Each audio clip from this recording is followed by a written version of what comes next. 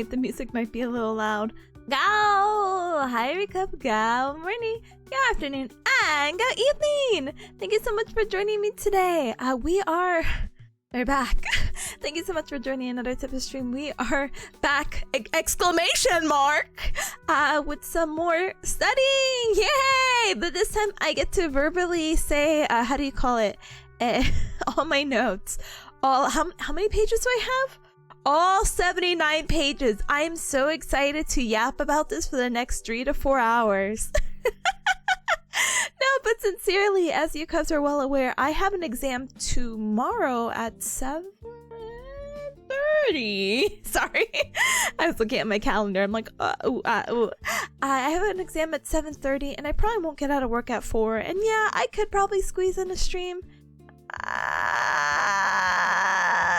Normally I love yapping like right before. I love doing this format right before an exam, so it's fresh, quotation marks, but I don't really think I have that liberty. And even though this is a little bit less than notes than usual, the concepts are a little bit more heavy and they have to be like more in depth. Sorry, I'm like, pronunciation, hello. So I hope you guys forgive me, but we're gonna be going through a variety of topics with my course. There's a very generic term we could use called musculoskeletal, and basically what we're going to be going over is the examination process and how to determine the difference between like one diagnosis versus the other, and how could we do this and the steps. And basically you get a little cool peek into my career if you haven't already guessed what it is, even though it's on the screen. Anyway, so yay! Please look forward to it. Anyway, before we get to any of that, Cubs, is the music volume okay? I can bring it higher, I can bring it lower. Is it a vibe? If it's not a vibe, I throw it out the window. Like, it is truly what it is in this household. Let me see my highs really quick. Hold on. Okay. Hi, Robo. Hi. Welcome on in. Let's go. We're going. Hi, gamer. Welcome. And hi, Spuds. Hi. Welcome. Hi, Runes. Hi. Welcome. And watch, I was gonna say, big bearcat hug to you. I was like, oh my goodness, you are here at the beginning of a weekday stream. Let's go. In comparison to a weekend stream. No, I'm just kidding. That's not the joke. But I was like, yeah, you are. And then it's like homesick. I'm like, oh, I'm so sorry. I hope you feel a ton better. I feel like a lot of people are getting sick, unfortunately. So please do take care of yourself. You stay hydrated. You take the medication that you need. And I wish you a super duper speedy recovery. Ah! Hi, Seal Kid. Hi. Welcome on in. Welcome. And hi, Pata. Thank you. I actually don't have more water. I did drink some water right before starting, so please forgive me for that self-care check. But thank you so much for the posture check. Let me go ahead and squeeze my shoulder blades. I don't have any more water because my dumb butt. I had just ate before stream, so if I start sounding like this, well then, you cubs know. But, I'll get more water during our next break. But thank you so much for the posture check as well. And, wait, I already did that. And thank you for an inhalation of air. Let me breathe in and breathe out. Into the nose. Out to the mouth. Alright, I'm ready to take on today. Thank you so much for the self-care check. Thank you! Tilkit says it's 5 AM for me? Brother, go to bed. You just woke up, go back to bed. You stayed up all night, go to bed. Maybe my notes will put you to bed. Maybe we'll put a lullaby in the background. Study notes ASMR that you can fall asleep to and retain while you fall asleep. Because, you know, some people say that's a way to learn. Like, I have a very fun story I like to bring up when this topic comes up, which it's not very common, but I have a story for it about learning in your sleep and how me and Ryan trying to learn a song, which is very funny because that song actually popped up recently because we were going through our little mini Vocaloid phase, which I would love to talk about, but a certain individual lost her voice. Wait, you're also homesick? Oh, you're actually officially home? Brother, then why did you... Why didn't you call me earlier? Anyway, not the point. Hi, Ryan, though. Which song? Oh my gosh, the Chemical Compound one. The Len song that starts with Ben. I find a song, I'll figure it out. But it's fine. It's okay. We'll see. We'll see. But hi, Burrito. Hi, welcome. Hola, Tipicha. Hola, ¿cómo estás? Yo soy... no. How do I say?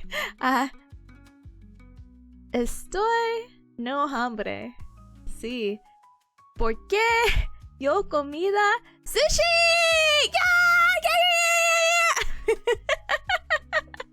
Yeah! I'm getting there. My fluency is like right there. You know what's actually really crazy? The closed captions actually translated my Spanish. That's insane. Anyway. Let me give you an official shout out, Ryan. Sorry, I'm slowly scrolling. I pinky bear promise. But yeah. Yeah. Huh? The sickness might just be a mild sore throat and a leaky faucet nose. It could be way worse. It could be, but it still stinks. I'm so sorry, gamer. Like I said, I hope you get a super duper speedy recovery. Zealkid says the starting soon music sounds like the end of Back in Track on Geometry Dash. I'm actually not familiar with Geometry Dash. I don't know if I'm honored or insulted, but either way, thank you, I guess. Thank you, I guess. Right, cute tangent, but the person who made my song had recently uploaded it onto YouTube, and I'm like, oh, they're so cute, so sweet, thank you so much. Oh my goodness. And they're like, yeah, it was one of my favorite songs to produce, and I'm like, oh, I'm so glad we could make it happen, you know? It's very, very flattering. I know, oh my goodness, a flowchart. I know, this is like our only flowchart, I think, that we have for like the entire like 80-page lecture, so look forward to it, smiley face emoji. Hi, Conan. Hi, welcome, and hi, Sunny. Hi, Tips. How prepared are you for this exam? I'll feel better once I go through these notes. But how I actually feel, I think I can wing it, you know? And I'm not a winger. I'm not a bird. I'm a bearcat, you know. I think we got that pretty established, you know, the branding. But I'm sure if I see the exam, I would be able to pass it. And I think I am slowly absorbing the confidence that my other classmates have, because they're like, oh, it should be pretty straightforward. And I said, yeah, but I don't know. Like, I just don't want to fail. As I said multiple times, I have to get a C average or higher on my exams, and there's only maybe 3 or 5 exams, so I'm gonna like, I just want to score well on this one so I don't have to worry or stress out as much later, you know? But yeah, we'll see. Bye, Luna. Hi, welcome on in. Welcome. I look forward to it. You're looking forward to my note reading? I'm so happy. The music's volume's nice, thank you. Okay, I was really worried that it was a little low. It's a little loud in my ear, but not like, how do you call it? Unbearable. But I'm just like, okay, I'm just making sure what you're hearing, Cubs, is, you know, my voice can overpower it. Not that I'm yelling over it, just like, oh, nice background. Sunny, thank you so very much for the, the MS Paint doodle reading. Tippa jumping off the top rope onto her knees? Why? I don't think listen, I'm pretty proud of my balance, but I don't think I'm doing like any tightrope walking. But I will consider the MS Paint duel. If you don't mind, I will probably politely save it towards the end, as I also like use my brain power to be like, how should I draw this?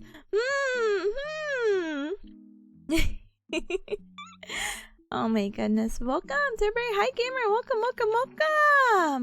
We'll go ahead and give you a shout out. Good luck with your exam. Thank you, gamer. Thank you. And hi, Orphan. Hi. Kanye made me jump a 5-year-old? Brother, did you see that article about like this woman who was like, Kanye was in my mind?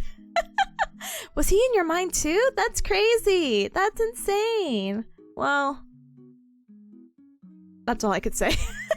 There's really nothing else.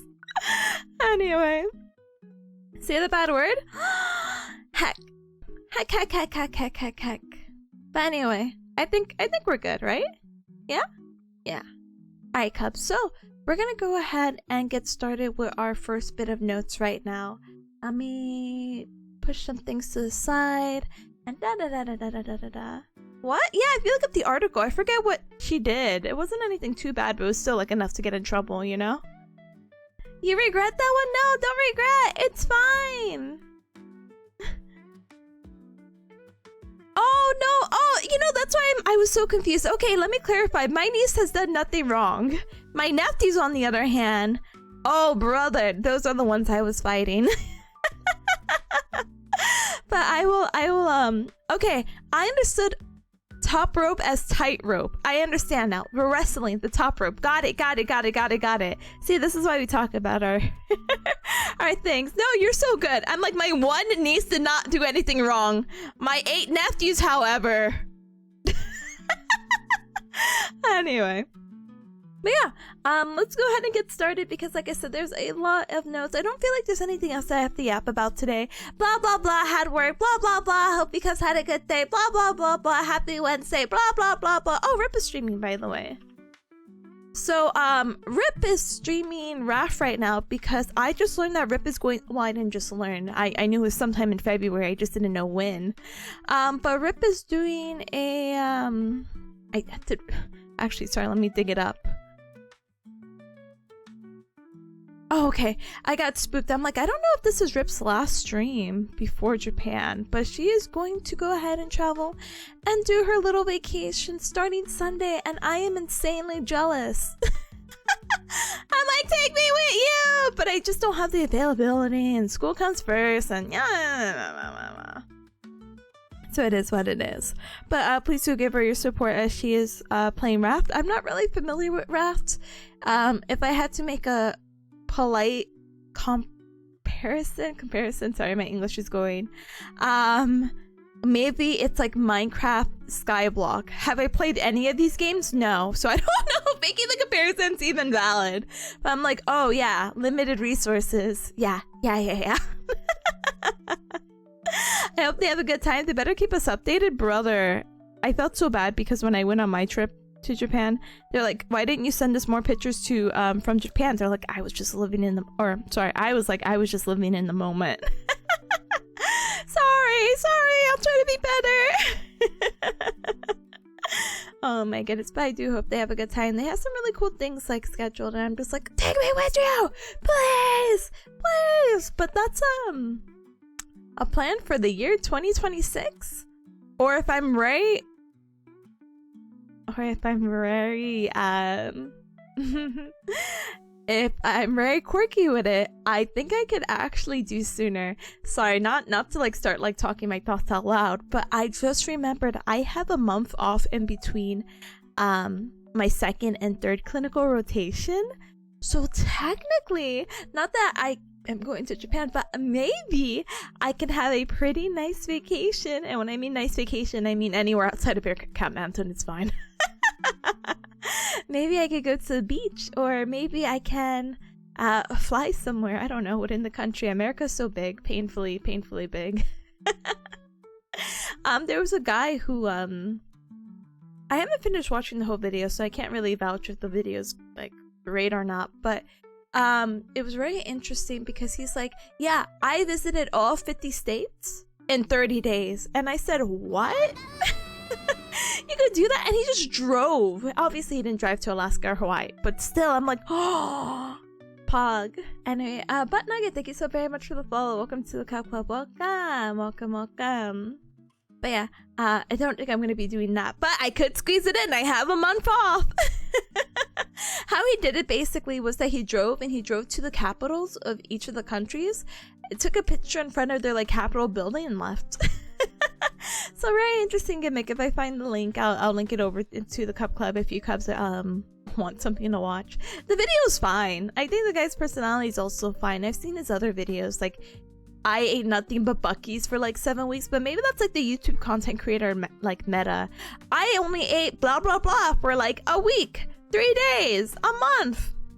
There's actually a guy who I recently watched, and I feel so sad because I actually don't remember his name, but I always really enjoy his content. He's kind of like I wouldn't say, well, maybe I could say he's like a health fitness content creator. He's very popular. I feel like his name is Will or William or something like that. And I watched his recent video about taking like every illegal substance to like improve his performance or something like that. And it was just crazy about the lengths that he did. Like he took like beet juice with baking soda because apparently it's good for like muscle performance. He did nicotine, but he didn't actually go out to smoke. He just like got nicotine gum, and that was like $40, which is crazy. Addiction is so expensive. He got what is the medication? Is it tadalafil? He took this medication that helps people, typically older people who have difficulties with how do I say it? Part of me is like, just say it very formal, and I'm like, that's really out of pocket. But basically they have trouble, erectile dysfunction, and so it's like, oh yeah, with the blood flow and this medication to help like promote that, it'd also be really good for gains. And I said, wow, that's crazy that he also took that. He took some other things as well, but it was a really fun video. I'll also link that over. Huh? Luna says, I remember Beckham watching a hot dog stream from each state, but it was Brazilian states. Huh?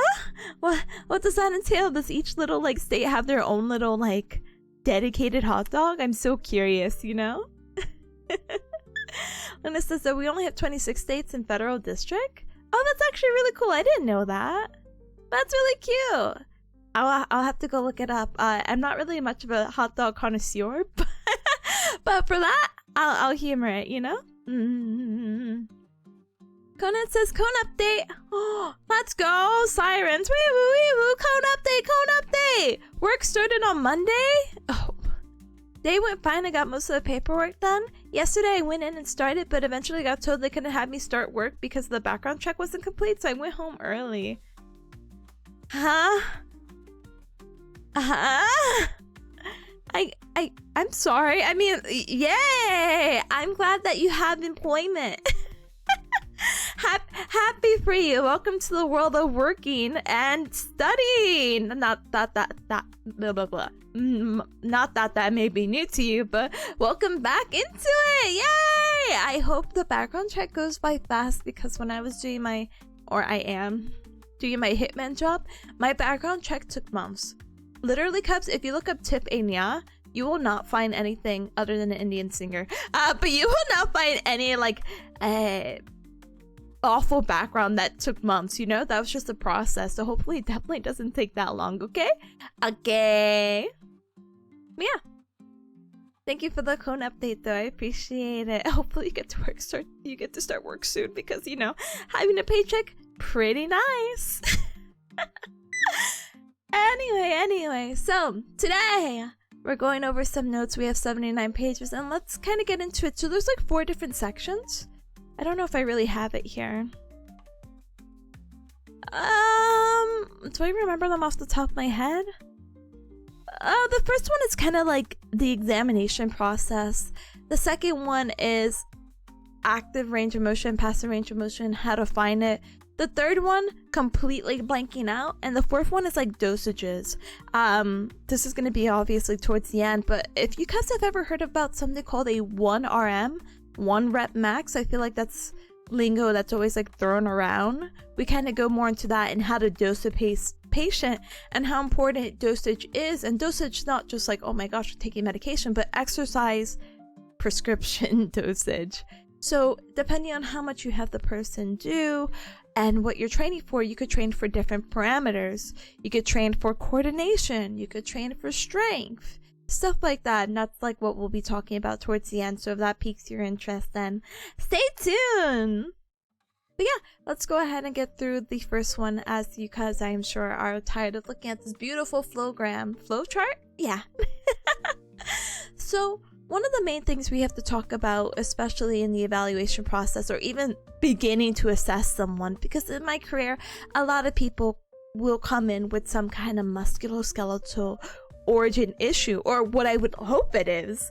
So people will be like, ow, my back hurts, ow, my shoulder hurts, ow, my wrist hurts, ow, this certain body part hurts, and I don't know what to do.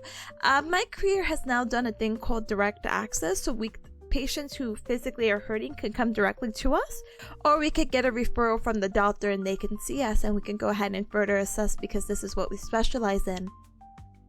So what you would think is that, oh, the process for examination is pretty straightforward, right? You do the examination, you evaluate them, you provide a diagnosis, and one of the major things is that we cannot provide a medical diagnosis. We could provide a clinical diagnosis, and it's kind of like, Tippa, what is the difference? So the difference is that a medical diagnosis is like, hey, this person has a tear of their rotator cuff. No, but clinical, we can't say that. We don't have the imaging. We can't confirm that. But what we could do is, in a clinical sense, of like, oh, this patient is showing signs and symptoms that align with a partial or complete tear of one of the rotator cuff muscles. We will refer out to go ahead and see if we could get a confirmation and go from there, basically. Maybe a more straightforward and maybe more easier example is probably like, oh yeah, we can't say this patient has cancer. That's like outside of our realm. But we could say, hey, they have like a movement coordination disorder of their low back. Not that those correlate, but those are like two dramatic differences to get the idea a little bit better across.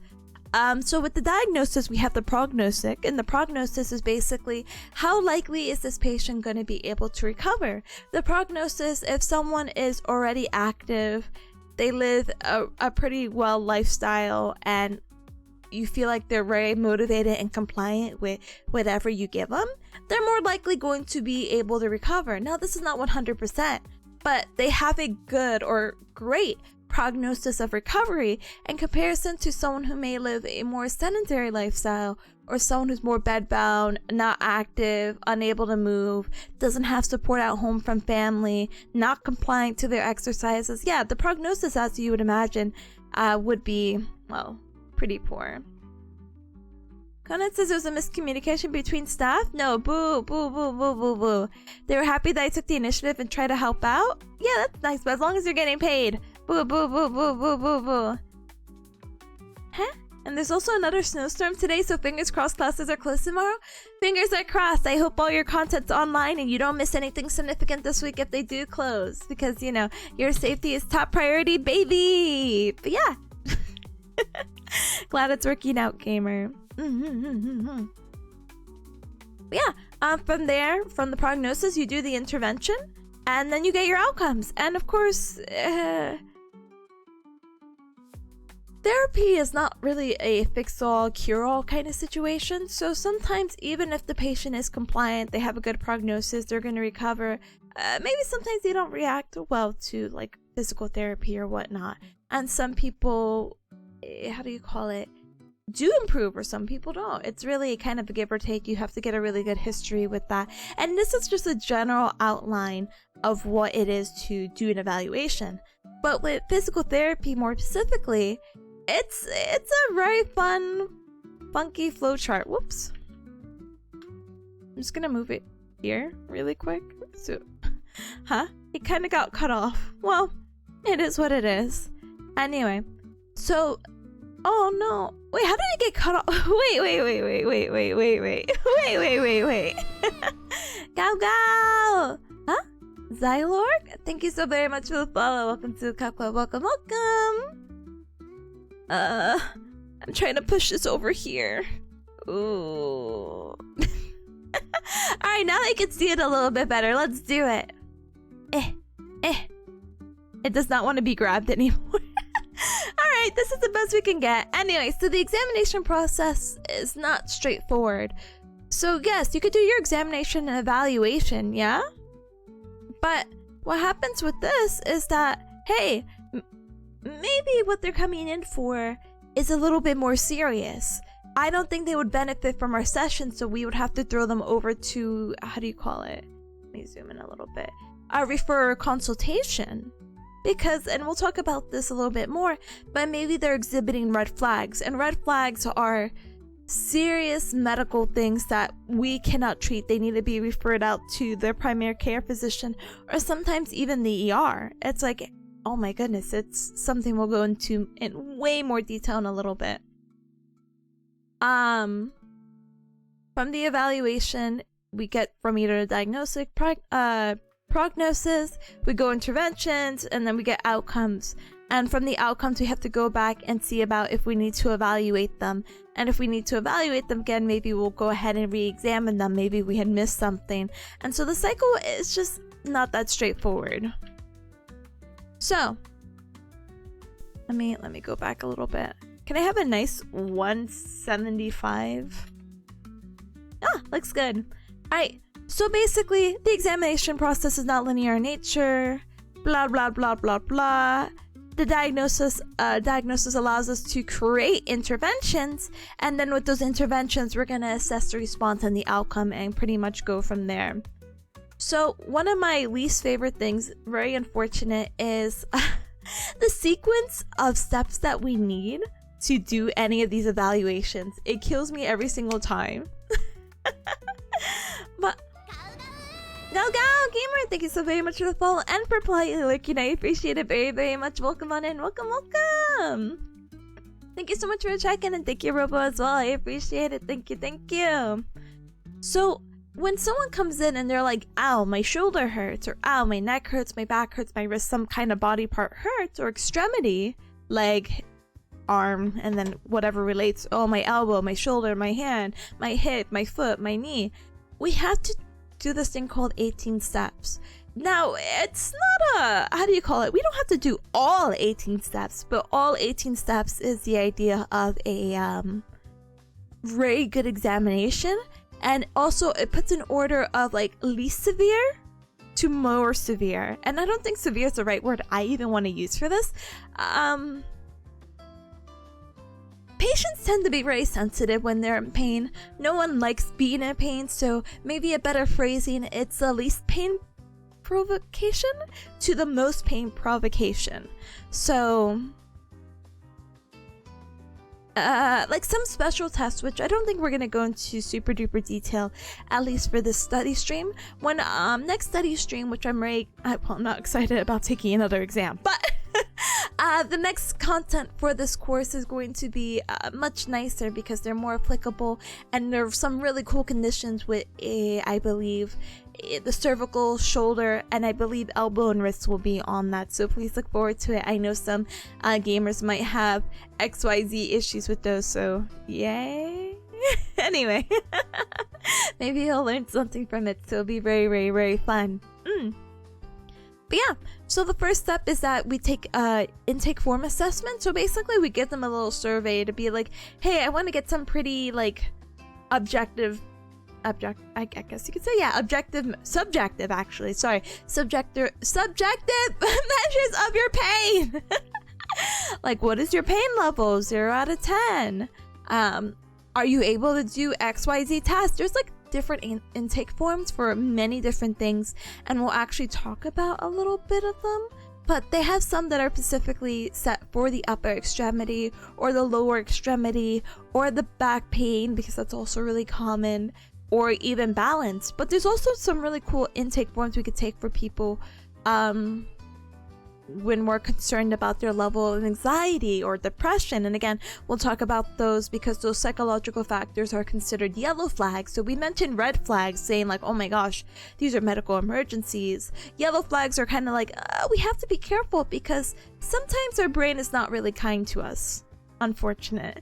And sometimes our brain can actually influence how we perceive pain, and that's something again we're going to go into in much more detail in a little bit, but that's to give you a vague idea.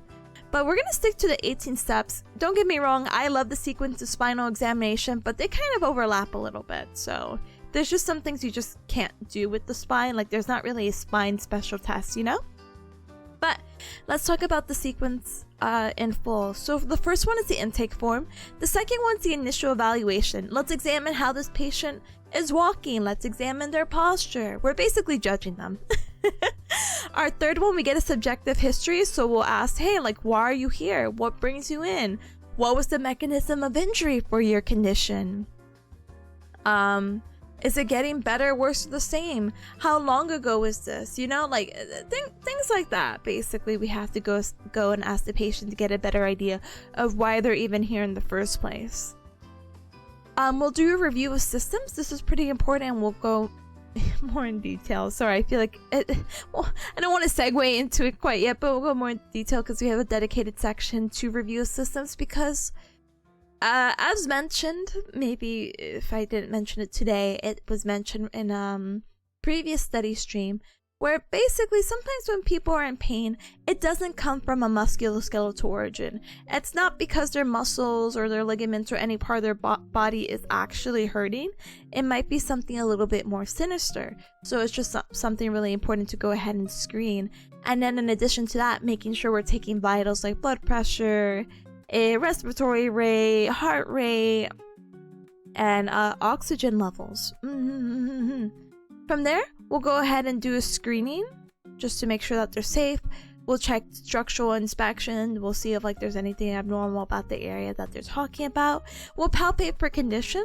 So this is like a very loud, like palpation means to touch, and so we're like gently touching the area to see, hey, how like this was a really recent injury. Is there any warmth? Is there any swelling? Is there anything we should be concerned about and need to document?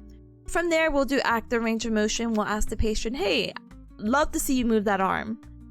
And we'll talk more about why that's important. Same with passive range of motion. We'll go ahead and check it out in a sense of, hey, we're no longer asking the patient to actively move, but we'll move them through the motions. From there, we'll do MSTT or muscle selective tissue testing, which is pretty important. This can help differentiate between a tendinopathy, which is like an inflammation of the tendon, and we talked about a tendon being specifically the thing that connects the bone to the muscle. So it's different from a ligament, which we'll talk about, where it's bone to bone. You know how people are like, oh my gosh, this guy just teared his ACL. Oh my goodness, his anterior cruciate ligament in his knee. Yeah, it's because of how the anatomy is. It's that ligament is because it is that little thing connecting from one bone to the other. This is also really important because sometimes if we're trying to differentiate this is like a baby version of the 12th step, the MMT. MMT is a manual muscle testing. So basically we put like our full force to be like, hey, are they able to hold against our resistance and also hold against gravity? If someone has a tendinopathy or tear, they're not going to really be able to do that. And like I said earlier, this is going from like least pain provocation to most pain provocation. So this one, MSTT, we're like using a finger basically to like push against a certain action. So maybe we could do like shoulder abduction or elbow flexion or something like that. And if they're like, oh my gosh, this hurts so much, and you're just using one finger, then that kind of gives you some kind of direction. Muscle length test is basically we stretch the muscle to see if there's pain. MMT we just talked about. Special test is really interesting because it's just a series of tests that people said, hey, LMAO. Let's see if this person has them. There's some really wacky ones that we've talked about in detail maybe like 2 years ago. But as this course progresses, we'll talk about some really interesting special tests. And how important it is because some special tests can lead to a cluster because, you know, people are very passionate about this and they'll do research. And like, I think we'll talk about cluster later, but basically they're like, hey, if you do these 5 tests and this patient tests positive for 3 out of 5, they're very likely to have XYZ condition. And so that's really crazy to be like, wow, you can really determine that from there. Like a very common one that Cubs can do is the oh my gosh, maybe I should grab a picture. I'm motivated. Let's see. Reverse balance test.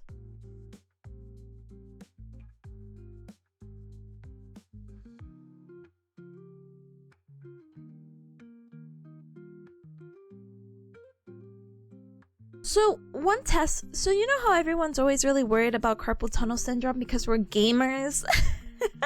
Well, what happens is that carpal tunnel syndrome occurs when there's like a compression or there's something pressing specifically on this nerve called the median nerve, and we could test this in wacky ways. One of the tests that I like doing, there's like 3. There's a Tinel sign, which is basically you tap. I kid you not. You tap at the carpal tunnel region, or in that region of the wrist, and you tap for 30 seconds, and if it provokes symptoms, it's like, yeah, they probably have carpal tunnel. That's why I say, like, oh, these can get really quirky.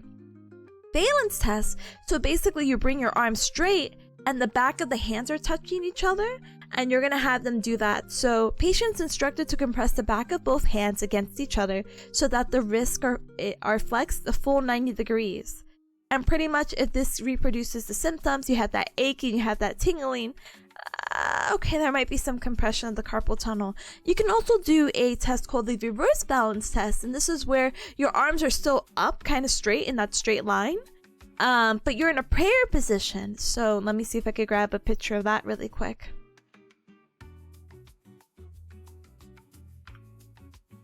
So if you do either the first or second, the first one being balance, the second one being reverse balance, and you're getting those, like, again, symptoms of tingling, the achiness, the numbness, it's like, oh, okay, maybe you do have median nerve compression, maybe you do have carpal tunnel. Let's see where we could go from there. But Takuni, hi gamer, hi, welcome, thank you so much for the Cub Club check-in, welcome. Neurovascular, that's something we'll talk about in more detail. Palpation for tenderness, we're like digging in the area where they say they hurt and be like, wow, does that hurt? We could do a movement analysis to check their gait. This is probably more better for like lower extremities, but I mean, hey, maybe if someone's shoulder hurts, they're not swinging their arm out as much to do that kind of like pendulum motion when we walk. Diagnostic imaging is completely out of our realm, but this is like, you know, x-rays and other stuff like that. And then we could do the evaluation, prognosis, diagnostics, etc.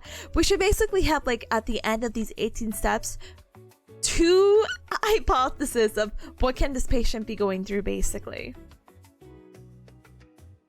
So kind of going along with the 18 steps, we do want to ask for a intake form. So a lot of it's just pain assessment. Initial observation is a thing that I had just talked about, like assessing how they walk, like briefly, or seeing how do you call it, their posture, looking at that stuff. And then we're gonna go ahead and get the history. Now there's a lot of things we normally ask in a history, but pretty much the purpose of it is to gather past and present information, and we're gonna ask details like activities and participations, current conditions, family history, age, education, etc., their general health status, growth and development, and like their hand dominance, because imagine they're like, ow, my right arm hurts, and it's like, are you left hand or right hand dominant? I'm right hand dominant. Oh brother, that's gonna suck. Their living conditions, so we could see if they're living with anyone or anything like that, to see if they can help them out at home. Any medical or surgical history, medications, because I know Caleb could probably attest to this as they're taking pharmacology, but sometimes, as you would imagine, or even cubs who are currently taking some type of medication, there are always kind of wacky side effects, and that can sometimes replicate wacky symptoms, basically. But yeah, we could see if they had any tests, because like I said, even though we have direct access, some people do go to a doctor, and then we could be like, oh my goodness, you fell? Oh, okay, I'm so sorry to hear that. Did you go see a doctor about it? Okay. Did you get any imaging done? Did you get an x-ray done? And do you have like a radiograph on you? And they'll be like, yeah, I do. And you know, some radiologists would have reports where in the notes like, hey, there's no fracture involved, so they're clear for that. So I'm like, yay.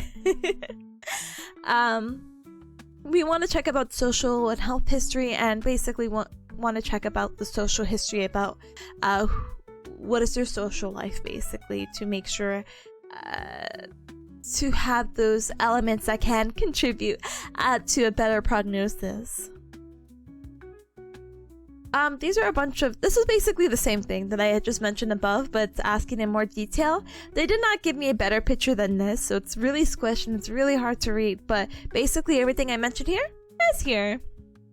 So from there, we'll go ahead and do a review of systems. So we need to know the difference of a review of systems and a systems review. Can I tell you, whoever named this, I'm striking with a rock in Minecraft. Because Because why? Why? So, what we're gonna go ahead and do is talk more about it. But a review of systems is kind of a very subjective examination where we just ask the patient these questions.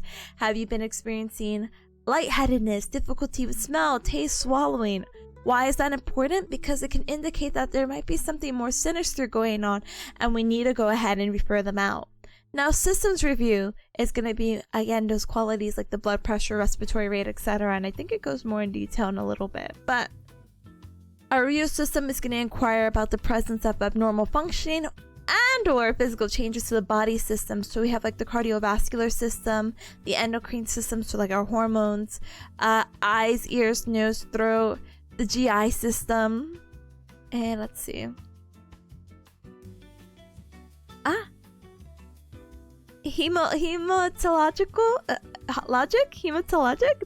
your blood and your lymphatic system, genital, urinary, and reproductive systems, the integumentary system, so basically your skin, and any neurological musculoskeletal system. And if you get any positive response from this, you might need to ask a few more questions to make sure that that person is okay or safe.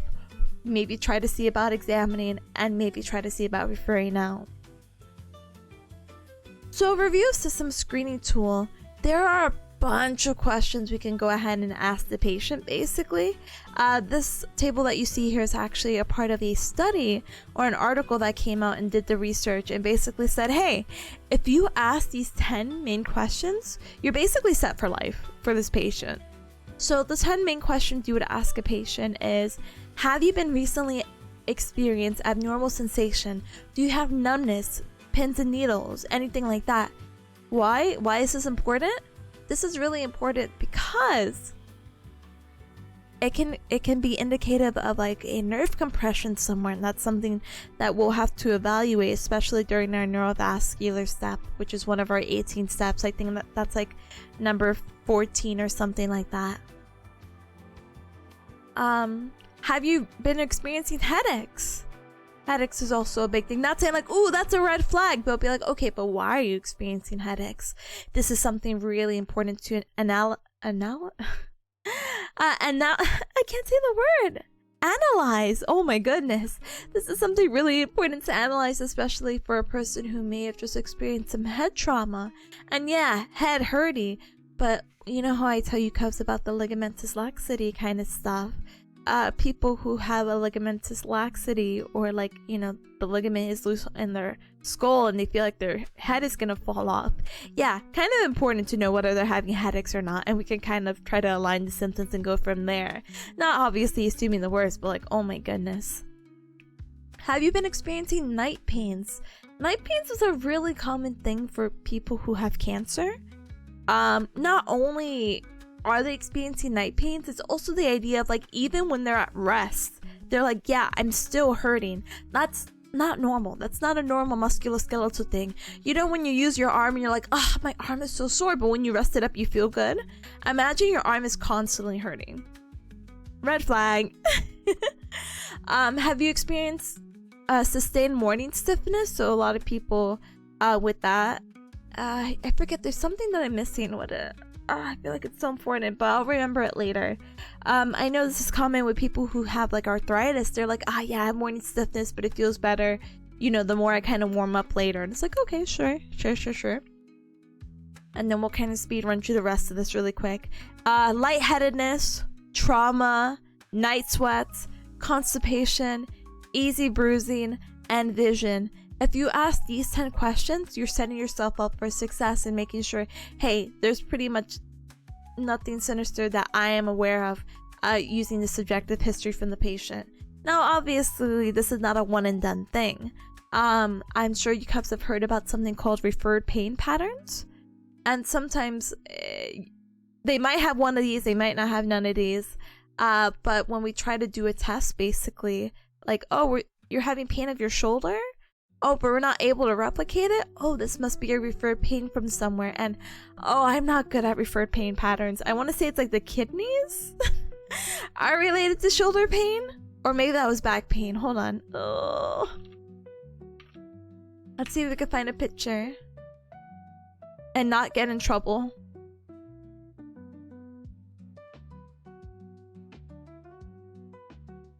Oh, all of these have some kind of genitalia.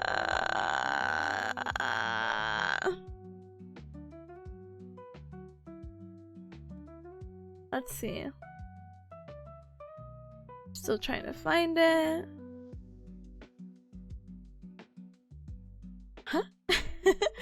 Thank you, someone from LinkedIn, for doing this one. So, let's see. So you see how this person is having pain right here on the top right of their shoulder? But we're not able to replicate it when we're doing musculoskeletal stuff, yeah? This might be referred pain. Excuse me. Sorry, that one caught me off guard. Anyway. This might be referred pain from the liver and gallbladder. And your liver and gallbladder, let's grab a picture. Liver and gallbladder is... So what if we do this? No, I don't think it's important. Sorry for the nip-nops. But right underneath like your chest, here's your liver, here's your gallbladder. So if there's something wrong with your organs, sometimes they can go ahead and have that referred pain pattern. So it's crazy to be like, yeah, something that's like here or here is referring pain to here, and it also looks like it could affect the right flank as well, which is crazy because I'm pretty sure. Oh, it is on the right side as well. Okay. I was like, is it on the left? Is it on the right? Is it on the left? Is it on the right? Sorry. I don't really know my organs too well, unfortunately. I couldn't be like, oh, this is here. I just know the stomach is on the left side. So let's say your stomach is right here. Your stomach is pretty crazy because imagine getting pain in the middle, like right below your chest because, ooh, tummy hurty. Or in the middle of your back, in between your shoulder blades, it looks like. And it's like, what could that be? We're not able to replicate that. Oh, it's just because your tummy hurty. But yeah. Hi, potato, hi. Don't a lot of things radiate to the shoulder? I don't know what you're trying to say. No? But Zucchini, thank you so much for the hydrate and the head pat. I actually don't have any more water, which kind of sucks as someone who decided they were gonna yap for the like entire time. So we'll see how that goes. But let's see. Okay, we'll get to the cutesy. We won't look at black and white this whole time. I pinky bear promise you. There is color in my notes. It's just this is one of the sections I didn't really have time to go back to make pretty. It just kind of has the information, and it truly is what it is. So we talked about the purpose of history, and it's really important to just ask open-ended questions. What does that mean? Open-ended questions are questions that you can't just say yes or no to. Closed-ended, it's like, are you having a good day? Yes or no. Open-ended are more like, how's your day going? So in this kind of sense, we'll ask patients open-ended questions of like, what brings you in today? How can I help you? What are your goals? How did this pain begin? Stuff like that. And really, it's important not to lead them into anywhere specific. What does that mean? I'm sure maybe you cubs have been interested in law or seen like court shows or whatever, and you know, people would always be like, oh my gosh, don't lead the claimant, don't lead the client, don't lead the whatever with your questions. Basically, you're leading them on to answer something. Same thing kind of happens here with the evaluation process. We never want to lead someone on, like, does it hurt more when you walk? And it's kind of like, you know, now that you mention it, yeah, maybe, yeah, it does hurt. Is it supposed to? I guess it's supposed to, because this medical professional is saying that it should, or they're implying it should. So yeah, it does hurt, you know? So it's better to ask something a little bit more generalized and say, hey, what activities would make your symptoms worse? So here's more of the history stuff that we basically talked about above with the really squished image. And then we're going to go ahead and continue on with our subjective stuff. Like I said, there's a little bit more color, so yay! And we'll talk about different kind of pains. Hi, Double. Hi, welcome. Howdy. Welcome on in, gamer. Welcome. I hope work has been treating you super well. Welcome. Sorry, I'm like stumbling all over my words. It's the lack of water. Oh. But welcome. I wonder if I can speed run this. So we're still continuing the history part. We're still trying to get the subjective information from the patient. So we want to ask what their chief complaint is. Like, what is your main thing? What is your main issue? Ow, my shoulder, and I want to get back to helping my son throw balls because he's in the little league team and I want to help him practice. So it's like, oh, okay, cool. We want to figure out the mechanism of injury, and we'll talk about more of that in a little bit of the macro versus micro. We definitely want to make sure that we have a location of symptoms. So what happens is that sometimes patients who come in who don't have a musculoskeletal origin pain, they're like, oh, I don't even know where it is. It's kind of like in this area, and they'll like rub like their shoulder, or they'll like rub like their tummy and be like, it just hurts here. Typically more musculoskeletal stuff, you could use one finger and be like, yeah, it hurts right here, and kind of point to it. If they are pointing to a more larger area, it could be a more severe condition, and then we have to incorporate that yellow and red flags, you know? So the reason why it's so important to determine if something is of musculoskeletal origin is because if it's not, it's typically a systematic pain thing. So there's something wrong with the body in some other way, such as, again, maybe cancer, a tumor, an infection, or like one of your organs is like going like awry. So we have to be careful with that. So identifying each movement activities that cause pain, because when we have a musculoskeletal thing, generally the pain should be less at night and with rest, and we just talked about that in the section earlier. It should be sharp or superficial pain or aches, and it could be continuous pain, like the pain never stops, or it's kind of like on off, but it typically is aggravated by mechanical stresses. So if you use it, it's gonna hurt, basically. While for systematic pain, it's going to disturb your sleep, which is why one of the questions when we ask for the red flags is, hey, are you having night pain? Because people who typically have night pain are also people who are not sleeping well because they can't sleep because of the pain. They typically have a deep ache or dropping, which is very important to try to see if we can pick that out of them. Why? Because there's some really scary stuff, especially with low back pain. I forget what the condition is. If I find it, I'll demonstrate it to you, Cubs, but it's like, oh, I think it's like aortic aneurysm or something like that, and I'm like, oh my goodness. We'll dig into it deeper in a little bit, but yeah, reduced by pressure, it's constant or waves of pain, it's not aggravated with use or mechanical stress, and it's associated with fatigue, unexplained weight loss. So if someone lost like 10 pounds, I think in like 2 weeks or a month, I forget. It's like, oh, that's pretty quick. Maybe they have a fever, weakness, and I forget what this means, but I think it's the idea that the pain kind of just moves around, which is not normal. Anyway. Oh, I did write this all here. Dang. Anyway, that's fine. Work has been well, just sore from workouts? Oh, brother. I was just talking to the Cups about this video I had just watched from this guy that I like, and maybe he'll be up your alley. I'll try to find it right now. And hi, Vamp. Hi, welcome. Tippa homework speedrun. Time attack, no exploits, 100%. I have to. I have my exam tomorrow, so I'm really like...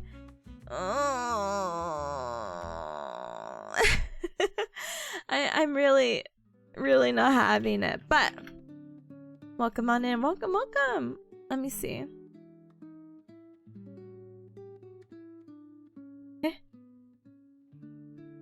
Gosh darn it. I have so many videos I apparently watched in between the last time I watched it and now. So let me see if I can find it. Everyone knows about creatine and...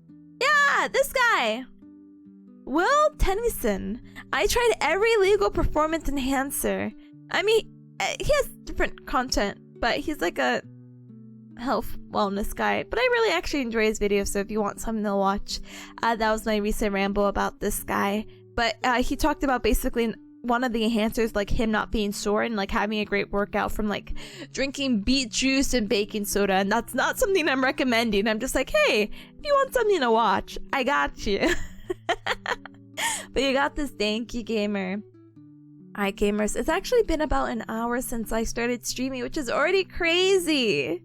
Maybe it's baking powder. I don't know. I think it's baking soda. I don't remember. But yeah, we're gonna go ahead and play a little ad. A 3-minute ad plays every hour. Not on the hour, but pretty close. So use this time to stand up and stretch and hydrate and eat and drink something super duper duper yummy. I'll be back. And I'm gonna grab water. I could already feel my throat going.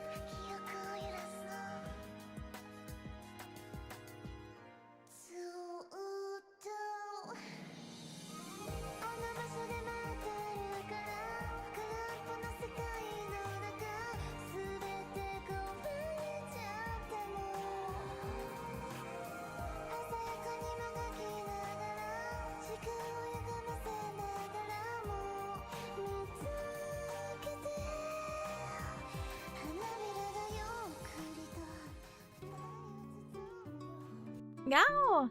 Sorry, I was looking for the I was looking for an Overwatch streamer. Sorry. My priorities, you know. Anyway, thank you so much for the welcome back. Thank you.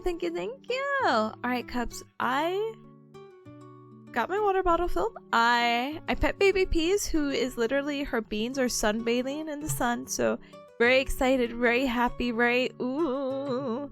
Brother, where did the alert go? Where did my go? No, not my go. I'll do it.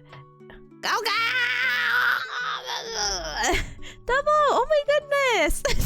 Thank you so much for the tier 1 support. 11 whole hacking months. Almost 1 whole hacking year. Where is the time going?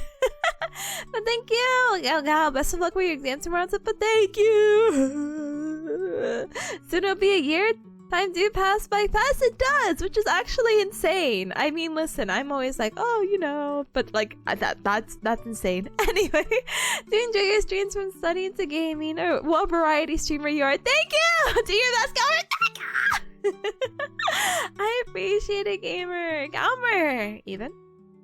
Thank you so much. I appreciate it. I'll continue to do my best, and I'll keep you Cubs updated when I do stream Friday of how that exam went on Thursday, because. Yeah, but as you see, it's all kind of like basic baby stuff, right? But yeah, this is the introduction. This is like week 1 stuff, so I'm kind of like, Thank you. Hi, Finn. Hi. Welcome. Thank you so much for the welcome back. Thank you, Ripple. Thank you, Pasta. Excuse me. Thank you, Conan. Thank you. Hi, Minty. Hi. Become the Overwatch streamer you wish to be in the world. Listen, I still have to post my clip. I don't know if I have what it takes to be an Overwatch streamer anymore. I saw that I think one of the Cubs, I want to say it was Gala, posted like an Overwatch trailer for the new season. Is it the one where you scream? Yeah, look, listen, hear me out. I mean, you don't have to hear the screaming one, but basically after a study game or session, I was like, I'll play 1 game. And then it just ended up being like such a poopy game. I ended up having to report someone, so haven't played it since, so it's probably been like a week. And then before that, I haven't played it in months. Ever since I got the Discord Kitten title, I don't need to play. I'm just kidding. And it just turns out the guy got banned, so I was very excited. I can be an Overwatch streamer. I would report everyone. I mean, I already report everyone that I see. I'm like, that guy was throwing. This guy was doing this. Look at what this guy said. But we'll see. It wants to get really heavy. Not really. I don't know. I thought I would get more heavy into Marvel Rivals, but I realized because I don't really know anything about Marvel, I don't have that connection. But I do like the gameplay, but I haven't even played comp yet, so I haven't, it has not clicked for me, and I haven't played it consistent enough. I just want to play a game. I want to play a game and be enjoying it and be addicted to it, but I guess with school and my non-addictive personality, it's such a bad mix. Anyway, hi Minty. Let me go ahead and give you a shout out. And we'll go back and we'll study. Da-dung. But yeah. So yeah. Oh, okay. So the macro and micro trauma that we're talking about. So when we're talking about like the mechanism of injury and we're talking about maybe someone had a fall, so the macro trauma would be like, oh, they slipped or fell, or maybe a blunt force, like they got hit by something, or like a bat or something, or an MVA, which is a motor vehicle accident. Or it could be something micro, which is repetitive stresses or low magnitude force. You know, there's some jobs that have you kind of do the same task over and over and over again, and that stress kind of builds up, unfortunately. We talked about location and we talked about the importance of why. Oh, see, look. The migratory arthral condition where the joint pain moves from one joint to another. So the reason why it's important to know the difference between it is just taking care of your patient, you know?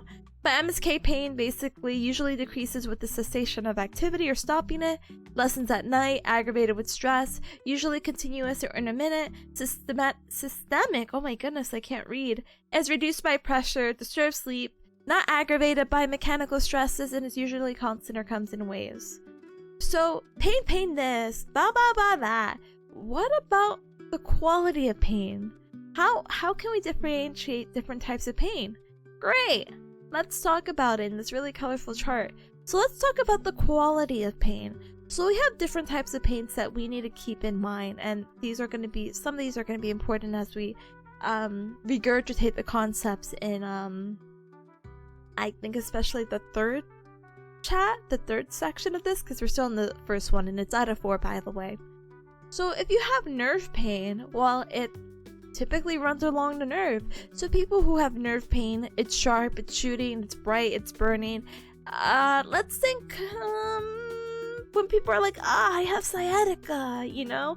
It's the sciatic nerve, which is a chunky nerve that runs in the back of the, how do you call it?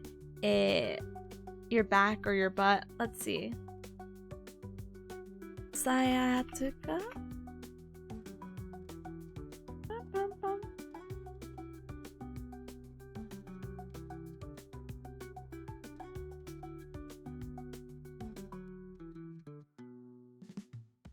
I hope I don't get in trouble for showing a butt. Anyway. So, the sciatic nerve, so this is someone's butt cheeks up there, I'm sure. That's a nerve that can get pinched in various places, which is why you feel like it's so common. But it runs on the back of the thigh, right here, and then it goes all the way down, and then it branches off into other wacky fun things. But the sciatic nerve is chunky. I wish I could show you a cadaver photo of it. But what happens is that this is why you hear a lot of people when they have this kind of pain, they'll say it's sharp, it's shooting, and it runs down the leg. Like, that's like one of the biggest things. Nerve root pain is very similar, but it's gonna tend to follow a dermatonal pattern. And what does that mean? We'll go more into detail about myotomes and dermatomes in like a little bit, so don't worry about it. But basically, they have the similar symptoms. It's just where it is on the nerve, basically, is probably like a big difference. Bone pain. So people who have bone pain, fractures you would imagine are sharp and severe and basically intolerable. But people who have bone pain or bone bruises, I guess might be a cool thing to bring up, is that it's very deep pain. It's not superficial. You feel it in your bones, is like the saying, you know? And it's boring. I brought up boring recently because I was talking about my wisdom teeth extraction and saying, hey Cubs, should I still go to the dentist? I'm still having pain and I'm 4 weeks out. But it's not severe pain, it's boring pain. It's a dull ache that persists and it's hard to pinpoint and can continue, can provide, some examples are like a slight headache, muscle soreness, so like you work out, you're kind of like, I feel it, you know? Or like a bruised bone, as I mentioned earlier. And this is like very localized, like you could point at this and be like, yeah. Vascular pain is diffused, it's aching, and it's very poorly localized, and this tends to refer to other areas of the body. Muscle pain, dull, achy, cramping, increases pain with the muscle that contracts or stretches, or it could be an inert tissue pain. So when we talk about inert tissue, we're talking about things like ligaments, cartilage, joint capsules, or bones. So it's very similar to muscle pain, but instead of when the muscle contracts, it's when the area is stretched or pinched where we start to feel this pain. So, okay, that's the quality. How can we quantify pain? So one of the common things that I'm sure you Cubs have heard of or done or seen is the NPRS, or the numeric pain rating scale, where basically it's the 11-point scale where you say, hey, 0 out of 10, where's your pain? 0 being no pain whatsoever, 10 being the pain worst imaginable, we're going to take you to the ER now. Some people are bad with numbers, or numbers scare them, and I don't blame them. So sometimes you can use the VAS, or the visual analog scale, which is basically a 0 to 10 scale as well, but they show faces. Look! A 4 is a nagging, uncomfortable, troublesome pain, while 8 is intense, dreadful, horrible pain, and 10 is the worst pain, unbearable, excruciating. You know, it kind of goes like this. And people could react if they're like, yeah, my face is kind of like this right now. I'm distressed. I'm miserable. Emotional pain is at 11? Brother, let's go to therapy together. Welcome. So yeah, there are different ways to diagnose what kind of injury it could be, and we could diagnose and differentiate between contractile tissue, or like muscle, things that contract, the inert tissue like the ligaments, or neural tissue, so like your nerves. So let's talk about the pain, or let's talk about one down the line, and it's gonna be a lot of repeating, so I apologize. But for muscle or contractile tissue, it's crampy and dull, achy. There's no paresthesia. Paresthesia is kind of like that tingling, that numbness. You won't have any of that. The duration is intermittent, so it's kind of like on and off. It does not follow a dermatonal pattern. There's no peripheral nerve sensory distribution. You won't see this for anything unless it is a nerve related. And the end field is muscle spasm, and we'll talk about all of what an end field is in just a little bit. Our inert tissue is kind of similar. Dull, sharp pain. No tingling. The pain's on and off. No dermatonal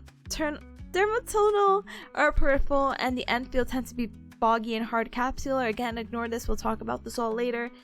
And neural tissue is that burning, like sharp pain.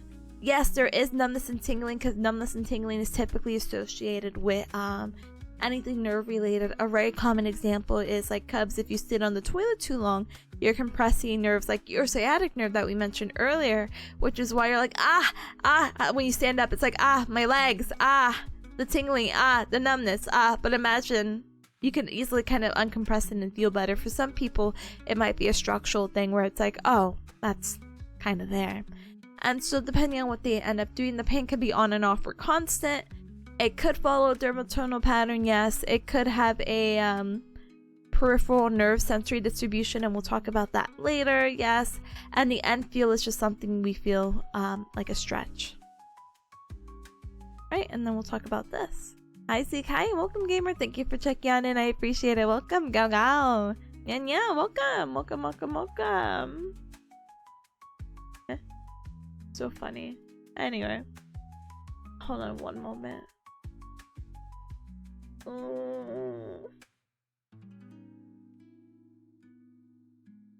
Alright, so in addition to pain, we could talk about the joint specifically. So you know, your shoulder joint, your elbow joint, your wrist joint. You have kind of joints all over, you know? And so when we look at the examination process, we want to assess, hey, does this joint exhibit locking? Does it twinge? Does it have instability? Is it giving away? And we'll talk about the different kind of qualities right here. So for locking, we'll talk about the inability for the joint to fully extend or flex. It's, well, locked. And there's two different kind of locks we could talk about. We could talk about pseudo-locking or spasm locking. Pseudo-locking is that it's unable to extend fully, but next time it's unable to fully flex. So it's like a weird like, oh, okay, I can't extend my knee all the way. Oh, okay, I'll just bring it back down, and now it's like, oh, I can't fully flex. Like, what is happening? What happens is that maybe there's a loose body in there, and a loose body is a small fragment of cartilage or bone that's going to move basically freely in that joint fluid or synovium area, and that's going to hinder movement, as it might get caught when the knee flexes or extends. And unfortunately, these loose bodies can vary in size. This could be like a size of a very small pill, or it could be like the size of a quarter. The fragments can lead to damage to the articular cartilage, and that can cause osteoarthritis or the inflammation of the bone. How you know if you have a loose body or not? Some signs and symptoms is that you kind of just feel that something's moving it. You're experiencing that locking. And typical causes for people who have loose bodies is injury to cartilage during trauma or sports, OA, the osteoarthritis as I mentioned, or charts? Oh my goodness, I don't know how to pronounce it. This kind of disease, which I actually don't recall fully, so let's go ahead and look it up. A condition that affects the joints typically at the feet due to a nerve damage. Oh, it does not look pretty, Cub, so we're not gonna look at it, okay? Good talk. Anyway. Locking can also happen because of a spasm lock, so maybe an acute muscle spasm, and it might be velocity dependent. So what does that mean? Well, velocity is speed, And so velocity dependent is the faster that that muscle is moved or stretched, the stronger the spasm will be.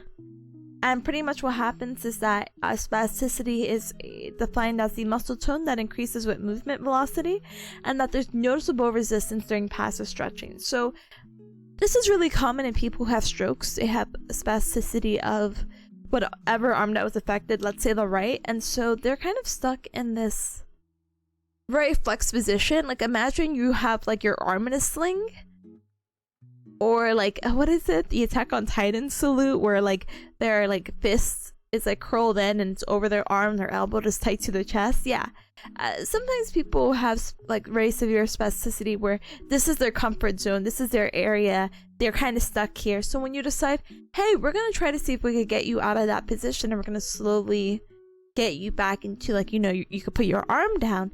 When you stretch that arm, there's a significant resistance the faster you move that arm, because the faster you move the arm, the body freaks out, the muscle spasms. It's like, yeah, you're not moving this. And it's actually really, let's see if we can find a picture or even a video. Hi Pals, hi, welcome. Welcome.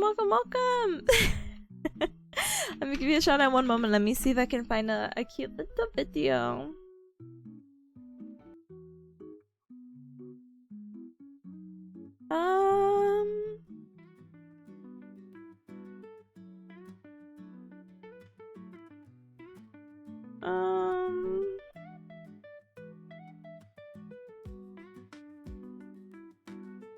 Maybe if I look up stroke? Maybe I don't look up stroke. What can I look up? I'm getting physics now? This is crazy. Hold on.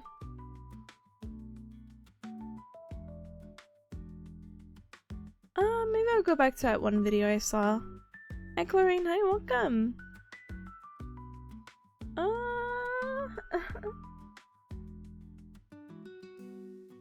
Let me see if I hear the audio of it. And explain to them the rigidity choices. Someone would let you feel in the other direction. So for example, the resistance with flexion may be very slight, a lot of resistance to extension. There's a big difference between flexion and there are no characteristics of the... Yeah, but they're not showing the way that I would love to show you, Cup, so it's fine. It's whatever, we'll move on. Anyway, twinges! So this is basically a sharp localized pain. Oh wait. Shut up. Hold on. Alright. Instability, yay! So instability is very wacky, okay? So instability could be classified as either anatomical or gross instability, or translational or mechanical instability.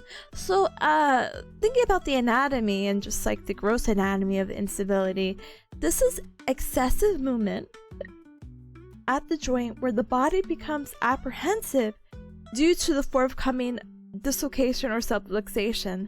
Your body knows. You may not know in your brain, but your body's like, oh my gosh, I think if you do this motion, it will dislocate your shoulder. Let's not do it. But oh, I was like, chat. Like, why did I put chat in here? Anyway, no, I forgot this is coming from our chat. But basically, the history is that macro trauma. We talked about macro and micro, and the macro, one of the examples being like falls and whatnot. So that's going to result in inert tissue tears. From our chat, you actually learned that this can happen in the spine. So people can end up with this condition with lumbar instability, and this is when their muscles kind of just break down. And the abundance of small muscles around the spine. And their job is not to produce. I'm trying to remember what he said. For the lumbar instability, basically, oh, I forgot what he said, but it was something along the lines of, hey, if you get some back issue and you refuse to move in a certain motion, that muscle that does that motion will die off, basically, and atrophy, and your other muscles will have to make up for that kind of motion. So that's quirky. For another instability, we have the transitional or mechanical instability, and this is just kind of talking about the arthrokinematics, which is something, a little bit of a throwback from the biomechanical course that I probably also had like 2 years ago, so apologies. But basically, the joint motion is not acting the way it's supposed to be. And then giving away is just a huge thing of people who, like, you know, when you walk and sometimes like, oh, my leg just kind of gave out. Why this happens is that it's a reflex inhibition of the muscle tone. So what happens is like, oh, decreased tension or resistance due to probably like a sudden pain or an anticipation of a sudden increase of pain. And that could also be like a sign of instability. So you have to be careful because some people give out pretty frequent and like that's not a normal thing. Like what? Anyway, we will talk about systems of review. We'll talk about screenings, mental terms. Wait. Oh, thank God. Okay, I was like, please, no, wait, now that I think about it. Body parts. We still have a few more pages of the first part, so ooh, let me see where it ends. Page 37, and we're on page 13. Okay, we could do this. Let's do it. So, hi gamer, welcome. Thank you so much for checking in and politely looking. Gate cycle mentioned indirectly. Let's go. We love that. Let's go. Alright, let me go ahead. Let me take a sip of water too. I'm getting exhausted speaking.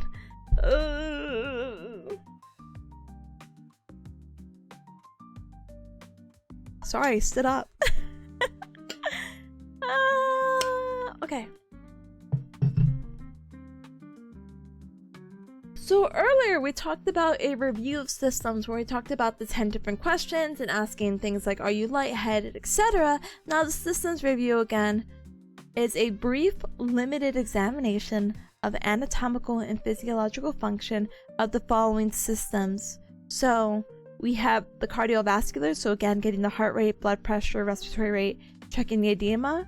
We could check out the skin to see about the pliability or the texture, scars, skin color, skin integrity, musculoskeletal stuff, neuromuscular, and we want to also assess their communication ability. We need to know if they're oriented to the time, place in themselves. And that's just something we do in the systems review. It's a very objective measure in comparison to the subjective with the systems of reviews and all the other stuff. Now, that's step 4, systems review, not review of systems. I know, again, whoever did the naming, I'm suing. And then next we could do screening. So screening, we could move on to the ABCDEs, which is a type of screen cancer that we do for skin cancer. And this is to assess moles and lesions to possibly determine, hey, does this person have skin cancer? Because, listen, skin cancer is bad, but sometimes patients don't know what they have. They can't look at the back of their neck or their shoulder or anywhere they don't really normally see behind them, you know? And so having that second pair of eyes could be like, hey, did you know that you had this? Or hey, I think you should get this checked out, basically. Yeah, no worries, Seth. No worries. Yeah, so ABCs, these E's, oh my goodness. So A, we want to check the asymmetry. So this chart right here, benign, which means it's harmless, and then the second column is to see a doctor. We want to assess the symmetry of it, and if it's asymmetrical, so something like this, concerning. It shouldn't look like that. The borders, we want to say that they're, you know, the edges are not distinct or poorly defined. That's definitely a cause for concern. The color, not saying we're having RGB skin cancer here, but sometimes the pigmentation is of different colors, and you can kind of see it here in comparison to the normal one, which is one solid color. The diameter, it should be no, well, actually it should, I guess. For the bad, for the D, the diameter, it's larger than the pencil eraser. So think of like the tip of the pencil. Now look the other way for the eraser side. If it's larger than that, definitely cause for concern. And evolution. So moles and lesions tend to rapidly change. And that could be kind of difficult to observe, but it's just like, oh, it used to be this, and now it's this. That's crazy. That should not be happening. Go to a doctor. Gamer cancer is crazy. I'm sorry. In addition to skin screening, we could do other screenings. I'm gonna kind of skip through this really quick, but basically it's the idea of if someone's coming in for, again, their shoulder, well, let's actually do a quick screen of the elbow or maybe their neck and see if maybe we can replicate some of the pain that they're having, because we want to refer out like a pain pattern. Sometimes some of the pain that might be coming down the shoulder down to the arm might be some kind of weird compression from the neck. We won't know until we get to test it, basically. From there, we could check about dermatomes and myotomes. And I will tell you cubs right now about it. But let me, I guess, show you. Hi, Apple. Hi, welcome. So, dermatomes basically is the area where we will assess like touch and sharpen dull, and we'll use both sides, have the patient's eyes closed, and we'll like brush something against them like our hand or our finger, be like, does this feel the same as this? Myotomes are interesting because they're not necessarily manual muscle testing, but we want to assess the strength that's associated with each nerve root. There's a fun little dance. I don't know if we're that dedicated to watch it, but it's actually my favorite. Let me see if I can pull it up. Mnemonic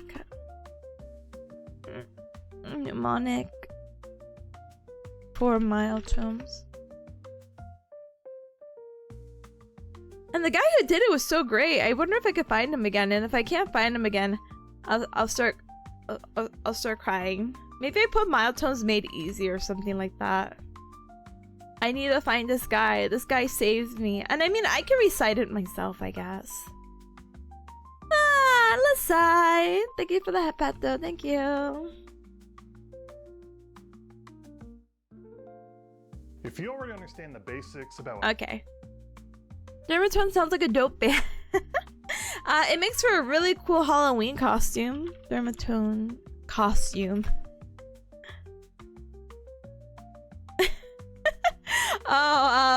Maybe this is something you should Google. Cause maybe I won't do this.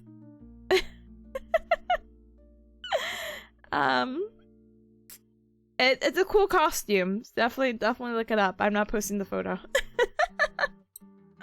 Anyway. Let's see. I'm debating what I want to do.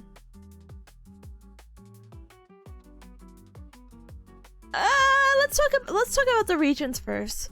So we want to assess if one side feels the same as the other, because the purpose of myotomes and dermatomes is that we have these cool things called nerves that innervate certain areas. So the nerve is going to be innervating, how do you call it, a certain region of our body, either in a sensory or a motor way, and motor being like our movement.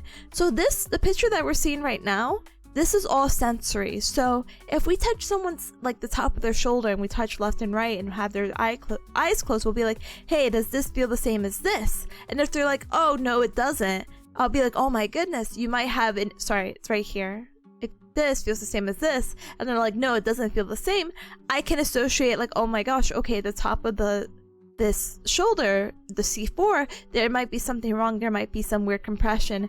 I'm going to go ahead here and I'm now going to assess the myotome, which is the muscle innervation association with it. Look, listen, we'll talk about one at a time, but dermatomes. So this is the areas that we'll normally touch in a patient. We could do the top of the shoulder, so we have C4. C5 runs down the lateral aspect or the thumb side of the arm, so it's pretty big. C5 also gets a little bit of the back right here. C6, I actually just use the thumb at this point. I use the tip of the thumb. C7, I use the middle finger. C8, I do the pinky. And T1, I do the medial side or the inner side of the arm to test sensation. Now please don't get me in trouble for the butt. But for the lower extremities, we have something very similar. So we have L1, which is in the front, which is a little bit too personal. Like, this is someone's private area. We don't really go here normally. But we will do C2, so we'll go in between the legs, in between the thighs. C2, C3. Hold on, C2. I'm trying to do it on myself. Hold on. C2, C3 is like the medial thigh. C4 we go a little bit more lateral, and C5 is like towards the top of their foot, or it's like towards the, like you see it right here. It's like here. So C2 medial, C3 middle of the knee, C4 side of the knee down, and then C5 going towards the pinky toe.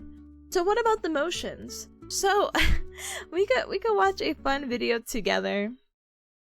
Let's see. Will this play in the way that I want it to? No? Cool. Anyway, so this guy makes like a mild tone mnemonic video. Myotomes are, but you just need a little help to remember them all. This is the video for you, because today we're going to go over some super easy mnemonics to help you remember all these myotome levels very easily. So let's get started. So we'll start with the upper myotomes and just use a simple rhyming pattern to help you remember all these myotomes. Hi, Seth. Hi, welcome. So starting with C2, C2 is look at your shoe, because this is it's so cool. I only learned off mnemonics. So now that we had finished talking about the dermatones, or the dermatonal pattern, the skin area, the sensory, we're talking about motor.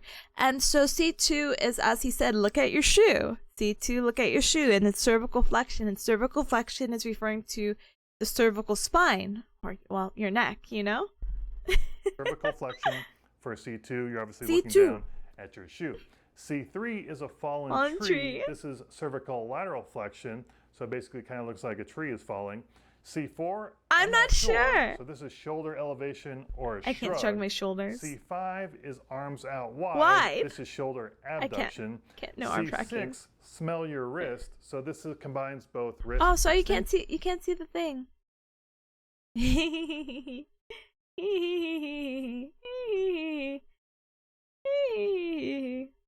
Chin and elbow.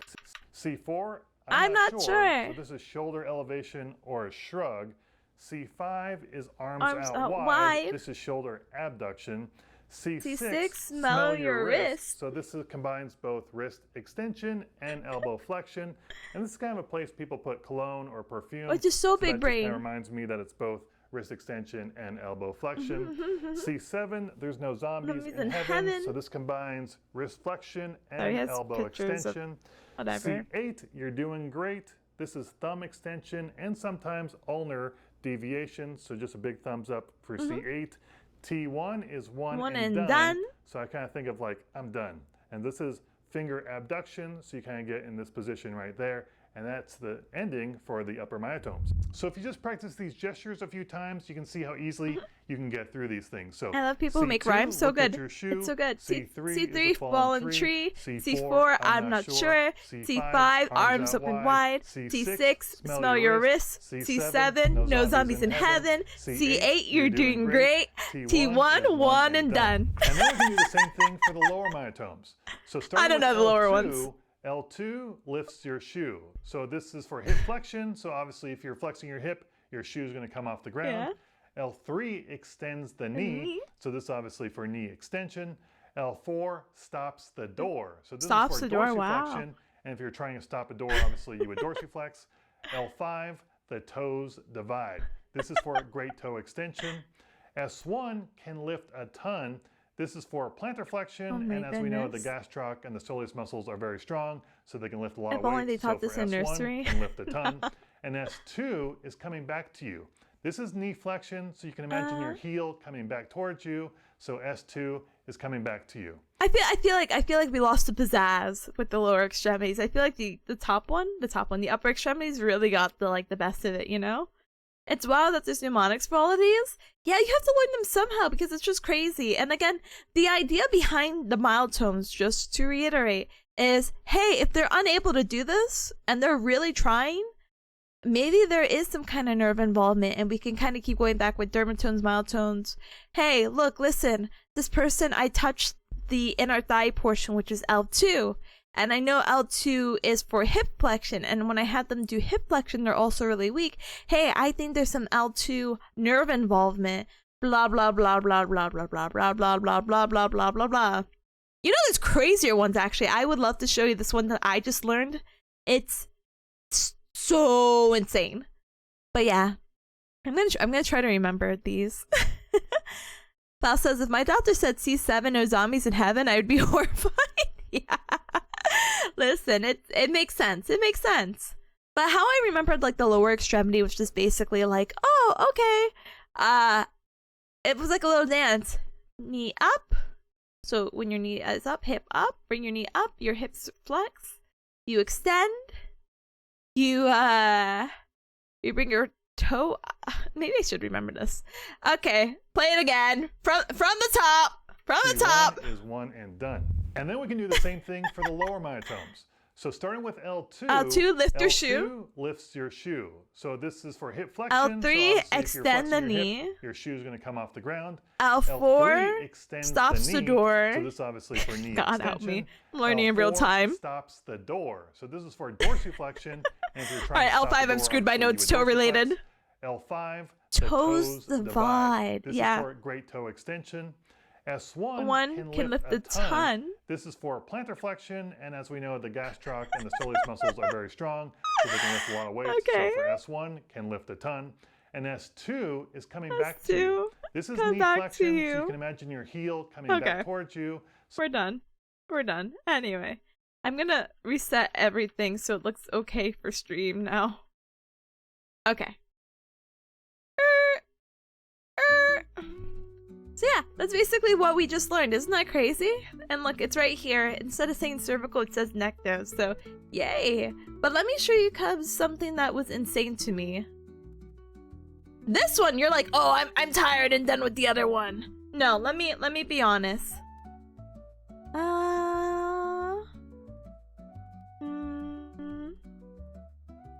What is it called again?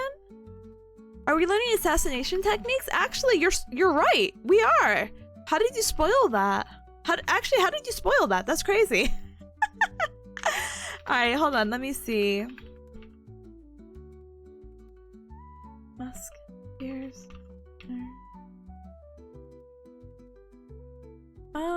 Okay. So I just learned this, and when I saw this image, I thought my professor was actually insane. I'm like, what is this? What am I looking at? So I have to give you cubs a little bit of I have to give you guys a little bit of a background. So let me grab another picture. One moment. So we talked about the brachial plexus before, right? The brachial plexus again comes from the neck. I wish I could find another picture with the neck. Hold on. Let's show this. Let's do this baby foundation. Okay. Okay. Hi, Doctor. Hi, Guac. Hi, welcome. All right. So for the brachial plexus, we have all these nerves that come from our spine. Yes. So, excuse me, we have like C5, C6, C7, T1, and this is like the names of the vertebra or the segments of the spine.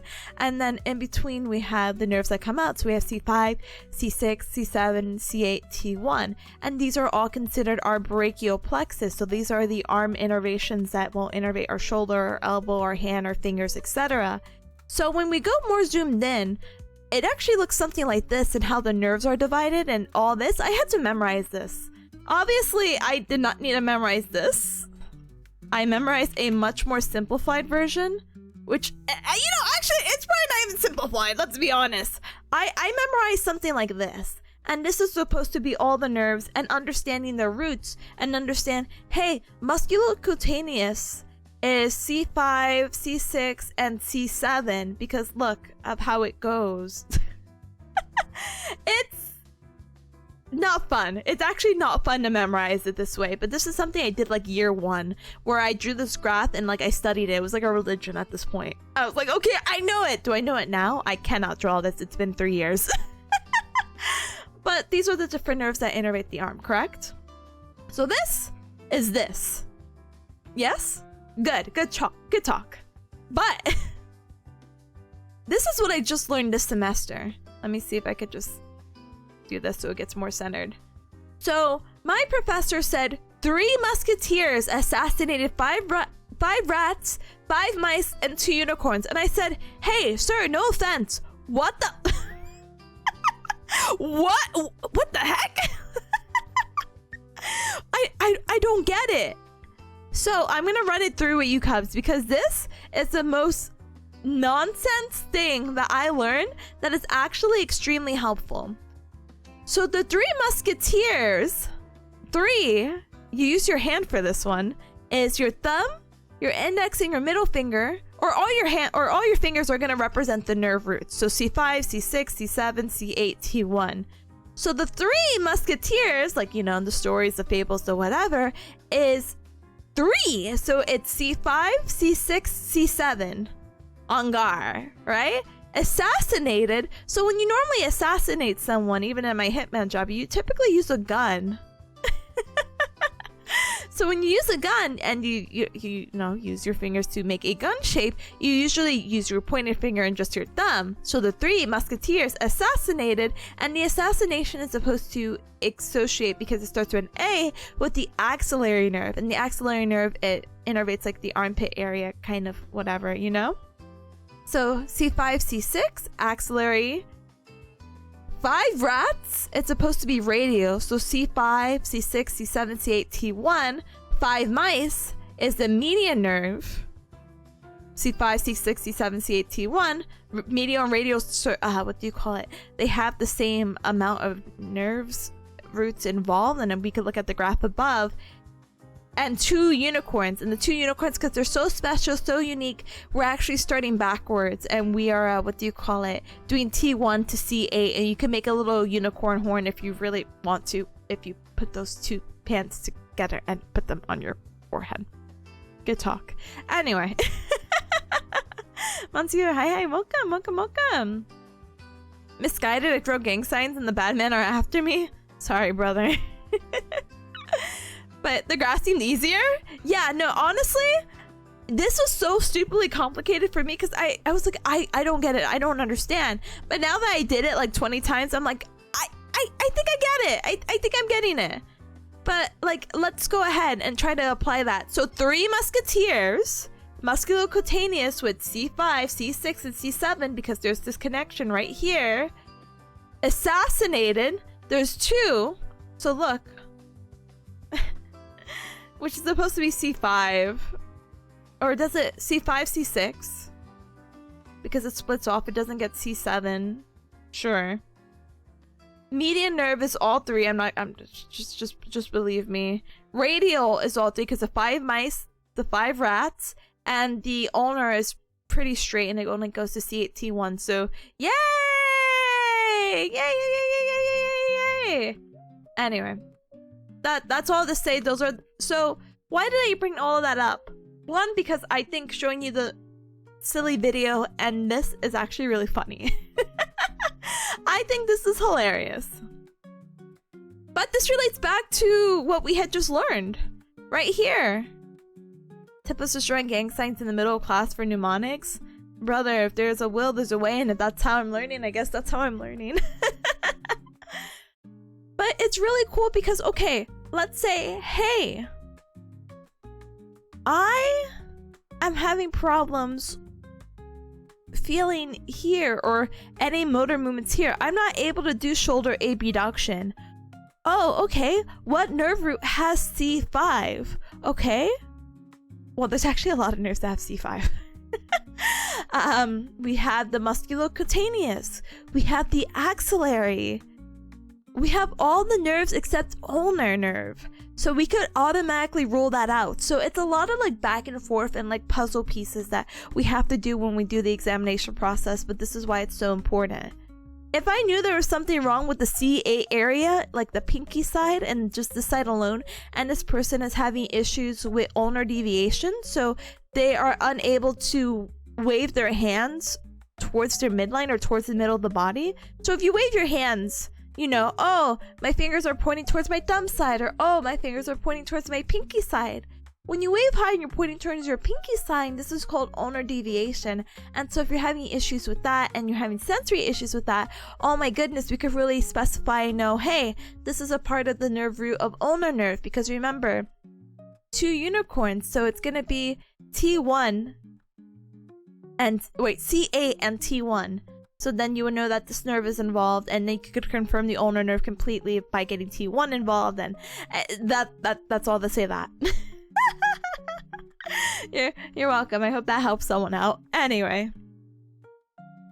You're gonna wonder how I memorized the integrals? No, I didn't get that far in my life to do all that. I think when you're desperate and if there's a will, there's a way, you will remember it. Now, will it stay with you?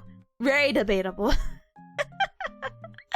So let's talk about deep tendon reflexes. So we'll talk about weird, wacky conditions with the arm. And we'll talk about how people, when they have their reflex checked, it can be either absent, diminished or absent, normal, a little sensitive but normal, or hyper. So like if you were to hit someone with a reflex hammer onto the knee and they kick out, great, that's normal, but they kick out like really suddenly, kind of like a jerky motion. We have to decide, is this a 3 or a 4? Or if we hit them at the knee and we don't see anything, we have to see, hey, is this a 0 or a 1? So if it happens to be a 0 or a 1, that is typically indicative of a peripheral nerve involvement. So like the nerves that we just talked about now, the musculocutaneous, axillary, median, radial, ulnar, yeah? Excuse me. It could be a diminished presence of that, because I believe C5, C6, C7. So we check 3 upper extremity reflexes. So you have to use your imagination for this. So we use your... maybe you shouldn't have to use your imagination. Hold on. Let me grab a picture. Upper extremity reflexes. Heck yeah, brother. This guy had it all. Thank you so much. Oh. What if I do this? Oh, whatever. Nothing matters. Sorry. I sound so negative. That's not my intention. So we have, see, look, C5, C6, C7. So when you use a reflex hammer, you would put a finger over the bicep tendon, and remember, tendon, muscle to bone, and the biceps are right here, biceps to 2 muscle heads right here, tendon connecting onto the arm. We'll put a finger right there, and we'll hit our finger with a reflex hammer. And what should happen is that reflexively, they should be able to flex their arm up, because we talked about biceps. That's their ability. That's their muscle action.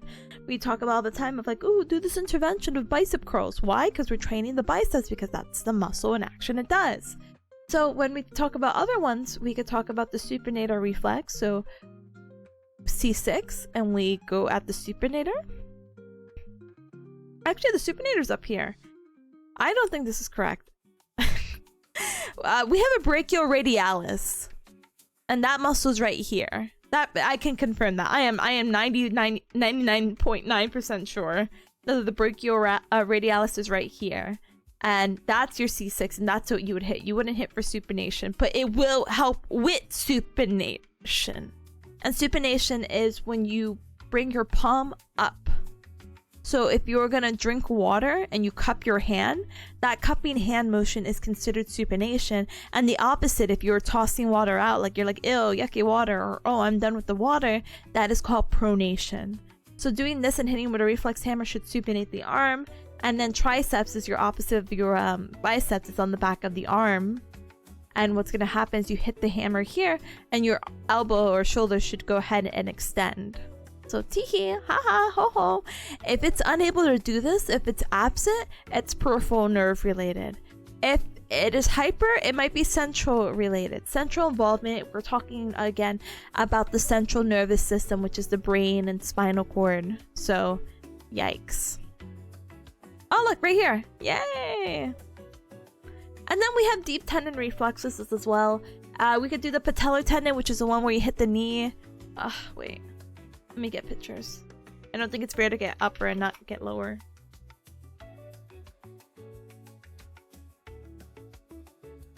Oh, sir, I hope this is a chunky image that is just not loading right. Oh, brother, what is this? I can't see. I can't see stuff. I can't see Jack.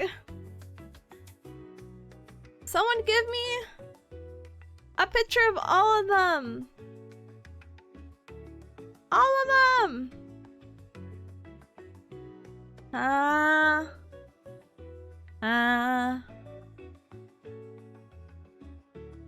What if I type medial hamstring at least? Sure. Sure. So the patella tendon again is hitting the kneecap. The medial hamstring.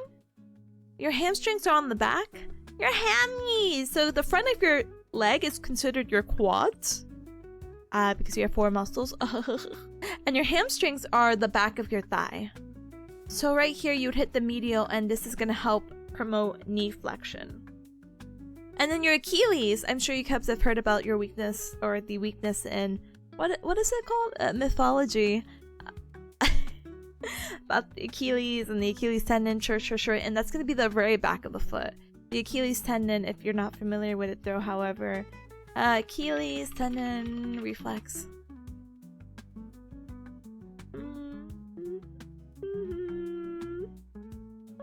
Oh my gosh. All these pictures hate me, but you'll hit like right back here. Are we a pronation or a supination? That is for you to decide. Yeah, so we have upper and lower extremities, and the reason why it's so important to test these reflexes is because of the nerve involvement. Your nerves are everything. It's really crazy because you would never think about it, but your nerves give you the power to do stuff. So, stay healthy, cubs, okay? This is dermatomes and myotomes again, but like written out and not in photo, so we're gonna go ahead and skip that. Alright, we are going to go ahead and talk about common red flags about the cervical spine and the lumbar spine, and we'll talk about all these conditions pretty briefly. Unfortunately, I do not think I will be fast enough to recite all of these before the ad plays because we're already another hour in and we're only 1/4 of the way there, so I'm a little scared, but I think we can go ahead and do it. But for now, let's go ahead and take a little baby break. 3-minute ad break plays every hour, but cubs, don't worry, because you are not going to be missing a thing because I will be gone. I will be gone, so it's fine. It's okay. So I will see you cubs in a little bit. Use this time to stand up and stretch, hydrate, and eat and drink something super duper duper yummy, and I'll be back. Okay? Okay. Bye!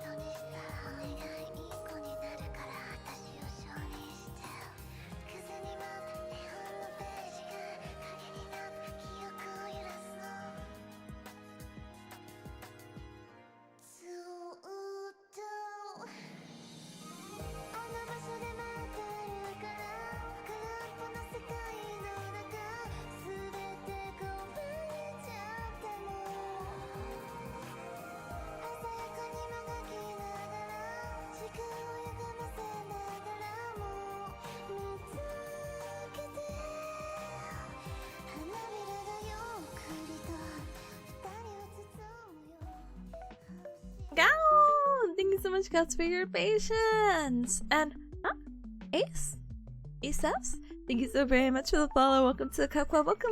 Thank you so much for stopping by as well. I appreciate it. I hope your cups are renewed, refreshed. I have baby peas. I have baby peas screaming at me. Sorry, I keep looking back over there, but I'm losing tracking. Hold on. So when I got back when I was BRBing, I walked into the kitchen. I just see her there, and she's sunbathing.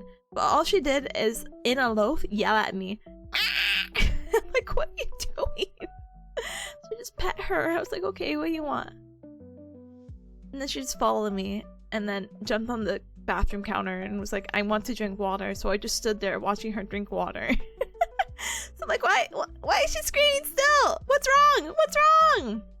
I've contemplated a billion times of how important it would be to do a wellness check. Not that I don't think she's just being a baby or a brat, but like I'm like, oh, maybe I should do a wellness check at least, you know, because it has been, I think, 2 years since I took baby peas to a vet, and I just want to make sure she's good. Right now she's straight up chilling, just staring at me. If I could draw on or if I could draw on Google Docs, I would, to show you that she's just, oh, okay.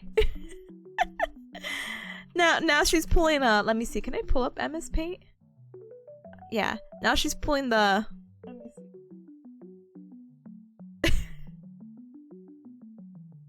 Sorry, let me not draw her like that.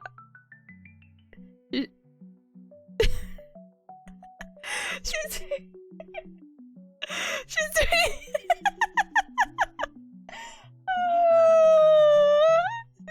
the I don't know, draw me like a French girl kind of thing. She is so funny. Where's her tail? I guess her tail's like behind her or something. She's showing me one of these. All her chunkiness here. Good luck on the exam. You got this. Thank you. Anyway, she's so funny. But I don't know if she has to hit me with one of these. Anyway, that's going to save. I'm just gonna be like baby peas. Alright. But gonna thank you so much for the look. Alright, Cubs, let us go ahead and continue with our notes. We are almost done with our first segment, so hopefully in the next 10 minutes we'll wrap it up, and then I will be talking about what am I going to be talking about? Oh, different ways we can like diagnose someone clinically, and that'll be interesting. So basically all pain kind of goes into a category, so very interested to see if you have a certain pain, where do you think you would be categorized? Yeah. Alright, let's talk about common red flags for conditions. I briefly did a very small overview, but we'll be talking about cervical and lumbar spine. So we'll first talk about cervical spine. So cervical spine red flags are as followed: history of high-speed motor vehicle accident, a high fall, or a major injury. 50% of the fracture that either occurs at C2, which is very high up on the spine, C6 or C7, which is like towards the bottom, but still, you don't want a neck fracture. Don't think you want any fracture. Raises my hand to tell you, I've never got a fracture in my life. I've never broken a bone. Tee-hee. Fatal instability can occur at the, oh my gosh, the OA joint, the occipital atlantal joint, and C1 to C2. What's really important with this is that we want to rule out any upper ligamentous laxity, which we'll talk about more in detail a little bit later, but that's my dramatic, hey, your head feels a little loose, or it feels like it's gonna come off because the ligaments don't feel stable. Well, that's scary because that's not normal unless you have RA, rheumatoid arthritis. I didn't know about that. Or trisomy 21, or like Down syndrome, or anything like that, where it's like, oh, okay, laxity in the ligaments, normal, sure. But this case, not normal. And this is the whole like situation where I tell you cubs like, hey, this person sneezed and they died because the spine pressed into their spinal cord and their brain stem, so they ended up dying, and it's not a good situation. We also want to consider Canadian C-spine rules. So it's like, Tippa, what's that? So it's our second flowchart for today. Crazy, insane. But we follow this because this is like the standard for anyone who has some cervical, how would you say it?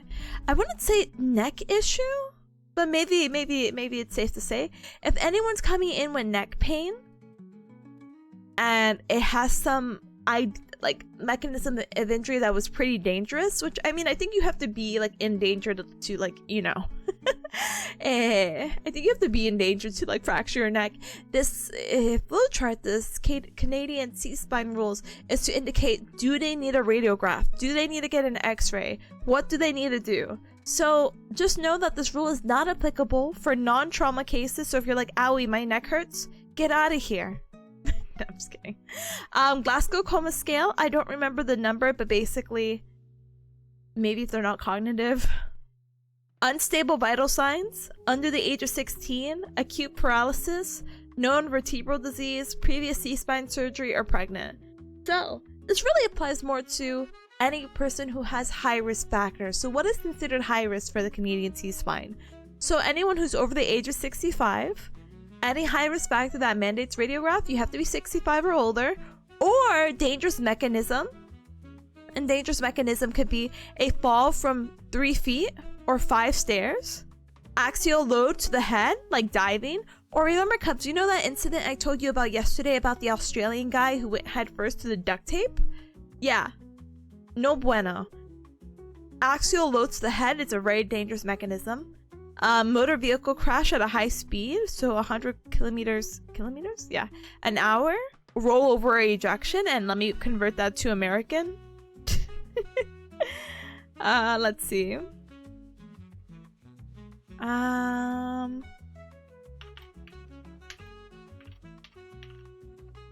That's about 62 miles per hour in American. Or again, like I said, 100 kilometer per hour. That's the motor vehicle accident crash. Motorized recreational sport. So basically, I don't know if this is really popular outside of America, but like dirt biking, I don't know, wacky stuff like that. Or a bicycle struck or collision. We have to consider stuff like this. This is all considered dangerous mechanisms. Or they're having paresthesia on the extremities. So they're like, my arms are tingling after I had this injury with my neck. Okay, so if they have any of that, radiograph. Easy.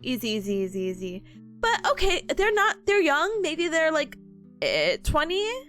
They didn't have a dangerous mechanism and there's no whatever. Okay, so no, let's move on to the next thing. What about some low risk factors we can consider? What about a simple rear end motor vehicle accident? And we'll go more into detail with that. Or a sitting position in an emergency department, because maybe they shouldn't be sitting. Ambulatory at any time. It's a little bit weird, huh? Delayed onset of neck pain. Absence of midline C-spine tenderness. So if you palpate the middle of their spine, they're like, doesn't actually hurt. So simple rear end is pushed onto oncoming traffic, hit by bus or large truck, or rollover or hit by high speed, and delayed is just not immediate. So if any of these are like, no, they're not considered this, radiograph. But okay, yes, they did get in a simple rear end accident. Okay, cool, that's a low risk factor. Let's try to see if we can confirm this. Are they actively able to rotate their neck 45 degrees to the left and right? If they're able to, radiograph. If they're unable to, radiograph. No radiograph if they're able to turn their head, basically. It's not needed. Let's save them some money. Healthcare is kind of expensive, at least in America. So let's see, what does 45 even look like? Let me see if I get you cubs a little image.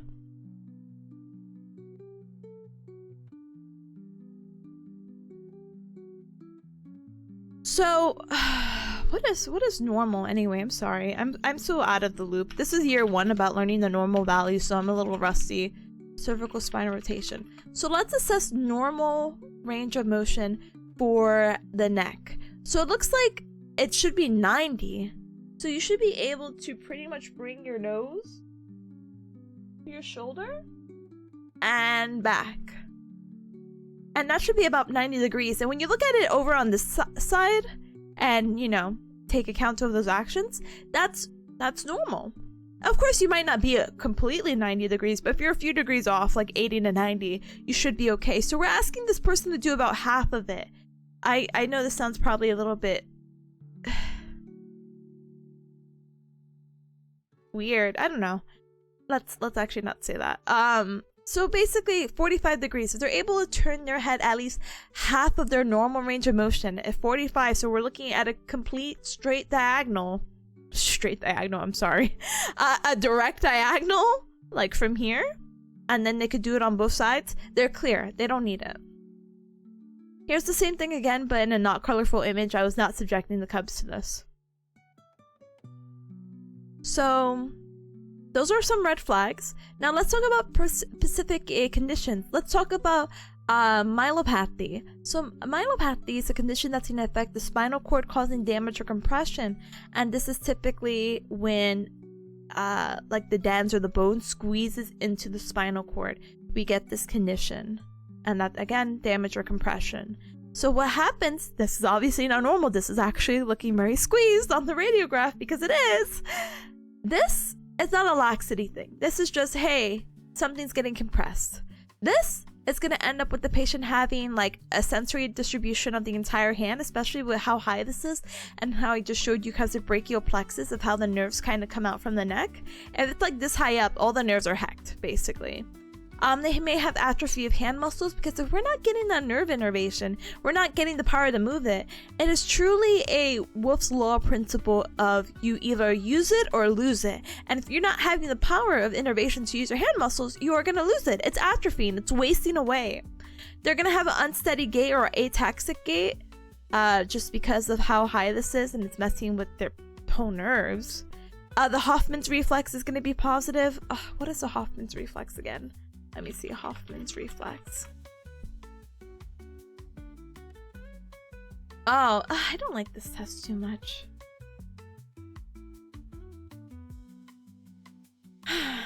So Hoffman's again is... I don't even think this is a good picture. Sorry, I take it back. Can I just show you, Cubs? Hey everyone, I actually like this guy, so... This is Paul from Ortho Eval Pal. With me I have Kaysen.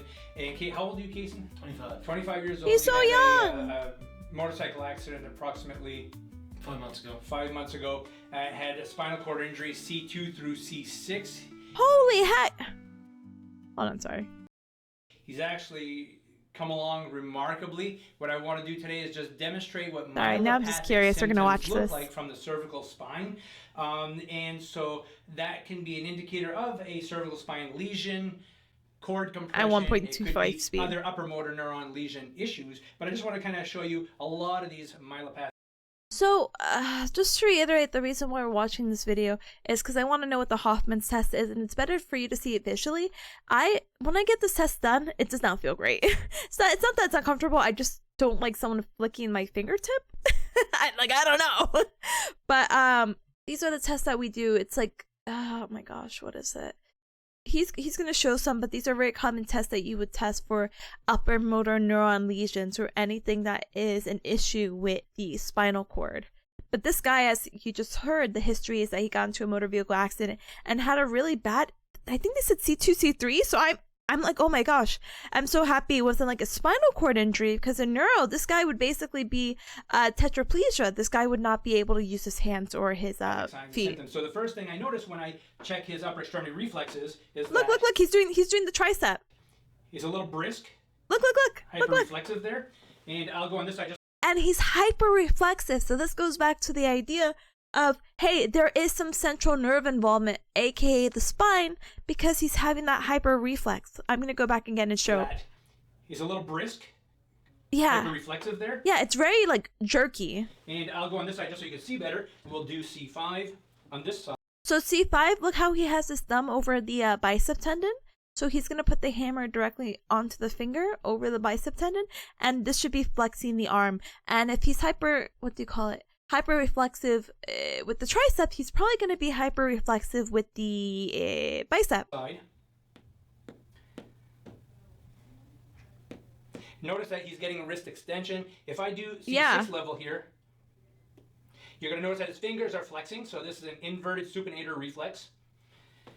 If we didn't go over down that. here, check his patella tendon reflex. Oh, look at that.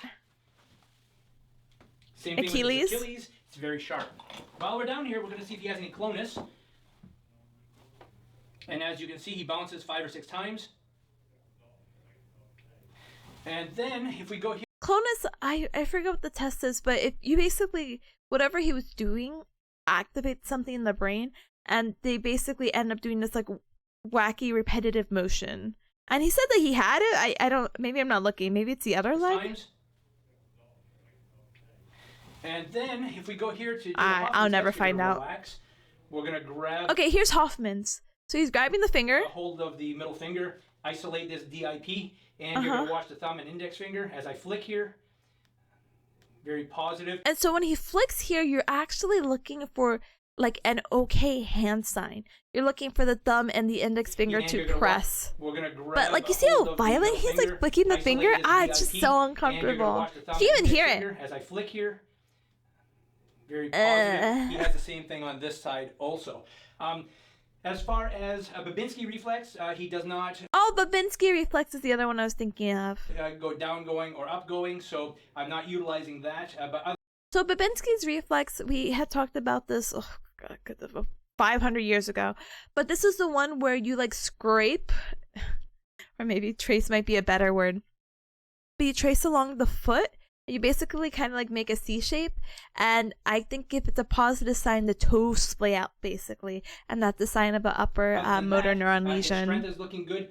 A little hyper-reflexive motion. Yeah, he looks great though. Significantly, but those are some very common signs of cervical spine myelopathy. Oh my goodness. So, Jason, thank you very much for demonstrating for us today. Thank you so much. Thank you. Continue to see improvement and get. I hope you do too. Imagine being 25 and it's like my life is over. Oh, wrong one. Anyway. Hi, Tassel! Calibri, hi! Oh my goodness, hi gamers! Hi! Hold on. I'm doing reverse order, don't mind me. Not biased, not biased, not biased. Recency bias. Hi Tassel, hi Tassel, hi Tassel, hi Tassel, hi Tassel, hi Tassel, hi Tassel, hi Tassel. Calibri, hi gamer, welcome! I'm getting cuteness aggression. Grr. Anyway. Hi gamer, thank you so much for stopping by. I appreciate it. Welcome. I'm sorry you have to see me in my true form. Studying. I have an exam tomorrow, so I am what do you call it? Suffering. I'm suffering. I promise I'm a gamer, but gamer, can I actually be like 100% transparent with you? I was so surprised that I ran into you, and I'm like, oh my goodness. You know Dingus? Like, I saw that we had so many mutuals on, like, Twitter. I was like, what the? Where have you been all my life? So, well, welcome. I'm studying wacky, cervical and what else? Lumbar conditions and red flags and da-da-da-da-da-da-da-da-da-da-da-da-da. But I hope you've been good. Same with Tassel. You're working right now? But I'm lurking? Oh, no worries, gamer. Thank you so much for stopping by. Thank you. Bias? Oh, recency bias. So I met Colibri in my recommendations yesterday. I'm like thinking, I'm like, yeah. Maybe the day before. My memory's so bad. And they were in my recommendations. I'm like, oh my god, look at them. I have a criteria. They have a cute voice or a cute model I follow. I'm like one or the other. She had both. So I'm glad I had the opportunity to rate. So it's the recency bias is what I mentioned. I was like, welcome. Yeah, sorry, the video I just showed was to show a test called Hoffman's reflex, which is this picture right here. And it's supposed to, again, if you have an injury to your spinal cord, it's considered a upper motor neuron lesion and blah, blah, blah, blah, blah, blah. So yeah, cubs, just be safe. Don't get into any accidents, and we never have to talk about this, yeah? Yeah. Yo, cool. Hi, gamer! Thank you so much for politely lurking. Welcome. He did show the inverted supinator sign, so that's cool. Hyperreflexive, you saw that with the This side, just so you saw it with his elbow, which is crazy. I know we have it at 1.2x speed, but imagine that's very, like, how do you call it? Very hyperreflexive. Bowel bladder disturbances. So this was just anything related to the spinal cord. To be honest, I'm gonna be completely transparent with you, Cubs. I associate bowel and bladder disturbances if the myelopathy is what do you call it? Lower. If it's much lower in the spinal cord, that's going to affect all that. And we'll talk about more bowel bladder disturbances, I think, in another red flag, but we'll talk about that probably a little bit more with spinal cord when we talk about our neuro stuff, because I have a neuro exam next week. Yeah! Nice. So I should go to the doctor after I fell on those stairs. Got it. Oh, brother, look, I got it. Watch. Thank you so much for the inhalation of air. Hold on one moment. Alright, listen. Did you fall from 5 stairs? Or a little over 3 feet? And hurt your neck? You might need to go see a doctor. Did you fall from elevation of 3 feet or more? Or 5 steps? That's a dangerous mechanism. You're playing with God here. But as long as you feel okay, honestly, gamer. But yeah, this is so cool. You go ace those exams. Thank you. I don't want to be studied. I want to be a gamer. Grad school sucks. Anyway, sorry. I promise I do more than complain or study. It just means a lot that you came over. So I'm like, ha ha ha ha. I know, but think of all the money you'll make. Ugh, but think of all the money I have to pay back. All right, Cubs, cue the amount of money I owe back. Where's the screenshot? Where's the $160-something thousand in debt? Come on, let's do it. Let's do it. Actually, Cubs, update. I might not need to pay that back, so it's fine. With how the government's going, it's fine. Oh my goodness. Dangerous mechanism? Yeah, dangerous mechanism. Sorry, I'm gonna keep going back to this. This is considered... Oh, sorry, my mouse is not showing. Dangerous mechanism. I know it's not that big. Hold on. Is that a little bit more readable? There you go. Sauron, hi gamer! Thank you so much for the head pat. I don't know where my head pats are. They went to war, but I feel them in spirit, so I appreciate it. Thank you. And also, Vocal, thank you for joining the Discord, by the way. I appreciate it. Thank you, thank you, thank you, thank you. Oh, geez. Oh, it's fine. Smiley face emoji. That'll get covered once you get the schedule of some high-profile person and they scrape you gently with their car. No, that didn't work for my friend. My friend Ryan got hit by a car while she was riding a bike. I said sue that guy, and she's like, I feel bad. No! She could have been set! When Ryan gets her voice, the Cubs, please let her tell you the story of the time she got hit by a car. That is so funny. It was not funny because I was working at the time, and I was working at... Forgive me, this was years ago, before all the news of a chick. And I looked, she called me and she's crying. And I said, what happened? She said, I got hit by a car. And I was like, you know, like, oh, car accident? But then I remembered, wait, whatever she was doing, she was riding a bike. So I'm like, oh my God, are you okay? Oh my God. Oh my God. So I talked to my manager, and my manager, I'm like, hey, my friend got hit by a car. And she's like, okay. She was riding a bike. Oh, well, yeah, that sucks. I'm like, I have to leave early. I have to pick her up. No one else is going to pick her up. Not that her family doesn't love her, but I don't think her family was responding at the time. And I responded. I'm like, okay, you're like an hour away. I'm so sorry. I will be there as fast as I can. I took her to the ER, and I have a photo that pops up on my Book of Faces memory. That's just her in the hospital with her thumbs up and like the hospital gown. I forget what it says. I forget the caption, but if I find it, I'll let you know. Oh my goodness. But it was like an older guy who just wasn't looking. Like he ran like the stop sign basically. And I'm just like, oh goodness. But I think she's okay. I don't know. I don't know, smiley face emoji. But we'll see. Look, listen, medical tourism, once I get my big girl career and it's only a few $100s for like a full checkup, me and her baby in a little spa day somewhere. This is years ago though, so it's definitely not recent. Oh my goodness. Sauron says, I've been hit by a car before. It's not great. No, it is not great. Thankfully, it was at a slower speed, I guess you could say, because it was like in a plaza, I guess. But I don't know.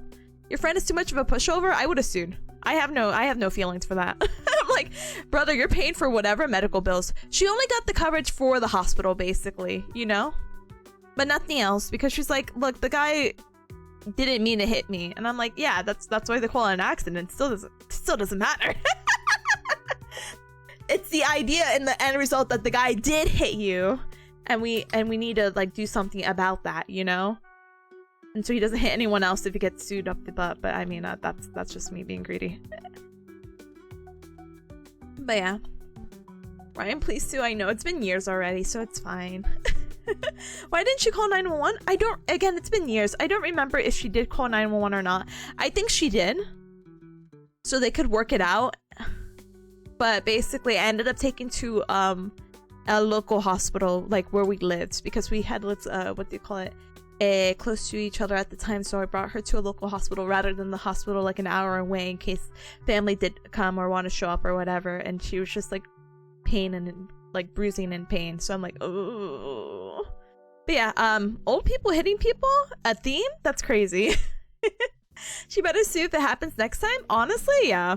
I hope she does. But it's fine. Medical tourism, baby. Hack, enjoy the lurk. Thank you. Thank you. Thank you. Miho, hi, welcome. Say the bad word. Oh, goodness. You know how I'm feeling? I'm feeling like... Hack! But yeah, so, yeah, that's funny. I wonder how long ago this has been now. 6 years, maybe? Because those... No, I think it was... Let me use my brain power. I think it was like 2019. I think it might have been like a little bit right before the pandemic, because my manager, in a very stereotypical, I won't put adjectives here, says, why is everyone worrying about COVID? It's like a flu. It's fine. It's okay. And obviously, I think this was like in January or February or December or January of like 2019, 2020 or 2020. He's like, it's just a flu. Obviously, what is it? Hindsight 2020 or whatever. I don't know, but wonder where he is now, if he's alive. Not trying to be morbid. Anyway, so yeah, actually not too long ago, but obviously with the pandemic and not to like start traumatizing everyone or giving everyone PTSD about it, it's already crazy that it's been 5 years. So big smiley face emoji. Anyway, we move on. Anyway, wow, is that neoplasm? We're gonna talk about tumors now. Can we talk about something happy? Oh my goodness. Yeah, the topics are not getting nicer, so I don't have anything other than my cutesy self to probably raise up the mood right now, so I do apologize. Saron says, I hear that at my job, or I still hear that at my job. I like to remind people that I'm a long COVID sufferer and have had, oh my gosh, heart damage from it. Which is absolutely insane because of the I have a very strong stance about everything. They're not extreme. I'm just like, oh wow, I guess we didn't go through the same events that everyone else did. That's crazy. Where some people are like, blah, blah, blah. Yeah, we'll move topics. I will move topics. Anyway. Neoplasm! So neoplasm is a very fancy word. It's basically a tumor, and this is going to be an abnormal mass of growth that's going to grow independently of the surrounding tissue. So what happens is that these kind of tumors can form both in the physical, in the cervical and in the lumbar spine. In the cervical spine, however, we want to be careful about some red flags, I guess. So if your person's over the age of 50, they have a history of cancer, they're having the unexplained weight loss again, and I need to double check actually if it's 10 pounds within like the month, and how do you say it? 10 pounds within 2 weeks, or 10 pounds within a month. Either way, that's a lot of weight loss. That's a huge red flag. That's a huge indicator that, hey, this might be something a little bit more systemic going on, you know? Pain is constant, so the changes of position do not give it relief, and it's not relief with pain rest. So that's another like red flag of, hey, this might be systemic, because it's not musculoskeletal, because normally with rest you feel better, and you're not feeling better. Even if you're not doing anything, it's still hurting. And then night pain is also a really big one. Upper ligamentous laxity, also another thing. Pretty much is the instability of the cervical neck, and this can lead to pain, numbness, tingling, muscle spasms, or clicking sounds in the neck. And pretty much what people are going to complain about if they have this, which is a medical emergency, by the way, is instability. They feel like their head is going to fall off. They're having occipital, so like the back of their head is having like pain and a headache, and it's going numb. They can't move their head, so they can't turn, they can't bring their ear to their shoulder, they can't bring their nose to their chest, nothing like that. And they're gonna have signs of myelopathy, so what we had just talked about right up here. Maybe they'll have sensory disturbances, atrophy, unsteady gait, hyperreflexia, all that other stuff, so we need to be careful, okay? The physics girl is finally being able to walk and talk after 2 years of long COVID. That is absolutely insane. I'm happy that there are people who are at least on the path of recovery. It just sucks for the people who couldn't. Yeah, so let's see. Systemic and inflammatory diseases. Let me see. Conditions that involve widespread inflammatory response throughout the body. And so, as you would imagine, if we're talking about diseases and the inflammatory process, this is when the immune system overreacts to an infection, maybe an injury or another trigger, and that's going to lead to a chronic or acute inflammation that can affect multiple systems and organs. So this one's a little bit more straightforward when he, what do you call it? This is a little bit more straightforward when you are able to grab the data. So the temperature is over 37 degrees Celsius or 98.6 degrees Fahrenheit. The blood pressure is really high, 160 over 95. The rest pulse is over 100. Our normal pulse, relaxing, can be anywhere between 60 to 100. I'm sure, as you kept seeing, may or may not be accurate, of course, but I have a really low heart rate.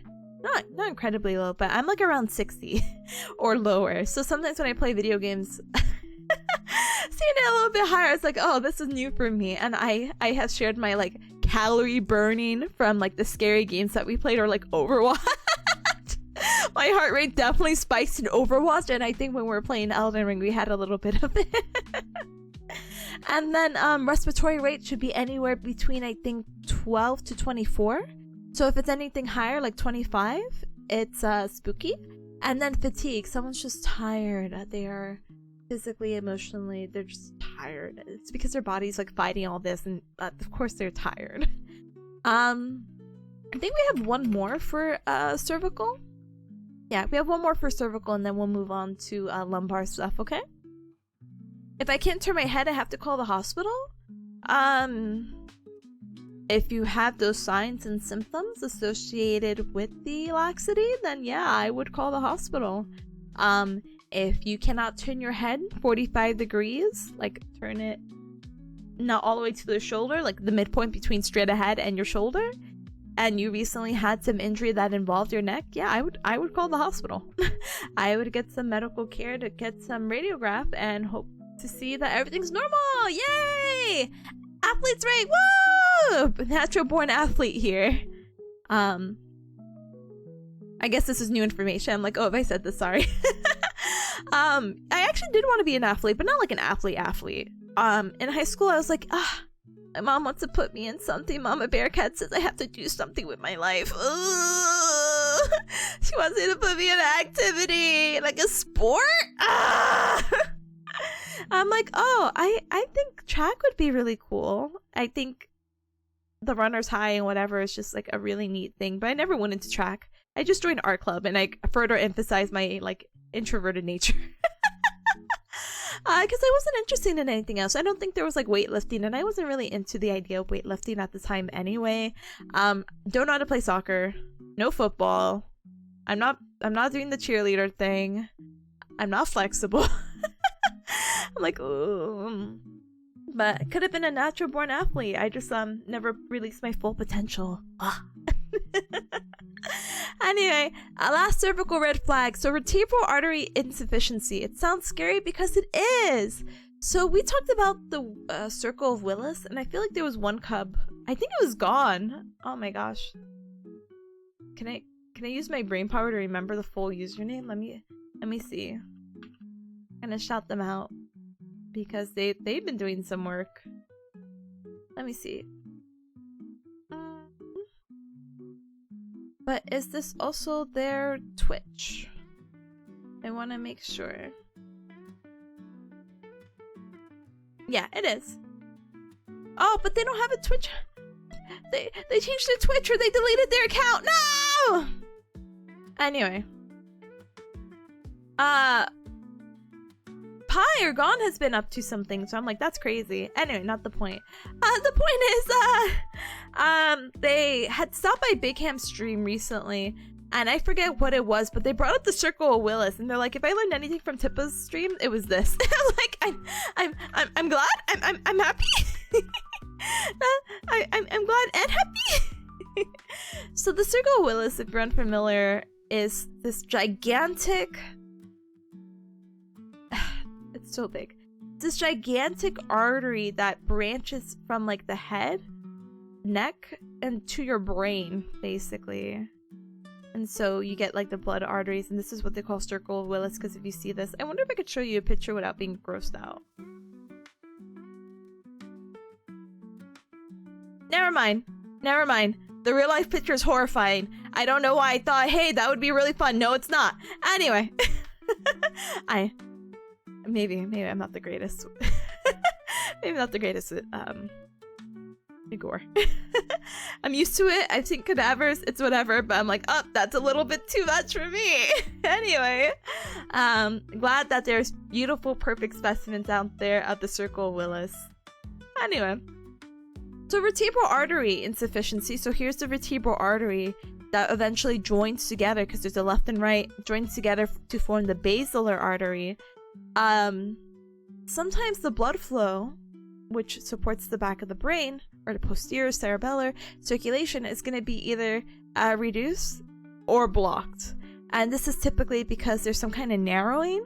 And if there's that kind of narrowing, then hey, you lose blood flow to your brainstem, the cerebellum, and the occipital lobe. So your brain, not happy, because you kind of, in addition to all the nerves that you need, blood flow kind of important. The oxygen, keeping you alive, you know, stuff like that. You guys have heard of like necrosis, right? And like tissues dying because they don't receive enough oxygen. Well, guess what carries the oxygen, you know? Big smiley face emoji. So vertebral artery insufficiency is kind of a spooky thing. So what happens is that this person might come in and they're experiencing unsteadiness and ataxia. And ataxia is just a very fancy way of saying like their gait or their walking is not normal. So people with this condition experience the 5 Ds and the 3 Ns. So 5 Ds is dizziness, diplopia, so double vision, dysarthria, so they have difficulty speaking, dysphagia, which is the difficulty swallowing, which not fun, personal experience, and they have syncope or drop attacks, so they faint a lot. So that's not fun. They're fainting because they're not getting the oxygen to their brain. And then the 3 N's is nystagmus, so this is like involuntary rhythmic eye movement, so the eye will just move. It's kind of cool if you look at a video, I guess, but it's not cool for the person having it. Nausea, I'm sure we experienced nausea, and like numbness, so not fun. The real life picture of a brain and its nerves is indeed horrifying. It is! Dissect the brains look like weird fungal moldy stuff? It kind of does! Doc says, I mean, loving sports is part of the natural born athlete, no? I want to break the stigma. I want it to be I don't know. Sometimes I want to try things and like grow into it. And that probably sounds like really miserable, but I was really trying to find myself in like high school. I guess because many people were. But I'm like, if I do this, maybe I'll enjoy it, basically. Because I'm not opposed to it. I like the idea of it. So why not, you know? But, again, it's just whatever my hyperfixation is at the time, you know? Anyway. Sorry, some of this is not complete. So now we're going to move on to the lumbar red flags. So the lumbar red flags, lumbar is referring to the back. Red flags, again, things that are kind of very important. Might need to get that seen by an actual doctor or ER. But we have neoplasm infection, quad equina syndrome. So this is when I was talking about that bowel and bladder stuff. We're going to go ahead and talk about that more in detail. And spinal fractures. So for neoplasm, it's a tumor again, so this is typically for age 50, history of cancer, unexplained weight loss. Failure of conservative therapy is the major sign of this. If physical therapy, if exercising at home, if a wellness program did not benefit this patient, might be something a little bit more sinister, and that they have night pain. So I'm going to speed run through these because I'm running out of time somehow, and we're still only on the first section, so I cry. And infection we already kind of talked about, but infection, we can have something called like spinal osteomyelitis. So the people who have an infection, pain, fever, recent infection of the UTI or skin, maybe they're an intravenous drug user or abuser, concurrent immunosuppressant disorder, poor living conditions, and recent spinal surgery basically can all cause some type of infection, and that's just something we need to go ahead and assess. People who tend to have like UTIs can complain of like back pain and whatnot, so they might be coming in here like, ow, my back hurts, but it's probably just like a UTI thing. Night pain could be the name of the game. Name of the game when it comes to cancer, basically. Lumbar red flags, quad equina syndrome. So this is a medical emergency, and that occurs when the bundles of nerves at the end of the spinal cord is compressed. So I don't know if you cubs have ever seen your spinal cord, probably not your spinal cord in particular, but your spinal cord is very quirky. Your spinal cord, I don't know why they showed the front, but sure. Your spinal cord, that's that. You see this like kind of folded section of like pale yellow, and then you see these spaghetti noodles. Quad equina refers to like the horse's tail, and basically all our nerves are like spaghetti noodles or like a horse tail, and you can see it more here. They're just strings. And look, our brachial plexus, hey, LMAO. Anyway, so what happens is that if the bundle of nerves at the end gets compressed, you can have symptoms such as urinary retention or incontinence. So either you don't know how to release your pee, or you're holding your pee so much you're going to give yourself a wacky infection. Fecal incontinence, same thing. But I in this case you're just pooping, like pooping yourself basically, because you don't have control. You don't have the how do you call it? The nerve sending the signals to be like, hey, this is full or this is not full, and then you just kind of go for it. Saddle anesthesia. So basically, think of when you sit on a bike and kind of how when you sit on a bike, you're sitting on the saddle, right? Basically that area of where you're sitting on would be numb if you have quad equina syndrome. So not fun. Not only does it like, it's like a pins and needles sensation of like your private areas, it can also include like the medial inner thighs basically as well.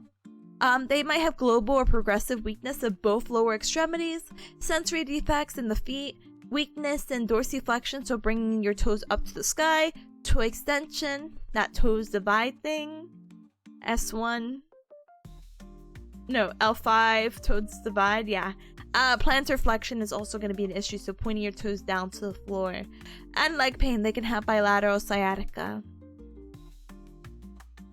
Spinal fractures, breaking your back, not good. History of trauma is going to be a big major red flag. Prolonged steroid use, also not fun. And if you're over the age of 70, oh brother, fractures may be in your future. So be careful. And I think this is the last one, yeah.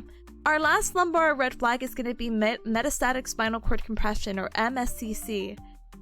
Pretty much most common causing cancers are in the breast, lung, or prostate. And what happens is that these tumors are going to result in vertebral bodies collapsing or the direct compression of the spinal cord. And so these are things where you can go ahead and, how do you say it? Look for red flags. So they have like a little cute thing here. Steroids can break your spine. It does affect the bone health, yeah. So red flags is a mnemonic. So R is referred pain that's multi-segment or band-like. E is escalating pain, which is poorly responsive to treatment. D, different character or site of previous symptoms. F, funny feelings, odd sensation, heavy legs. L, lying flat increases the back pain. Excuse me. A, agonizing pain causes anguish or despair. G, gait disturbances and steadiness, especially in stairs. And S, sleep grossly disturbed due to pain being worse at night. These are all the red flags that you need to be careful of, when it comes to this kind of cancer, the metastatic spinal cord compression, because again, I can create these kind of things, and this is something that you'll need to report to your primary care physician or go to the ER.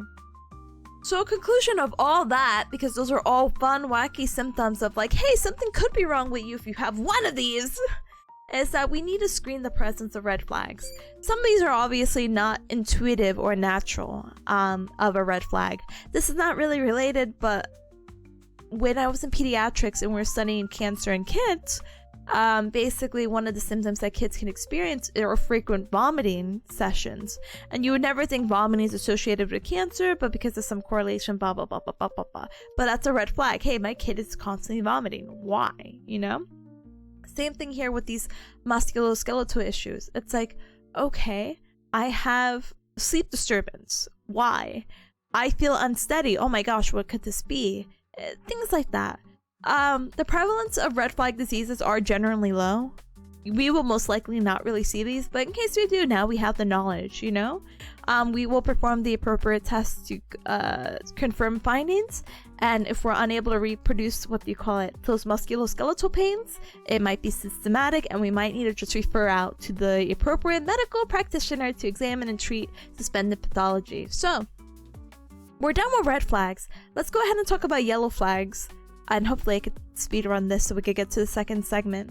But yellow flags basically is a psychosocial issue that may alter rehab examination and intervention approaches. Yellow flags tend to be more psychological issues. So we have some outcome measures called the OSPRO YF being yellow flags. And so pretty much this is going to help assess negative mood, fear avoidance, and positive effects or coping.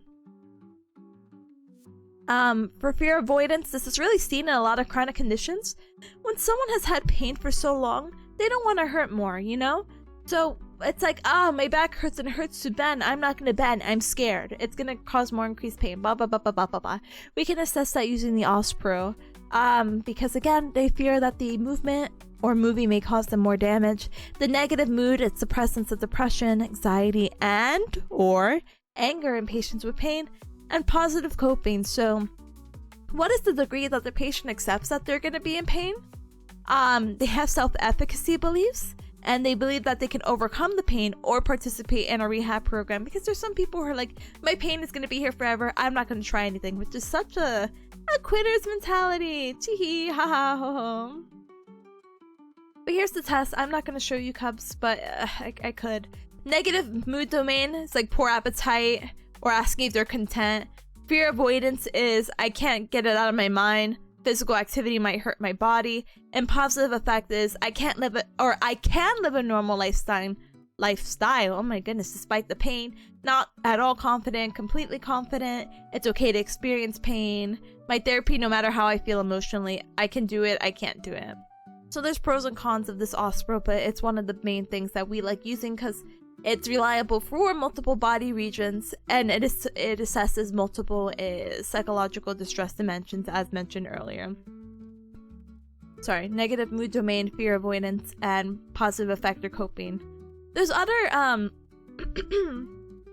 fear avoidance outcome measures that we can use. So basically, we can use the FABQ, or the Fear Avoidance Beliefs Questionnaire, and pretty much it's the same idea as above. It's just understanding their fear avoidance behaviors of why they're not doing the things that they're supposed to be. Is it because they're fearful of movement going to cause them pain? And in what like degree is that? We have pain catastrophizing scale. So this is basically assessing the degree of negative attitude or catastrophe in a patient that made the assesses the degree of negative attitude or the negative catastrophe in a patient may display in the presence of pain or the anticipation of pain onset. Higher the pain, the higher the catastrophe. Tampa scale of kinesiophobia. So this is a self-reported questionnaire that quantifies the fear of movement or re-injury. And then the pain anxiety symptom scale. So basically, the higher the score, the higher the pain-related anxiety. So, yeah, we go from there. How does the coloring help? It helps differentiate between, or if you're talking about like coloring books. Hi, Chandu. Hi, welcome. Doc says, teehee, everybody hurts so much they could barely get out of bed, right? Well, they shouldn't, you know? Or they should get out of bed, but they shouldn't catastrophize themselves like that, and that's the whole point of that. So we have like a little small review thing here. Let me see if there's anything. I feel like we kind of like focus a little bit too much on the first segment, so I'm okay with moving on to the second one, and I'll look at these maybe tomorrow to do like a little recap. But we are gonna go ahead and move on, and I'm gonna try to see if I can get this a little bit. There you go. We're gonna go ahead and talk about the different. Maybe it'd be better to do this. Hold on. Right above. Sorry, now I'm just doing this for funsies, so it's readable. Hee hee. So easy. Because I wasn't really like, I love using tables to study, but I realized when I do something presentation like this and someone hasn't been here for like the whole time, they're probably like, what are you talking about? So just added that right now. But yeah. Alright, so we're gonna go ahead and take a 3-minute ad break in just a little bit because it's hit about another hour. So I'm like, oh no. So we use this time to stand up and stretch, hydrate, and eat and drink something super duper yummy. We're gonna go ahead and move on to impairment diagnosis, but I don't know if I want to move on to that quite yet. I think something that might be a little bit cooler to understand this a bit more is, let's see. Is it this? Not that. Maybe we talk about pain mechanisms and we'll go and we'll work our way up. Because I feel like it would be a little bit more cohesive of what we've been learning or what I've been yapping about. And then we could apply it to that chart and how we can categorize what pain goes where. This one, we're going to go ahead and categorize the pain mechanisms of whether it's nociceptive, neuropathic, or nociplastic, okay? But we'll use this time to stand up and stretch, hydrate, eat and drink something super duper yummy, and I'll be back. I don't really have an accurate amount of time, but let's see. At this point, if I go back up, we have 40 more pages. So, yay? Yay? I feel like the first one is just so hefty with information. Not saying that the other ones aren't hefty with information, but I feel like it kind of was thinking to dedicate 3 hours to one section, you know? Even if I'm yapping or not, it's still a lot of content, you know? So, I'm sure we could get clear the second one really fast, and the third and fourth one, but I think we might be here for another 2 to 4 hours. Let's actually not hope that. Let's put a middle ground. Let's aim for 3, and so when I hit 2, I'll be pretty happy. Yeah. So let's go ahead and do that. Let's put this away, and I'll be right back, Cubs. I'll see you in a bit. Oh my goodness, I'm losing it. I'm losing it.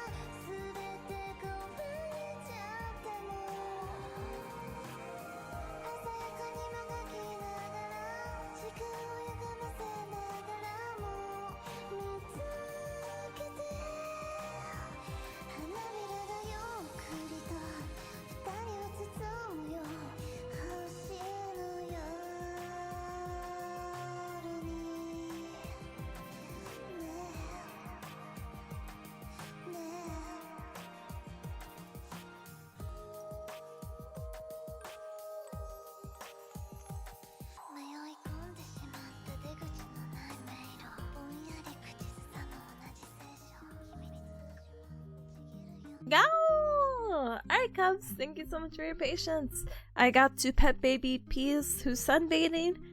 She didn't yell at me. And I am emotionally recovered. So let's go ahead and get back into it. Speed run. Thank you, Isaac, for the head pat. Thank you. Thank you, thank you, thank you. Hold on one moment.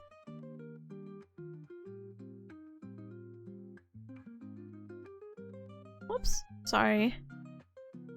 You know, maybe I just don't have my head pats here. Whoops. Hold on. Too many head pats. No actual head patting. Let me see. Da da da da da da da da da da da da da da. Oh, it still just doesn't work. Okay, well, no worries. Luck for tomorrow. Thank you, gamer. Appreciate it. Thank you. Thank you, thank you, thank you. Thank you for the welcome back. Thank you. Alright, so pain mechanisms. So, some of it can get a little wordy. So I do apologize, but it'll be okay. So we're going to talk about the 3 different types of pain mechanisms. We have nociceptive, neuropathic, and nociplastic. These do sound intimidating and complicated, but I promise you these are words that we've already talked about a billion times over, so don't worry. Did too many head pats risk neck injury? Possibly. Imagine accidentally head patting too hard. Yikes, the sudden movement can definitely create some neck discomfort, you know?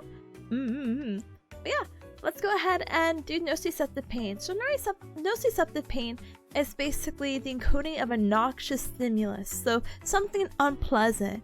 So this is sensitivity to pain or injury that actually leads to actual or dreaded tissue damage. So when we do our examination process, we want to assess subjectively and objectively. So subjectively is whatever the patient tells us, and objectively is whatever we find through testing, okay? So for nociceptive pain, what's going to be subjective is that the pain is clear and proportionate, and that they have aggravating and easing factors. If they're like, oh, nothing eases my pain, kind of a red flag, don't you think? Going back, the pain should be localized. Sometimes there might be a little bit of a body referral, but in all, if I say, hey, can you point to your pain, they can point to it, you know? It should resolve in accordance to tissue healing timelines, which we'll talk about tissue healing in a little bit. Excuse me. It's responsive to medication, and it's intermittent, so it's on and off, and can be sharp during movement or a dull ache at rest. And it's typically associated with signs of inflammation, so the cardinal signs of redness, swelling, etc. So objectively, we should be able to reproduce this pain with movement. If they say, ow, my shoulder hurts when I raise it, and I raise it and it hurts, okay, kind of aligns. Cool. It's localized. There's absence of hyperalgesia or allodynia. So hyperalgesia is basically something does hurt, but you're overreacting to it, basically. I don't know, you bump into someone very lightly and you're like, ah, you know? Maybe not the best example, but allodynia, this is the idea that if something that normally doesn't hurt, like brushing your hair, starts hurting you, let's say your hair is tangle free and you're just brushing your hair, that sensation, if you have allodynia, now it's painful, which is crazy. But yeah, there's the absence of both of these. You have movement and postures basically that will relieve the pain. There's no neurological signs, so no myotomes or dermatomes abnormalities. If we do special tests a single leg raise, that's not going to be ow, I feel all this beaming. No, none of that. An absence of maladaptive pain behavior. So basically, no yellow flags, because we'll talk about how influential yellow flags can be, basically. Oh no, Isaac, sorry, gamer. Neuropathic. Okay, so let's talk about some neuropathic stuff. So neuropathic is going back to that pain stuff, or that nerve stuff we were talking about before. So this is pain caused by a lesion or disease of the somatosensory nervous system. So pain in the nervous system, or your body sensory system. This is pain caused to the nervous system, so this can actually lead up to pain that is burning, electric shocks, cold pain, and it can be accompanied by numbness or tingling. And we talked about central neuropathic pains, again affecting the central nervous system. so your brain or spinal cord, or maybe something more peripheral like your nerves. So when we talk about central, we're talking about maybe a traumatic brain injury or a spinal cord injury or multiple sclerosis, while peripheral is kind of like maybe like sciatica or the sciatic nerve or the long nerve that goes down the back of the thigh. So subjectively, the pain is going to be described as a nerve, so burning, sharp shooting, etc. There is a history of a nerve injury or compromise. There is neurological symptoms such as the pain and needles, numbness, and weakness. This is where we pull out the, how do you say it? The myotones and dermatones. So the dermatonal pattern, it's following this. You're like, yep, right here, all this area kind of hurts. And you're like, oh, I can associate that area with C5 or C6 or C7 or wherever they pointed it out. The nerve pain does not respond well to NSAIDs. So like NSAIDs were really good for pain that was nociceptive. Am I using the right word? Yeah, nociceptive. But for neuropathic or nerve pain, it's not that great. But if it responds well to other medication like epileptic. Sorry, I don't know. I say elliptical. Jim's on my brain. Or antidepressant medicines. The pain, unfortunately, it's very annoying. It's of high severity and irritability, and it takes a really long time to settle. So when I was having my little dry socket episode with my wisdom teeth removal, when I drank a cold drink, it felt like, you know, it's like, oh, this is too cold for my mouth. I had that sensation for 40 minutes. Nearly an hour of just, yeah, you drank something cold and you're kind of like in pain. I was so miserable. So it's very easy to provoke, but it's going to take longer to settle. And nerve pain is going to worsen at night, and it's going to be linked with sleep disturbances. So objectively, what are we finding? We're finding that we can provoke the pain with mechanical or just the movement. And what happens is that for some of the cups who've been here for a while, remember that research article that I had to post about on social media that actually never got checked? This was talking about nerve flossing. And nerve flossing, another word for it is neural tension testing. And basically it's to assess the integrity of the nerve. And it can provoke pain, but it's not like that's the purpose, but it's the idea of like, hey, I want to confirm if this is nerve related. Hey, I see that you're experiencing a little pain if I do this. Okay, if you bring your head towards it, does it relieve it? If you bring your head away from it, does it make it worse? Okay, I think this is nerve related. Let's do a little bit of nerve flossing so you can get a little bit comfortable in this motion. And that could be a treatment in itself. So that's actually like really nice. So basically, it's probably easier to show. But I don't want to go into the nitty gritty of it. Basically, there's just certain movements that's going to go ahead and activate it. There's pain with palpation. Like if you palpate or like stress the nerve, it's going to hurt. Not going to be fun. There is positive neurological findings, so altered reflexes. So remember, we just talked about the central and peripheral stuff. Remember, for reflexes, if it's central, you're going to have that hyperreflexia. And if it's peripheral, you're going to have that hyporeflexia. You're going to have that hyperalgesia allodynia. And if you do an MRI, CT, or nerve conduction study, it's going to confirm that you have that pain, basically. I'm going to... Sciatica can also happen one-off if you move weirdly, but stretching can help ease the pain for a few minutes. Yeah, sometimes it could get stuck somewhere, so that's kind of stinky, but hopefully it gets resolved very soon if you have that, you know? But yeah, and our last type of pain. So we talked about, let's say, injury to tissue. We talked about, and which is nociceptive.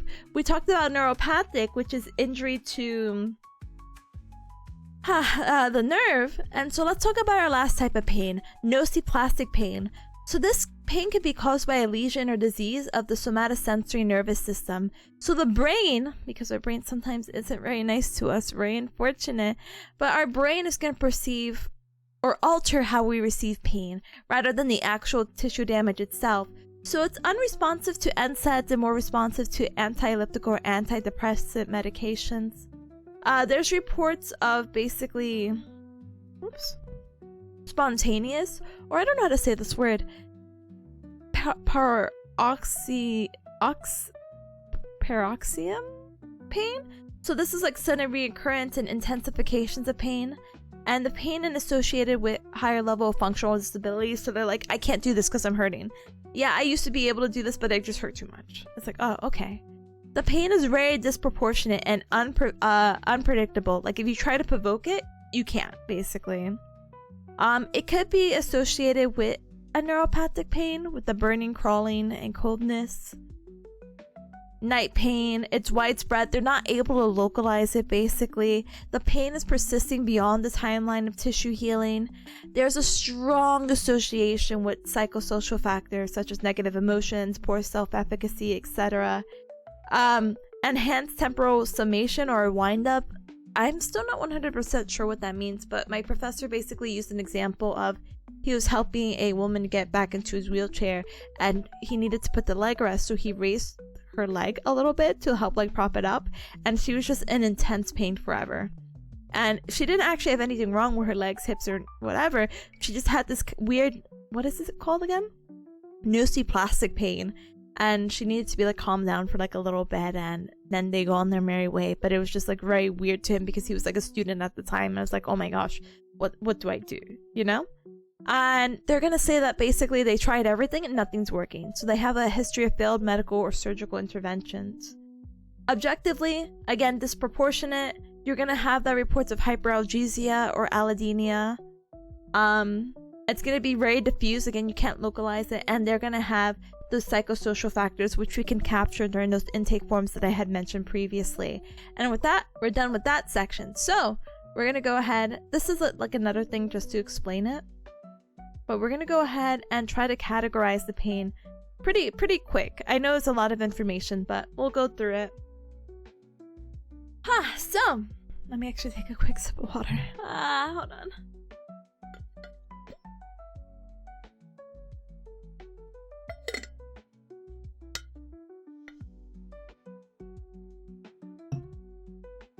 So movement coordination impairments.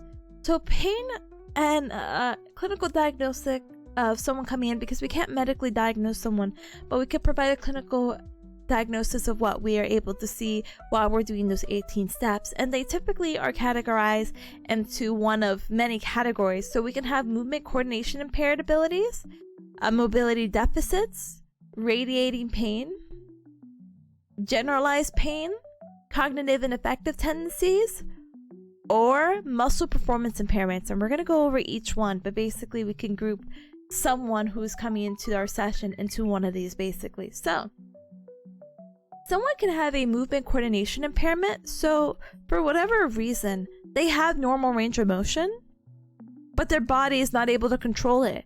Or maybe they had some kind of trauma and now they have some weird hypermobility.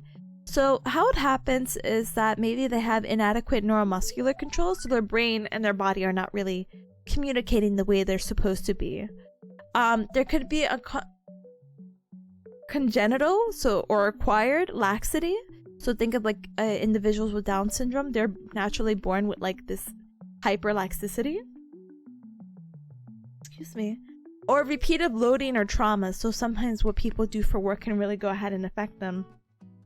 So, examples are knee ligament sprains or a low back pain with movement deficits. So basically, the patient comes in and they complain of joint instability, which we kind of talked about earlier with the different types of instability. We talked about the back being, or that lumbar instability being like one example. They could have increased muscle tone. So the increased muscle tone, I can't think of a good example off the top of my head. I'll just have to smile and nod for that one. History of hypermobility or dislocation, and they have fatigue or pain over 24 hours. The objective findings is that you're going to find limited or excessive range of motion. They're just not able to get it. But they are able to get it when we move them passively. So if we tell them to actively do something, they can't do it. But if I move them passively, they're like, yep, I'm good. They have very poor coordination, and pain tends to be a mid-range movement. So people who have this, we want to definitely work on motor control training to train that coordination. Definitely a quality over quantity sort of situation here. we want to work on stabilization exercises, because if they're having this history of hypermobility or dislocation, we want to make sure that doesn't happen. So we want to do stabilization, and then neuromuscular re-education again for that control of that brain and body communicating with one another.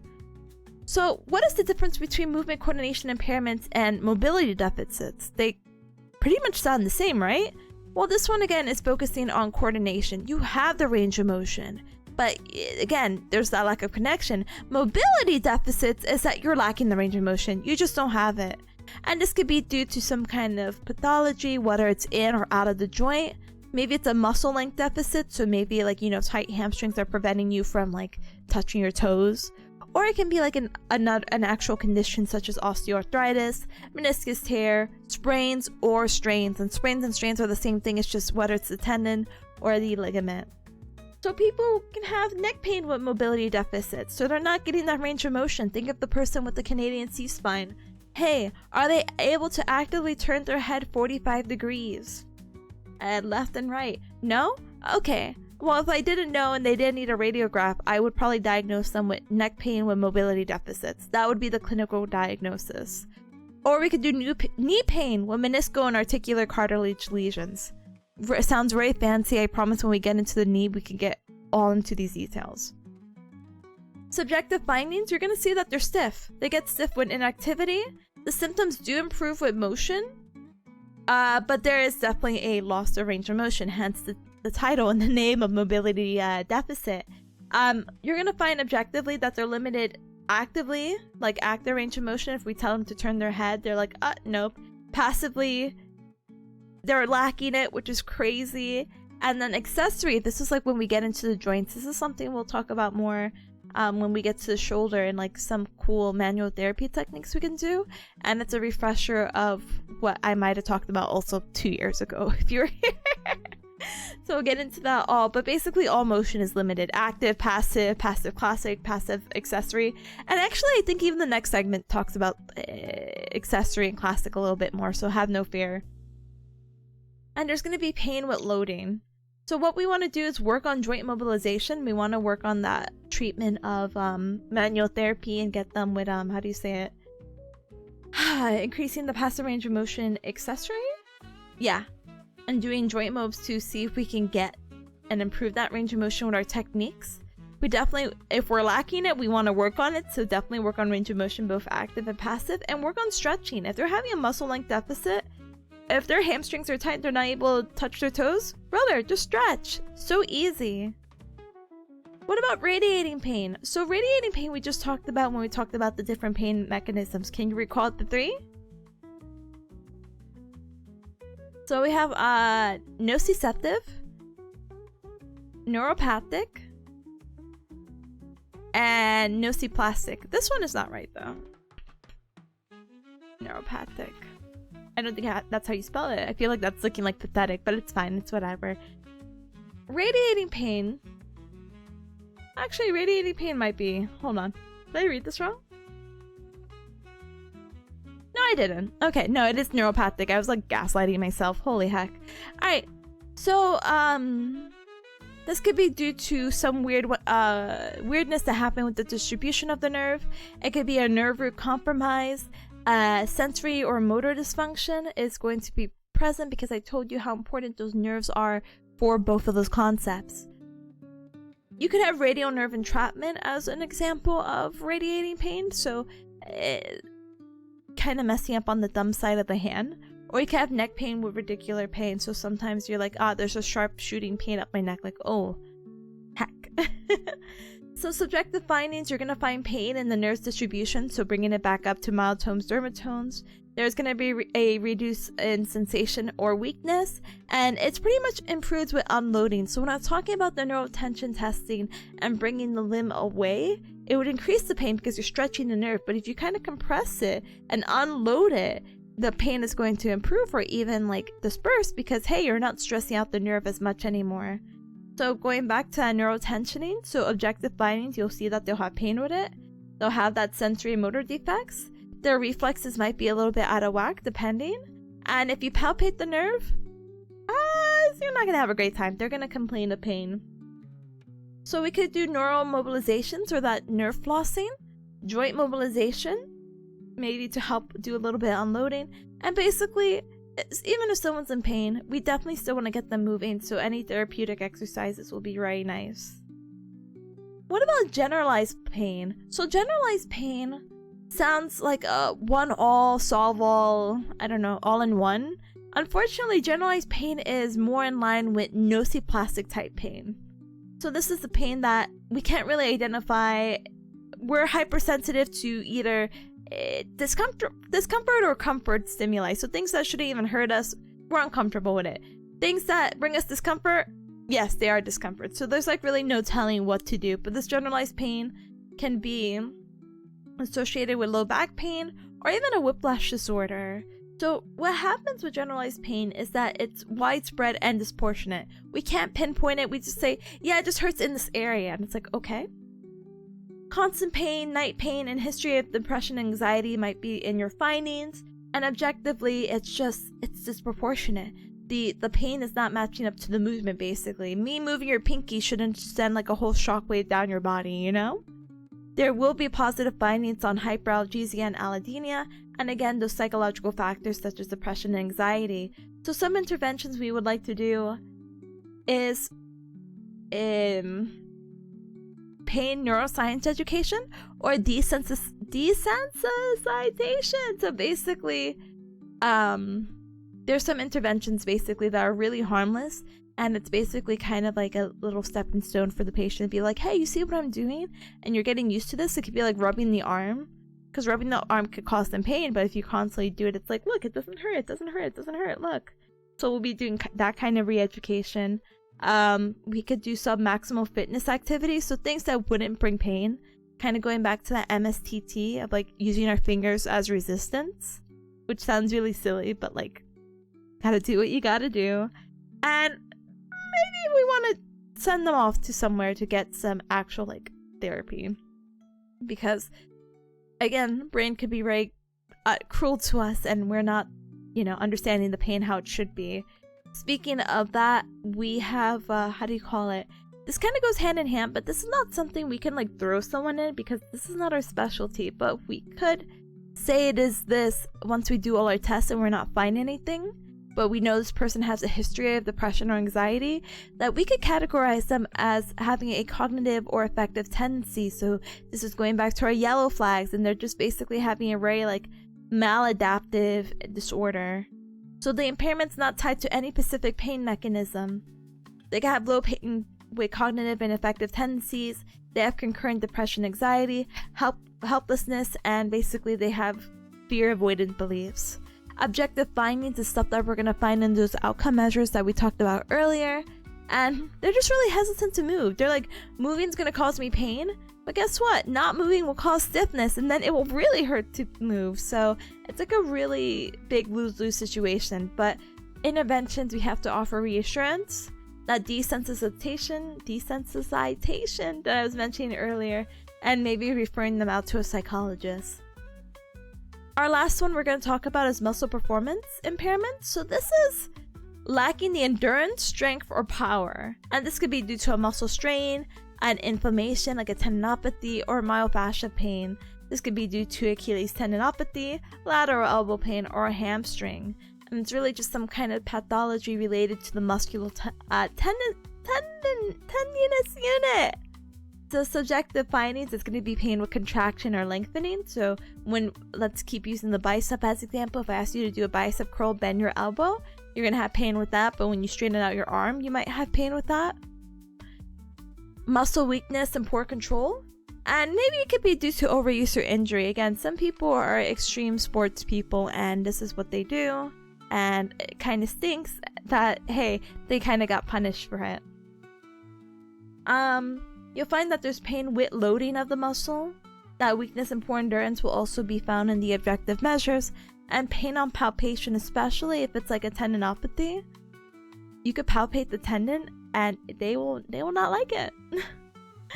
Anyway, so some interventions we could do, because we might want to keep it pretty easy, is that we could do some isotonics. So this is like a really cool exercise we could do with like applying force but without having to contract or lengthen the muscle. And this is really going to improve the muscle strength and increase your ability to resist any force. So if we wanted to work on if we had a tear in our rotator cuff and we wanted to work on external rotation, we could just bring the side of our arm out to a wall and just kind of press into it. You're not contracting, you're not lengthening anything, but you're activating the muscle enough so it can build the confidence and the endurance to be like, okay, maybe I could lift a little bit something heavier next time, or do an exercise because I'll feel a little bit better with the contraction. Neuromuscular re-education will be important. Dry needling, not a concept I am comfortable with still. I will need to get specialized, but basically think of like acupuncture. And then stretching will also always be good. So now that we got that all out of the way, we are going to go ahead and move on to motion testing. So I know this is crazy, but we made a dramatic jump from wherever the heck we were to here. So we are on page 56 out of 83. A lot of these are photos, so yeah, maybe the 2 hours is definitely doable. Maybe 3. What time is it now? 4:35? Okay, let's get to it. Let me go ahead and take another sip of water.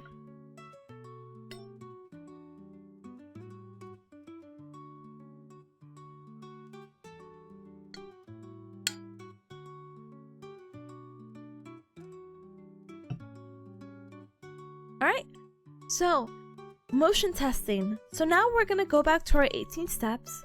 We did our history, we did our review, we did our screening. All that above was just determining what kind of pain and how to categorize it. Let's get to the nitty-gritty. So 8, 9, and 10 are all motion testing. 8 is active range of motion, 9 is passive range of motion, whether classic or accessory, and 10 is muscle selective tissue testing.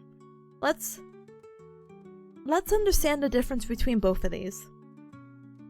So active range of motion is, well, active. We're looking for quantity and quality of the movement. So when I ask someone, hey, please raise your hand over, or raise your arm over your shoulder, I want to see the motor coordination and control and the willingness to move up there. I want to assess the quality. And the quantity is to see whether it's hypermobile, hypomobile, or normal. And then when they're actively doing it, I want to ask if there's like any provocation. I don't want to say, hey, does it hurt when you do that? You want to again keep it more open and ask, how does that change your symptoms? Did that change your symptoms? Yes, it did. I didn't feel comfortable doing that. Oh, okay, cool. This is really cool because when you do active range of motion, you know that you are specifically assessing contractile tissue while indirectly assessing nervous and inert tissue. And again, inert's going to be like ligaments, the capsules, the etc. And then we need to perform at least each active movement twice. So you could be like, I want to see how it's done. Please do it. Okay, let me get my goniometer out, and so I could take an actual measurement. Go ahead and do it again for me. So that's how you can secretly get it twice. Teehee. Passive range of motion, on the other hand, is when we're actively moving the patient. So the patient's not doing anything. I have them laying down or something, and I'll be like, hey, I'm going to move your arm for you. Don't do anything, just relax, let me feel. And typically what happens is that you should be able to see more passive range of motion than active range of motion. Number wise with the goniometer, you should be able to feel like, yeah, passive range of motion is always going to be better, more than active, because there's no like anatomical barrier, or sorry, there's no physiological barrier. I'm going to get to the anatomical barrier when I know I can't go anymore. The purpose of passive range of motion is to assess range of motion, because again, it's more normal to have more passive range of motion than it is active range of motion. So if it's ever the reverse, kind of like a flag waving in my head, like, okay, that's not normal. We have the end feel and the reactivity to see if any pain occurs with that. And that's something we're going to keep going back and forth a little bit. It's like, wait, how can they be hurting if I'm just passively moving their arm? Well, we'll see in a little bit. Alright, so with passive range of motion, we can also assess like capsular and non-capsular patterns, which we'll go over in a little bit. When we passively move someone, we're going to hold them in that range for 5 to 10 seconds to assess the tissue response. And basically, hey, if they have some pain, like, let's use this example, which you're going to hear very frequently. If someone moves and they have pain, but when you passively move them and they don't have pain, hey, this is probably waving a flag of, hey, I think what's wrong is maybe something more muscle. It's contractile tissue that is at fault here. But passive range of motion, if they, don't have pain actively, but they have pain when you passively move them and they're not actively contracting their muscles, but they have this pain, now it can involve, again, these ligaments, this cartilage, the bones, or even the bursa. And when we talk about bursa, like the elbow and such. And so here are the end fields, but let me go ahead and this really quick. Ta-da! Ichi, hi gamer! Thank you so much for the posture check and hydrate. My posture is surprisingly really good. I know it doesn't look that way. Maybe I should turn myself a little bit. Maybe I should... There you go. Sorry, I'm not too like...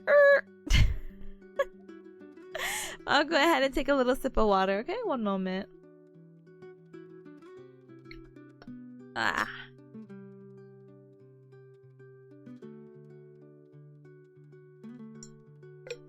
Alright. I have a little bit of water left that's gonna carry me for the next 20 minutes, but thank you, gamer. Thank you! Hope you're well. Alright, so the end fields.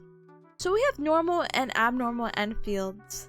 Thanks for the shout out. Good luck with study. Thank you, gamer. I will continue to persevere. Thank you. So end fields are again assessed when we passively move someone through a motion, and we're supposed to, when we move them at the end of motion, we typically get a feel for something, and that's what we call the end feel. You can even feel this on yourself a little bit. I know it's not the same to passively move your arm, but like if you were to extend your elbow all the way, you would kind of have like what we call a bony or hard end field. I know it's not the same because it's actively moving, but it's the idea of like, oh, it's bony and hard because, I mean, yeah, it's elbow extension. So that's normal. Soft tissue approximation basically is just knee flexion, so it's kind of a squishy end field because, you know, your muscles and like the back of the thighs and whatnot are so squishy, so you just that's pretty normal because you're gonna run into muscle for like any body structure, really. You can have a firm tissue stretch, and this can be done in different ways. I saw this example, but I found a better example. So the example is capsular ligamentous. So this is like when you straighten out your knee and you dorsiflex. So you straighten out your knee and you bring your toes to your nose. It should be firm, but it's elastic. Like it's kind of like, oh, this can kind of rubber band a little bit if I want to, but it's firm. And then muscular, no, this is confused. This is confused. Hold on.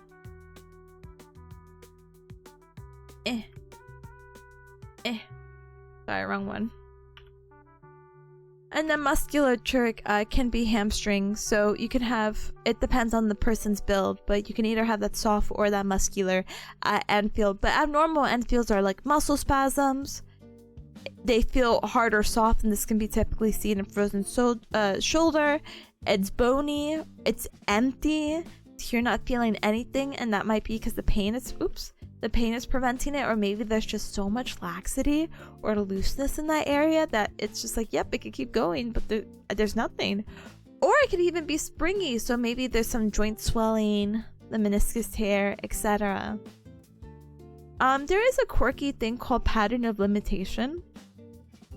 And it's basically the idea of something we can assess during passive range of motion. And it's the idea that these movements are listed in the order of restriction, and these are for each joint. So for like, what is that? Do I have it written? I know that's supposed to be there. Hold on.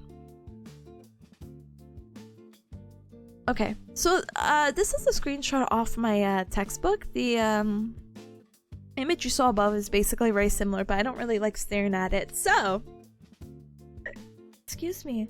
Let's talk about the hip joint. Or actually, let's talk about two joints. Let's talk about the glenohumeral joint. So your shoulder joint. So your glenoid cavity is a little socket that you have in your shoulder blade off to the side. And the humeral part is your arm. So I'm sure you cubs have heard of ball and socket joints. Your shoulder and your hip are both ball and socket joints. And what happens is that capsular pattern restriction, if you were to have any issue with your shoulder, or let's say the glenohumeral by chance. Huh? Cheerio! Hi, gamer. Thank you so very much for the raid. Welcome, raiders. Welcome, welcome, welcome, welcome. My name is Tipanya. Nice to meet ya. I'm a bearcat VTuber. I do the gao gao. I do the nya nya. And it's very nice to meet ya. I am literally stressing out about exams, so please forgive me as we have been going over all our little notes, and I'm like trying to explain. I'm like, I would have loved to have studied tomorrow, but I only have today to study, or at least study on stream, so I'm subjecting all the cubs to it. But welcome, every cub. Welcome, welcome, welcome, welcome, welcome, raiders, and thank you, cubs, for defending the fort. I hope you had a super good time with art. Let's go! I hope you had a really good art stream, gamer. Welcome. I promise, raiders, for a good first impression, I do more than study, but grad school is literally kicking my butt. But I do play games. Maybe there's a rare art stream. Yeah. But I hope you're all doing super well. This goes for both you, Chio, and any of your members of the community, which, by the way, thank you for entrusting them to me. Please use this time to stand up and stretch, hydrate, and eat and drink super duper yummy. If you have to raid and run, absolutely no hecking worries. I completely understand. But let me also go ahead and say my highs. Cookie Small, hi, welcome. Chio, of course, hi, welcome. Frostbite, hi, welcome. Culprit, yes. Feels like you got this. Thank you, gamer. Hi, Squall. Hi, welcome. So many big words. I know. How do I not make it big? How do I make it look nicer? Sure. Are you gonna become an orthopedist or something? Yeah, something like that. Good morning. It's almost 5 p.m. Oh, you're on the Best Coast time zone. That's crazy. Well, good morning to you as well. And Stewie, hi, welcome. Thank you so much for politely lurking and the check-in. Appreciate it. You could call me Cookie instead of the full thing. Oh, no worries. Okay, I got you. It's embedded to my memory. That's so cool. I hope you succeed. Me too, gamer. I appreciate it. Best Coast Unite. Let's go! But yeah, for the raiders who came on in, I promise it looks very scary. Maybe that's not something I should promise. How to explain it? So my study technique that I really like, other than reading it out loud, so I know I actively read every single word of my notes, is the idea of how can I teach this to someone who doesn't have like a background in it. So my study technique is, hey, if I don't know this concept, I should.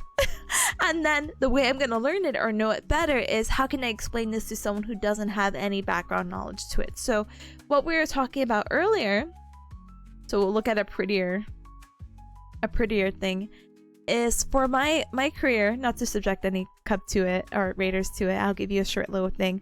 For my career, we have to go through like 18 steps when we evaluate someone. So if someone comes in with back pain or like shoulder pain or whatever pain, these are the steps that we need to take to make sure that we're getting a good idea of what they may have and make sure it's nothing like sinister. And if it's something that comes of like a muscle origin, like, oh no, they sprained a muscle or something like that, then I can do something to help out. So right now we're in the section where it's like, hey, what is the benefit of having the patient move their arm actively versus passively, and what kind of findings we could find from each one of those. So not too scary. Cookie says, one very good technique I learned is Kahoot. Everyone loves Kahoot, the most competitive game known to the world. Honestly, I'm not gonna lie, Kahoot does get my competitive spirits fired up. Fired up. I'm like, frying. I'm like, I haven't played Kahoots in quite a while, but it's really, really nice. I do like that as well. And if you guys haven't got the opportunity to play it, basically it's a fun game where people are able to log in with a code. And they make up names, a little like animal avatar for themselves, and they answer the questions onto the screen. basically it's like our Who Wants to Be a Gallionaire, but in an actual website, and anyone could join in, you know? Hey, you know, honestly, now that you bring that up, you know, Mentimeter does something similar to that too. Huh. Cubs, you know how we always joked about having a Cub Club, what do you call it? A Cub Club Gallionaire, where it's like chat? Maybe we could do something like that using that. What a big brain move. Thank you, Cookie. I appreciate it. Little background information basically is that I hold like a little game show called Who Wants to Be a Gallionaire, which is based off Who Wants to Be a Millionaire, which is like another like trivia show, where I basically have these questions that are centered around the person I'm collabing with. I'm like, what's the word? And they're really like simple questions, and you know, you have your multiple choices and you have your lifelines, like, oh my gosh, they're stuck on a question, who are they gonna call? Or, oh my goodness, 50-50, okay, I'll get rid of 2 options. Or, oh, you want to call a friend? Let's go. Or, sorry, ask the audience, let's go. So yeah. Oh, hi Gallo, hi, welcome on in, welcome. Squall says I could probably benefit from learning some of this stuff. When my orthopedist talks to me, it's just all lab to nonsense to me. Oh, I'm sorry. Tell them to like put it in layman's terms. It's really, I think there's something so weirdly cruel of not like putting things down in layman's terms. Like I get it, like, oh, I got this higher education and these are the words we use. Yeah, but not everyone knows these words. Like, I know this sounds like really silly, and I'm not saying that this is you, but I ran into someone when I said, hey, can you flex your knee for me? They said, what does that mean? And I said, what? And then I had to be like, oh, can you bend your knee? And they're like, oh, okay. And I'm like, okay. So you just have to be careful with these words. But I mean, I would just always not double check. I would just ask them to clarify again, you know? Robo says we used to play weekly Kahoots. Robo, I guess you have to bring it back. You gotta bring back the work tradition. Cookie says, should I start taking notes on everything on the screen? Oh no, don't do that, brother. I've already done this for you. But where you Raiders came on in, basically I was talking about, sorry, now we're gonna go back. I was talking about the capsular patterns of restriction. So when your joint is not acting the way it should be, there's a typical pattern that is used, and there's a lot of joints as you see in our body. I eventually will have to memorize this, but am I memorizing it now? No! So here's a little cool recap that I mentioned. So we're talking about the let's talk about the hip, actually. Let's talk about the hip. So let me zoom this in a little bit. So the hip, as you are aware, or maybe not, is a ball and socket joint. So on your hip, you have like a divot or like a little socket or a little concave or like a little seat for your hip bone or your thigh bone, your femur. And it has a ball, which is, well, rounded. And that rounded end sits in that like cupped end. Hence like that ball and socket joint, what do you call it? A visual that a lot of people use. And we have 2 ball and socket joints. We have our hip and we have our shoulder. For the hip, let's say there's something wrong with it. When we're passively moving the hip, we should notice that there is a restriction of movement, if there is, of the following pattern. Internal rotation. So internal rotation is if you bring your toes towards you. So if you're like an anime girl with your knock knees and your toes pointing towards you and you're like, ooh. Internal rotation, you should notice, should be like the most limited. Then hip flexion should be the second limited. So it's like bringing your knees to your chest. Abduction is kicking your leg out. Extension is kicking the leg back. And then all other movements, basically. This is something I'm not like gonna be diehard about. This is not something he wants us to memorize, but this is just the idea of like, hey, joints can display a capsular pattern of restriction. So what happens if it's not? So if it's not, then maybe there's some restrictions with the ligaments. And as we recall, ligaments are basically things that connect from bone to bone. Maybe there could be a restriction with pain, you know? Like, oh my goodness, this person's really hurting when they're doing this motion. more than this other motion. They're not really following the pattern. Yeah, because maybe they're having worse extension than internal rotation. So, oh goodness, now we have to look at all the wacky hip extensors. So like our butt muscles, basically, you know? Or it could be internal derangement. So we talked about this a little bit earlier, but sometimes we could have these quirky things called loose bodies, and they could be as small as like a really tiny pill or as big as a quarter, and they can actually get stuck in between our joints. So what an example we had used earlier is when we try to straighten out our knee, sometimes we get this thing called pseudo locking, because pseudo meaning false, because this loose body is stuck in between our knees, so we're not able to fully extend our knee, we're not fully able or straighten out the knee, and then we're not able to fully flex the knee either. So we're like, so that can really affect the capsular pattern, these three things, you know? But it tends to be more common just because of a ligamentous thing, you know? Alright, now we're gonna get into some weird nitty-gritty stuff. This is like not my bread and butter, but this is something I'm like, okay, this is what he wants us to know, you know? The meat that connects the bones and lets the bones move? Almost. So that's actually the tendon. I know, that's kind of like, what? It's very, very close. So we have a tendon and we have a ligament. So the meat that connects to the bone is tendon. The ligament, or like the stuff that you see in the knees or the shoulders, that is a thing that connects bone to bone. And that helps us with our stability and blah, blah, blah, blah, blah, blah, blah. Frostbite's like, I hate the imagery of a quarter being wedged in my joints. I'm sorry, brother.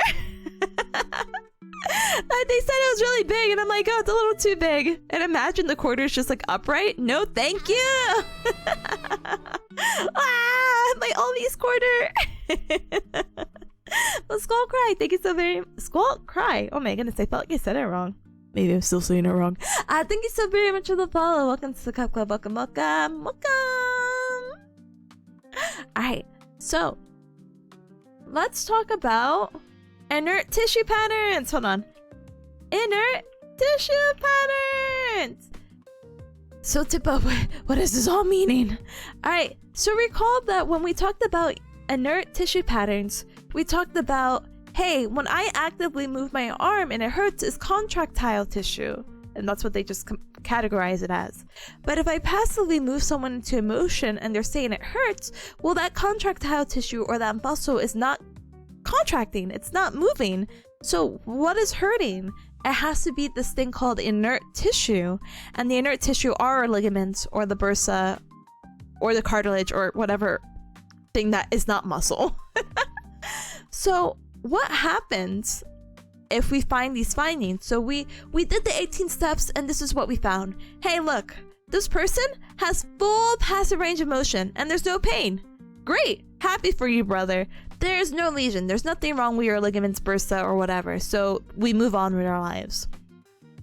Okay, but what if we have limited passive range of motion in all directions and it's painful? Well, that's really, really weird. So what happens is that this might actually have the entire joint affected. So let's keep using the shoulder because I feel like that's way more easier to visualize. So hey, sometimes the entire shoulder could be affected, and this could be due to osteoarthritis. So like that inflammation of the oh my gosh, not the inflammation of the bone. Oh my gosh,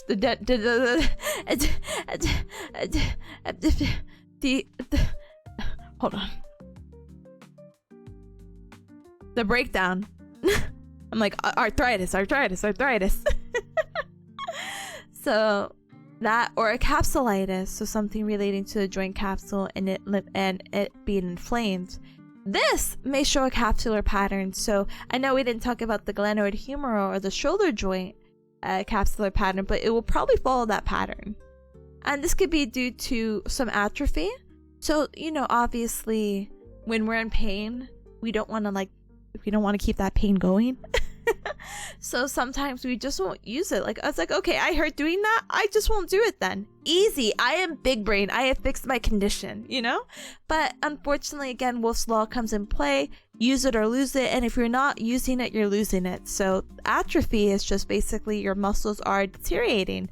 That sounds really dramatic, but they are wasting away, hence the atrophy. Multiple motions may imply some condition like osteoarthritis, but that's specifically to the hip. So what if there's limited or excessive passive range of motion and there's pain? It doesn't really, it's not in all directions, it's just one or the other, but I'm still having some pain. So what happens is that we need to consider a few factors.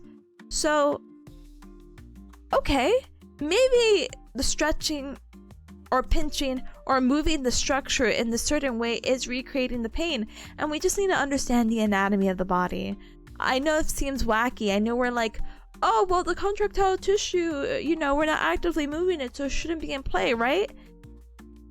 It shouldn't, but we're gonna later learn that if we move that muscle into a stretch, we could still, I wouldn't say the word is activate, but we could still mess with it indirectly by stretching it, and that can cause the pain. But we'll talk about that more in another little table. Okay, so last one. What if we have limited range, passive range of motion, and there's no pain? So with that, it's weird.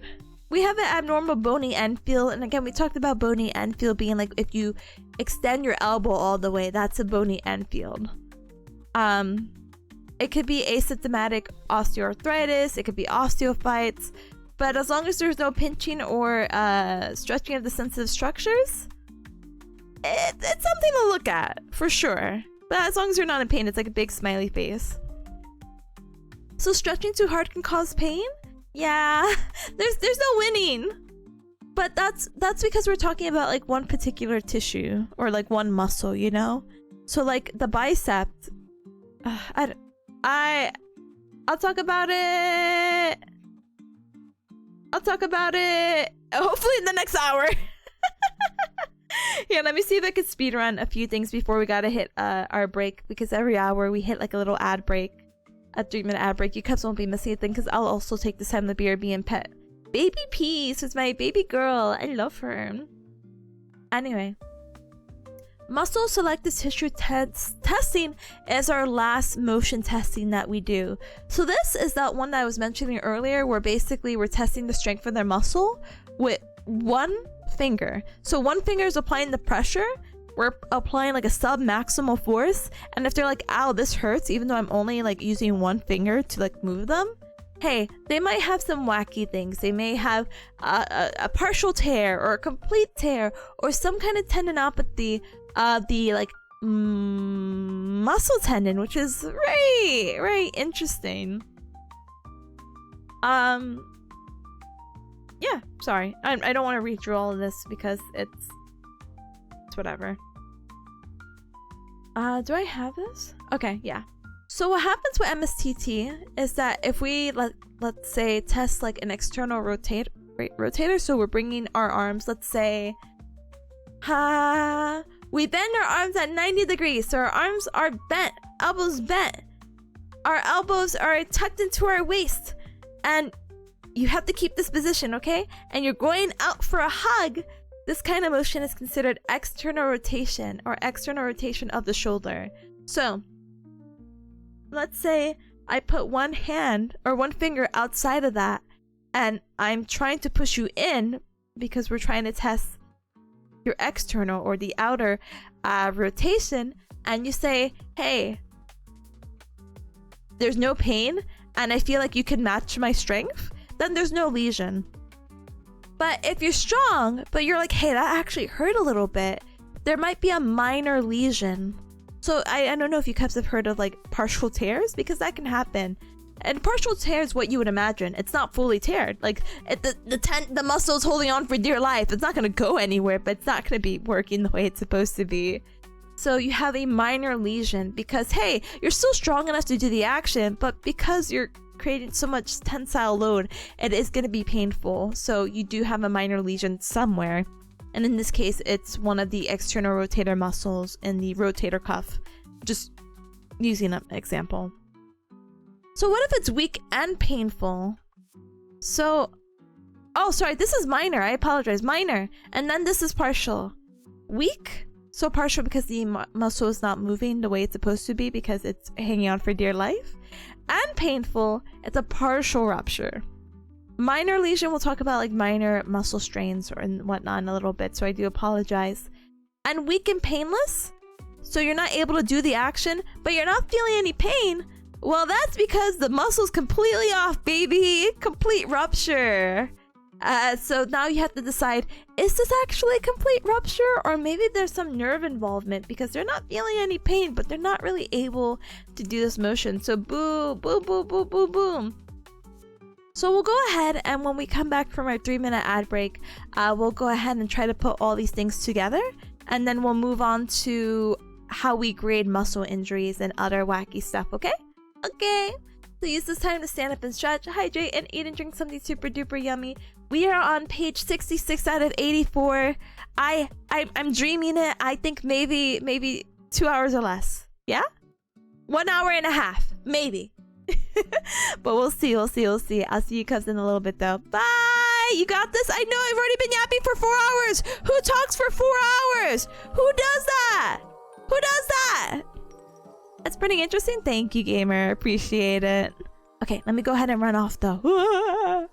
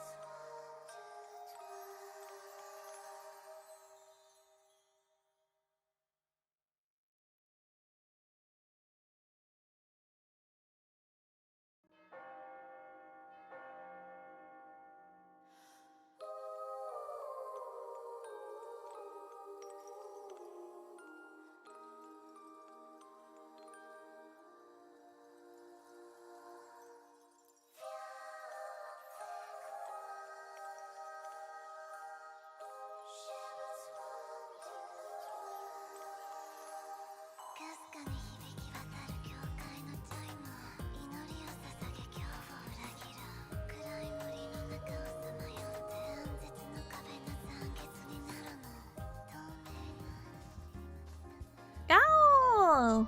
Rigged? Brother! Not rigged. Literally my stream. What the heck? Honey, thank you so much for the welcome back. Thank you! Alright, cuz we're on the final stretch. I feel it. I feel it in my bones and my ligaments and whatever else is in my body. Thank you for the welcome back. Hanyo! Alright, let's go ahead and put it, my joints. Let's go ahead and put it all together.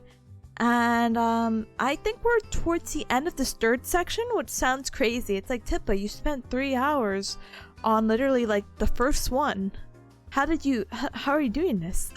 How are you spending an hour only on 2 segments? I don't know. I feel it in my musculoskeletal system. Brother, I hope I feel it in my brain. If I don't get a high, like, I don't need a high score. If I don't get a C or higher, I'm suing. I'm suing my brain. I'm gonna be like, brother, we were reading actively and explaining the concepts for like 6 hours. What do you mean? Anyway, it's fine. It's whatever. Let me stop complaining. Less complaining, more formally reading through my notes. Thanks for being with me, Cubs. Alright. So, putting it all together. So, before we went on our 3-minute little ad break, we talked about active range of motion, passive range of motion, and MSTT. So, we must perform all 3 to get a where's my mouse? We must perform all 3 to get a pretty good idea of what we're dealing with when someone, walks into our office. So, active range of motion is going to give you, sorry, I feel like I'm going to hiccup again. It's going to give you the overall picture so we can assess your range of motion. Does that make it better? Does it make it worse? We can see if the movement's normal or not normal, and we can see what might be tight and what might be long. The passive range of motion eliminates muscle or tendon causes and focus on capsule, ligament, or intra-articular or within the joint. And MSTT, that finger muscle testing I was mentioning earlier, is going to eliminate capsule, ligament, and focus on muscle and tendon, basically. So, yay! So, active range of motion and MSTT kind of go hand in hand when it comes to trying to figure out about the... Well, I wouldn't say it actually goes hand in hand. Active range of motion is going to give you the vague idea, and basically you go down the line to see, is it this? Okay, if it's this, it's this. And if it's not this, it's this. And then we test all 3 and we get our confirmation. So easy! This one I'm not going to bother. Our goniometer is like a ruler, I guess, to assess motion. And that's going to give us the actual range of motion, and we'll compare it to the standardized measurement of what is normal. So now let's assess movement testing patterns, and we're going to go ahead and assess muscle injury grades and see other wacky conditions, so I won't get too far ahead. So muscle injury grades. So again, we are referring to the tendon when we talk about this. So we have 3 grades, grades 1, 2, and 3. 1 being the most mild, 3 being like, oh God, help me. like this is severe. So for mild strain, there might be micro tears of a few fibers. The pain is pretty localized. You're like, my shoulder hurts, points. There could be some tightness and cramping, and there might be some pain with muscle activation, but there's very minimal strength loss. Kind of compare this to, and I know it might seem a little cruel, but think about like a delayed onset of soreness. Let's say you had a really good workout, or hey, you decided to walk 10 miles and you normally walk like 1. It's like, oh wow, this is kind of hurting a little bit. You might have been doing a few little micro tears of fibers, and that's why you're having that delayed onset of soreness. No big deal. It happens to the best of us, you know? The second one, now we could get up to 50%. We're at that moderate level at grade 2, where there's moderate tearing, where now the contraction is actually causing pain. So, no bueno. The pain is localized, so you can still point at it, but now it's at a larger area. You kind of like rub, and it's like it's a whole entire shoulder. You can have some stiffness, weakness, because of course you don't want to move if moving causes pain, and maybe possible bruising or ecchymosis. I never got the pronunciation, so I apologize. So there might be some bruising involved, so kind of, and if you're really hurting by contracting your muscles, hey, maybe you might have some functional limitations, so you might need some modification or assistance. Hey, my shoulder hurts and I'm unable to bring my arm up overhead and I can't stock shelves at my grocery store. oh, interesting, you know? And a severe muscle injury is a complete tear. There might be diffuse swelling and bruising. You might be able to palpate a mass basically at the site of injury. There are severe functional limitations. You're not going to be able to do your job because the muscle completely teared off the bone. What the heck? And because it completely teared, you are not getting any pain. Which is like, well, when you rip a band-aid off and it's completely off, doesn't that hurt? Not in the same case. This is just basically, it can't hurt because it can't contract the baby because it's fully torn. And so what you might see IRL is basically when you ask someone to do a motion, they're very limited. They're trying really hard and they just can't. But when you do passive range of motion, you'll notice like, oh, I can move them through this. So again, is this a muscle tendon problem or is this nerve related? Because they have the range of motion. So what's going on here, you know? So let's talk a little bit about, I actually like this. I don't like my table as much.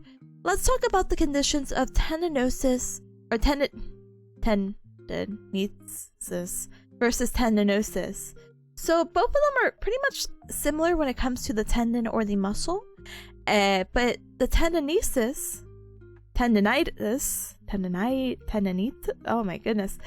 This is going to be an inflammation of the tendon. This can happen due to overuse or mechanism of injury. That's the MOI. Can be due to overuse, overstretching, overload.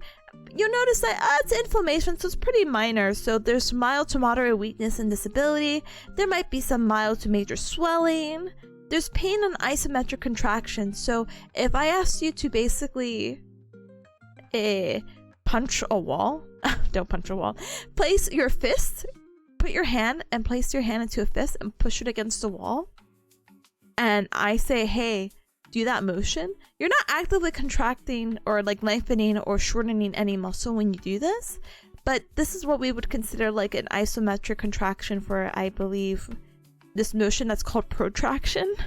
And protraction is a motion that your shoulder blade goes through, like when you do a punching motion. I think even if you put your arm out in front of you and become really hyper conscious of your body, you'll notice that your shoulder blade in the back moves when you go to punch outward. That punching outward motion is protraction.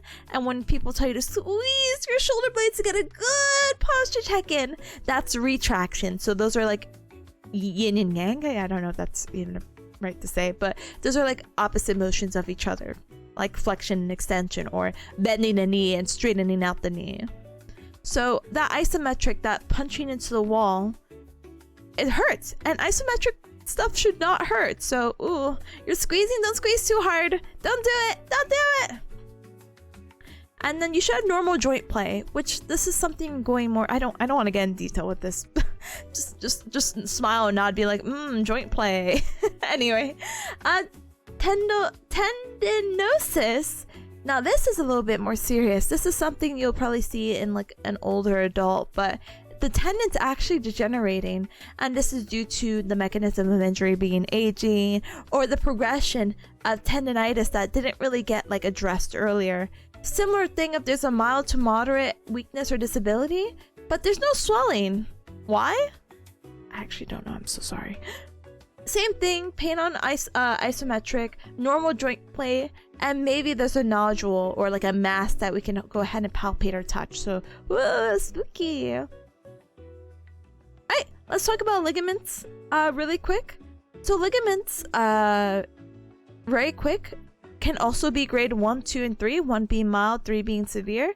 1 is where a few fibers are torn. The pain is localized, which is worse on stretch, as you would imagine with that passive range of motion talk I've been mentioning.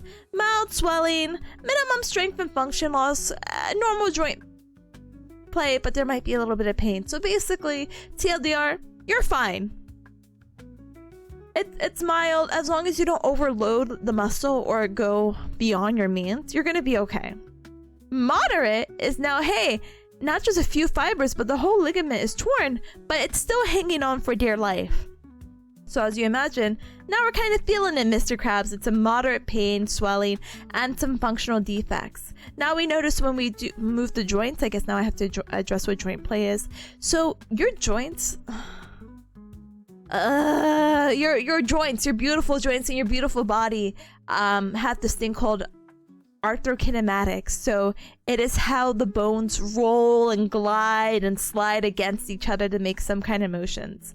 And I know we never want to really think about how our bones roll and glide against each other, but that's basically the idea of what joint play is. So this is saying that there might be a little bit like hypermobility, or you might get a little bit of excess motion with joint play. And then our last one is just our third one, our severe, where all the fibers are torn.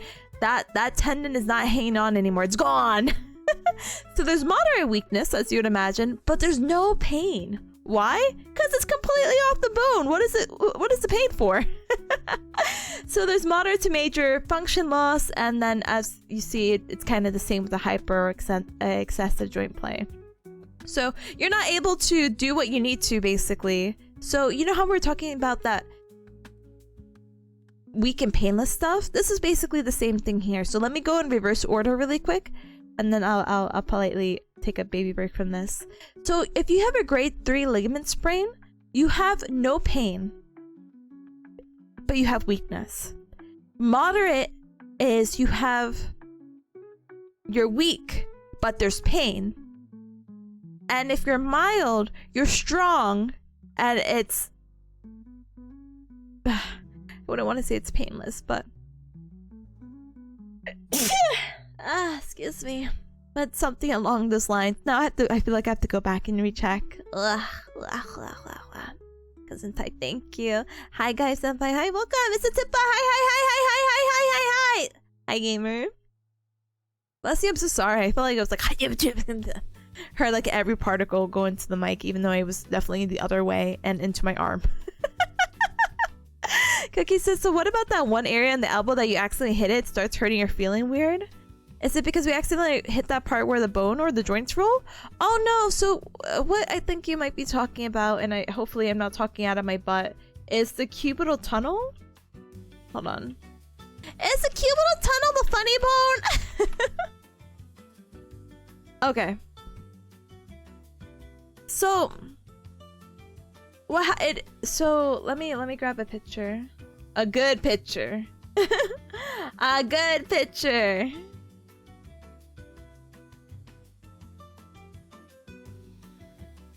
This picture's so tiny. So I know this is kind of hard to look at. This is your elbow, okay? This is your elbow, and we're looking at the outside aspect of your arm. Like if you're a beep boop robot and your arms are at 90 degrees, we're looking at the outside, the outer side, and not the inner side, not the palm side in. So what happens is that your funny bone, why we consider, I don't know what is still considered the funny bone. We just consider when you hit your elbow too hard a funny bone. But what happens is that if you hit it too hard, here we have this place called the cubital tunnel where the nerve passes through. So when you land on your elbow in such a funky way, basically, you end up compressing the nerve. And as we had talked about earlier, but I think it was way before the raid, nerve pain ends up, if you compress the nerve, you end up with symptoms like pins and needles and tingling and sometimes maybe a numbness or a burning. So that's that situation. Another like nerve comparison I could say is when you sit on the toilet for too long because you're compressing like your sciatic nerve and you're like, oh no, I can't stand because it's all tingly. I sat too long, woe's me, I'm never bringing my phone to the bathroom again, you know, stuff like that. So yeah. Alright. Oh, maybe it's laxity that I'm thinking of, and that's why I'm so confused. Okay, let me do this really quick, Cubs. Let me see. Laxity. It's laxity that I'm talking about. Yeah, so there's no laxity for grade 1, but grades 2 and grade 3 you have laxity, and laxity again is that extra motion and stretch, you know? Alright. Minor muscle strains. So you know how I said we're gonna bring it up about that one thing you mentioned earlier, which I cannot contextualize for some reason? This is it, baby! This is it! So we're gonna figure this out together if I stop scrolling up and down. It hurts, but it feels awfully good. No, thank you. I'm not like a masochist for that. I'm like, nah! It hurts too much. The action of my own consequences. No!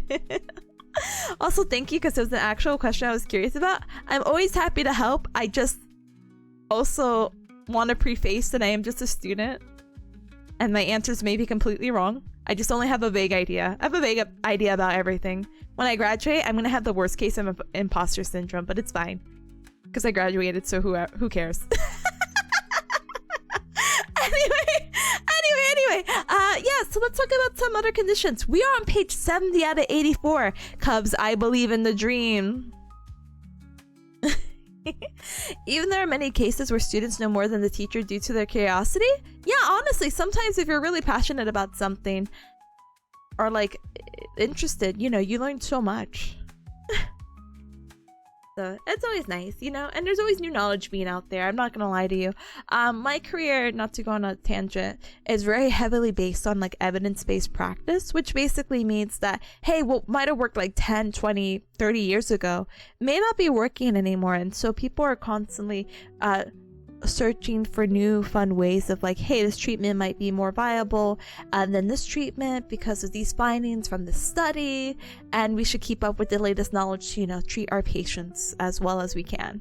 So it will be the idea of, if I get a really old mentor for some reason, I might know more than them, even though they've been practicing in the field for who knows when. And I don't want to make that assumption because I don't want to be put in that situation. But yeah, it's really cool to be like, oh, this was actually the recent research about this. How do you feel about this?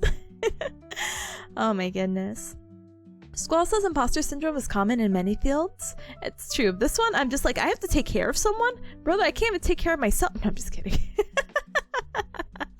But yeah, there is an old saying that those who can do. Oh, those who can do. Those who can't teach. Oh. Oh. I thought we were gonna go along the line of can't teach a new dog. Wait, you can't teach an old dog new tricks. Oh goodness.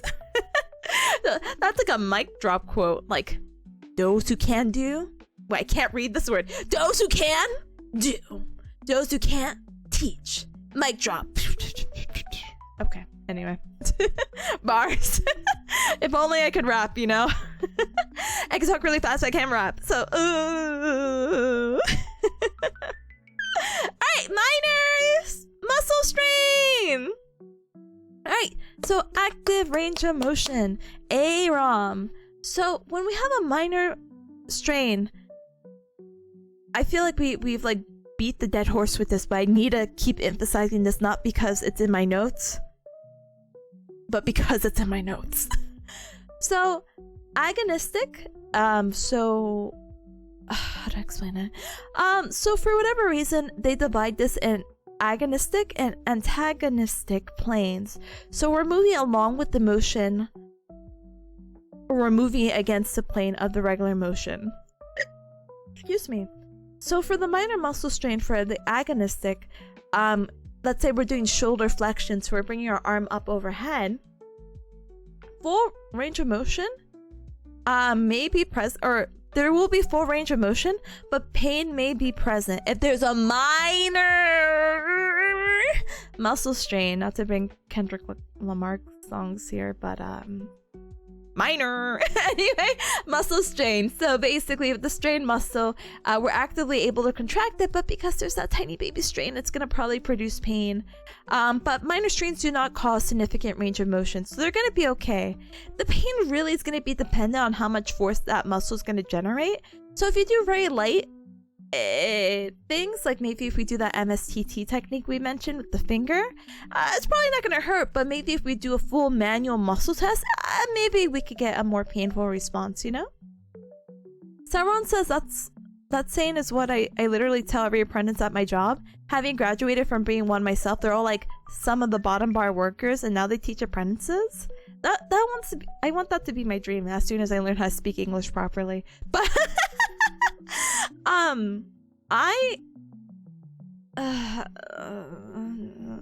don't know. Okay, what I'm trying to say in my brain is, and trying to say it out loud to you, Cubs, so I can convey my thoughts and feelings, is that I've contemplated going back to school later. I've contemplated going back to school later.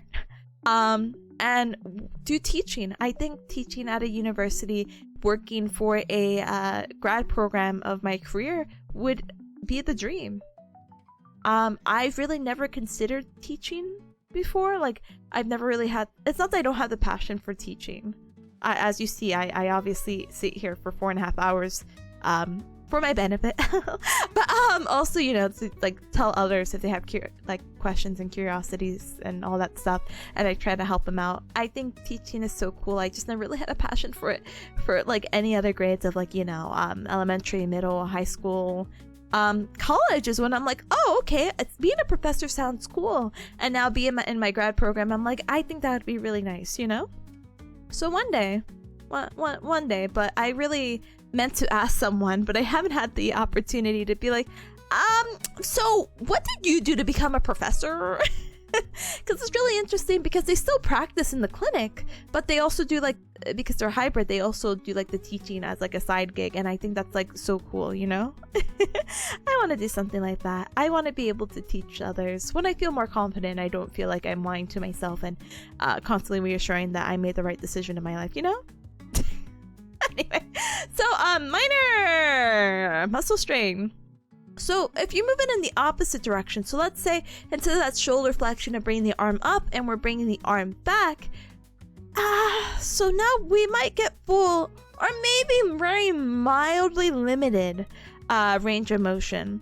But if the pain is present, it might just be a muscle stretch. I know this sounds like a crazy concept, because I wish I could just apply it to you cubs to be like, okay, do this, self-stretch your muscle now. But to stretch a muscle, and this is gonna sound crazy because I don't know about you cubs, but I've been getting little pop-up ads, and I wouldn't even say they're like ads in my area. That's not me saving my butt. I'm just saying like people are opening these kind of things. But have you heard of like a stretch clinic? People who are like, we'll stretch you. Which what? So the idea of a stretch, and this is gonna blow people's minds, because it blew mine, because apparently I don't know what stretching is you just have to move in the opposite direction. It took 4 years of grad school for that one, cubs. But it goes more in depth, I promise you. But it's the idea of like, all you have to do to stretch something or stretch a muscle if you feel tight in XYZ motion is just do the opposite motion. I know, it's crazy. So I'm like, wow, they're really like bringing up places to do that for people who are not aware of that information. And I mean, yeah, go make your money, honey, but like I feel like you're just taking advantage of people's like lack of knowledge, you know. Anyway, Monty says, I have muscle pain in my shoulder right now because of the gym. Do you think it's like a soreness because you work too hard, or you think you actually got something, like you hurt yourself? Because either way, I hope you have a speedy recovery. Oh my god. Hi, Monte. Hi, welcome. Squall says it is a requirement, at least in my country, for professors to both do research and teach students. You know, actually, I did hear a lot of my teachers get a PhD. So it is the studying and teaching. I don't know if I'm mentally there yet. I'm not giving away my age, but I've been in school for a little bit too long. I want to be done. So the teaching thing is like when I get my like feet wet and I'm like, oh wow, working in my career and getting big girl career money and not working fast food jobs is crazy. Don't get me wrong, my government jobs been treating me well, but like everything before that, I'm like, But yeah. And because I overdid it, it's not normal post-gym soreness. No! I hope you feel a ton better. You get 3 rest days before you go to the gym again, okay? Okay, good talk. Good talk. Anyway, hold on.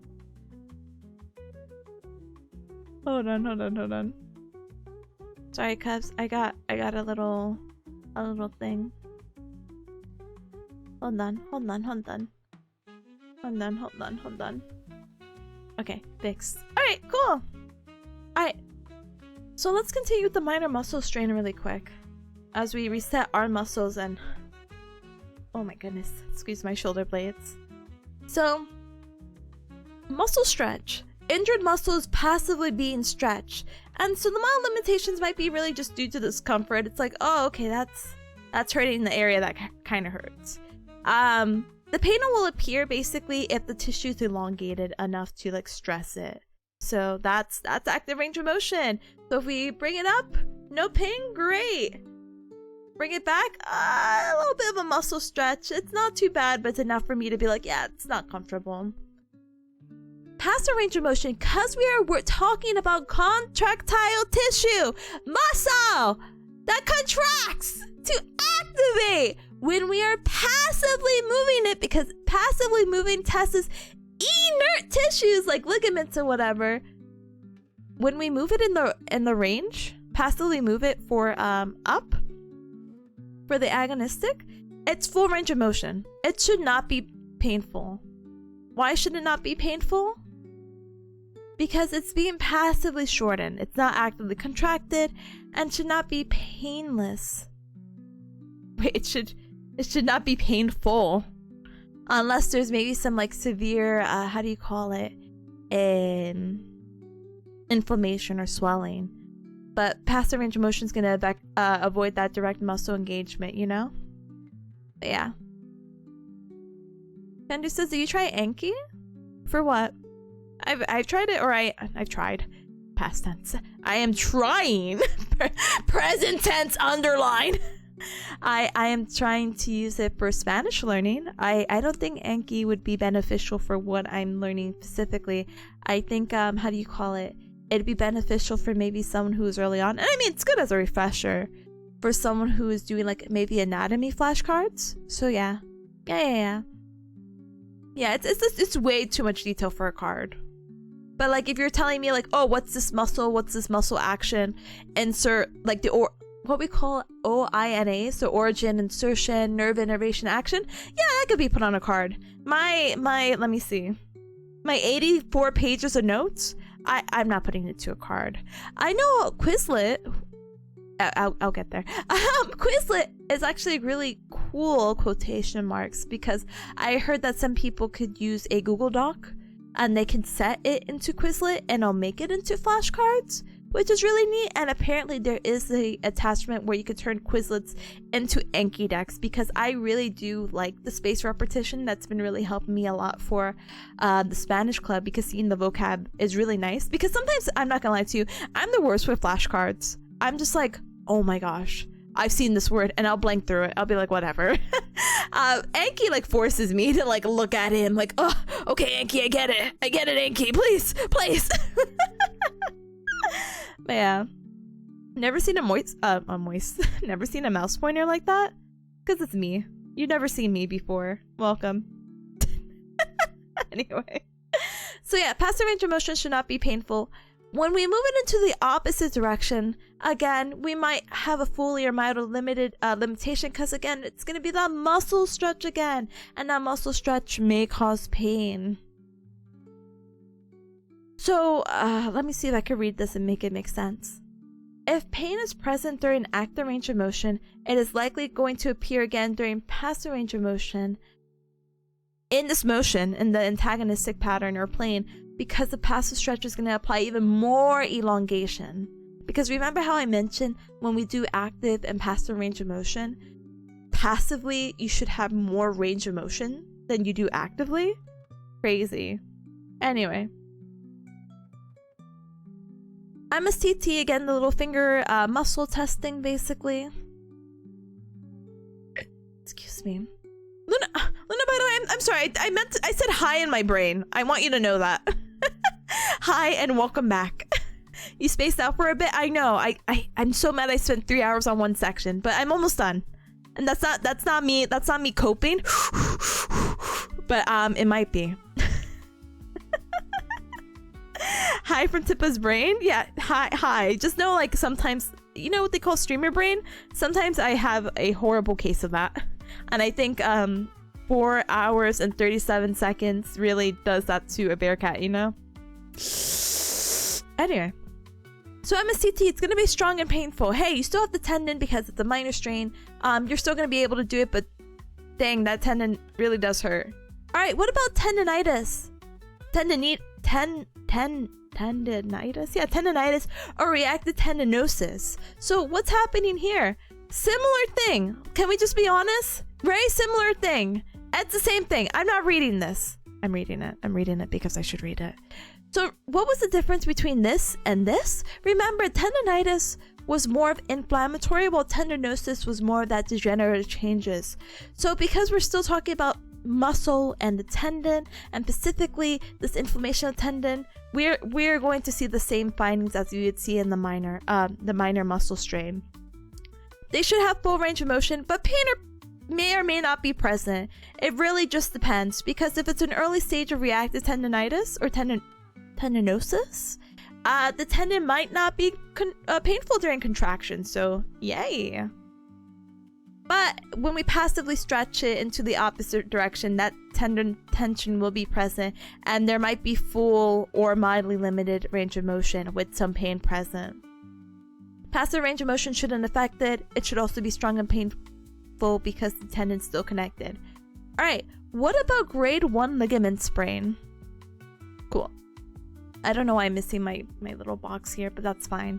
So grade 1 ligament sprain. Active range of motion. Sorry, I promise I'm going through here. Full range of motion, but there might be some edema. So normally when we have a minor sprain like this or any kind of acute injury, swelling and inflammation are kind of a given. So edema is like that swelling that we may have. So edema and making that whole area a little bit too squishy may limit the motion. That's why, we were talking about Enfield, and if I do like maybe an ankle motion, let's assume because it's some ligament sprain of the ankle, you would feel it to be boggy. We would have a boggy Enfield, which is like a squishy, like those squish stress toy things. Yes. Okay. Anyway, so at the range of motion, you're gonna have pain with ligament tension. So it's because the ligament, doesn't. It's like the opposite of what we had just described. Active range of motion should hurt. Passive range of motion shouldn't hurt for muscles. In this case, because we're specifically talking about ligaments, we are gonna have pain with active range of motion because of the ligament tension, but not because of muscle. So pretty much if you, oh my gosh, excuse me, I'm so hiccupy or burpy, digesting the food I ate 5 hours ago. But the person who moves the limb, person moves limb that will put tensile load and may elicit a painful response. So let's say if it's ATFL, so this is your anterior tibial fibular ligament, and I'm just gonna show you a picture because no way I'm showing you that mnemonic and not showing you what this looks like. Hey.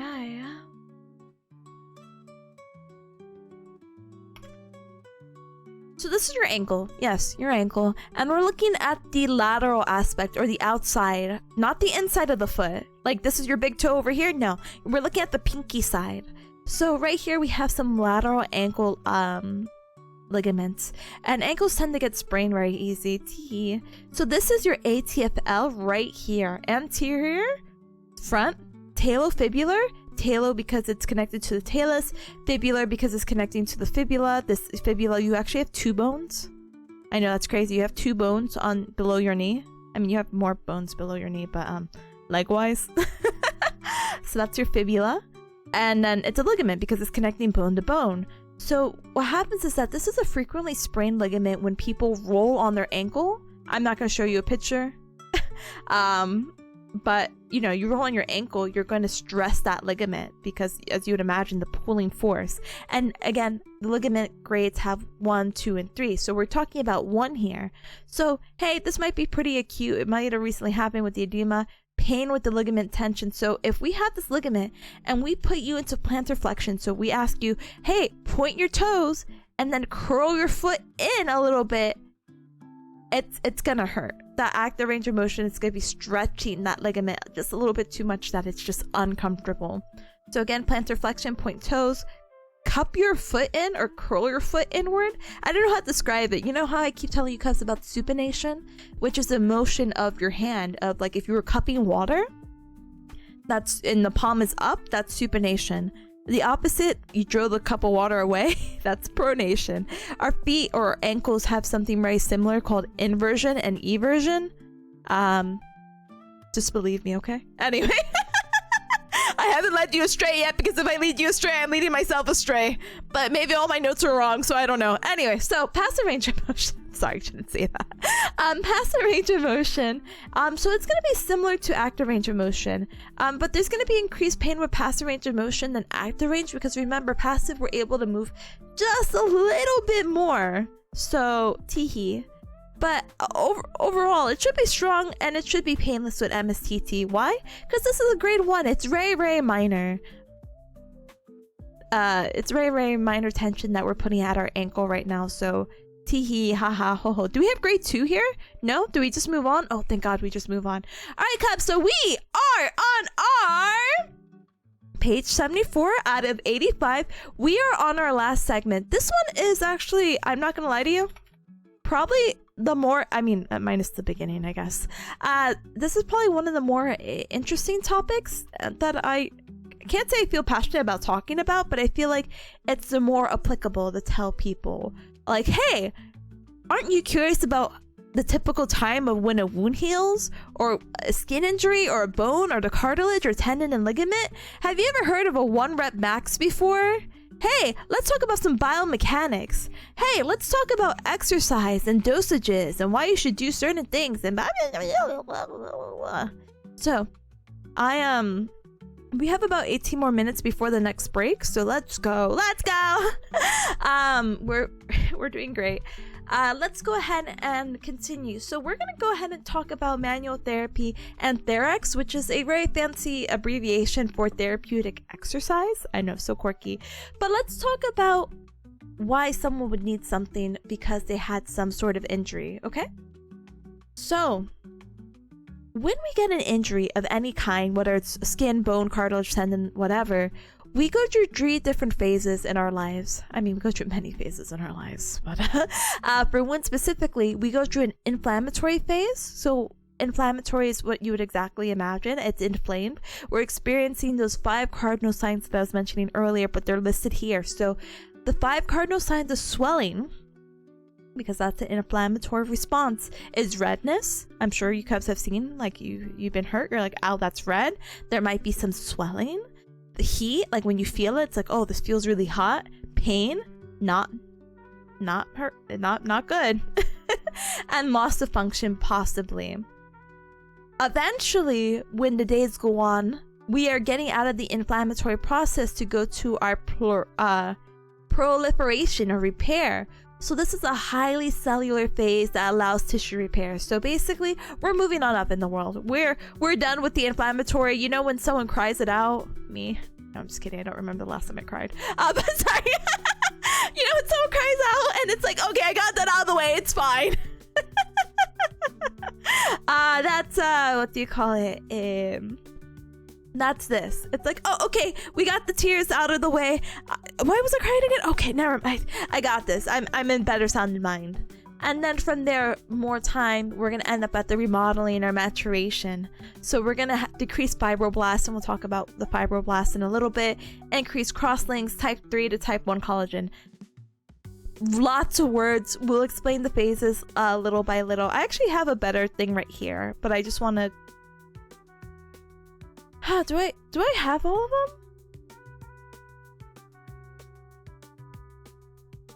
Uh-oh.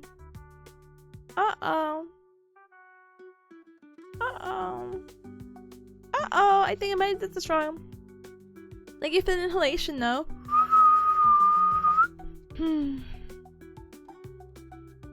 Uh-oh. I don't think I have the times right. That's why I'm saying uh-oh. What do I have then? Inflammatory.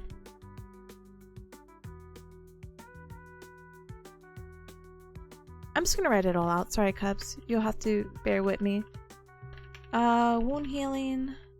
If it's acute, it's 0 to 48 hours. I can't spell apparently when I'm on stream. I'm sorry. Up to 2 to 4 weeks. Skin is up to three days, most within first 48 hours. Bone, 0 to 3 days. That's crazy. Cartilage. Oh, but it's inflammatory phase. I shouldn't be surprised. Days. Most within the first 48 hours. And then tendon and ligament. This is also 3 days up. Okay. Well, and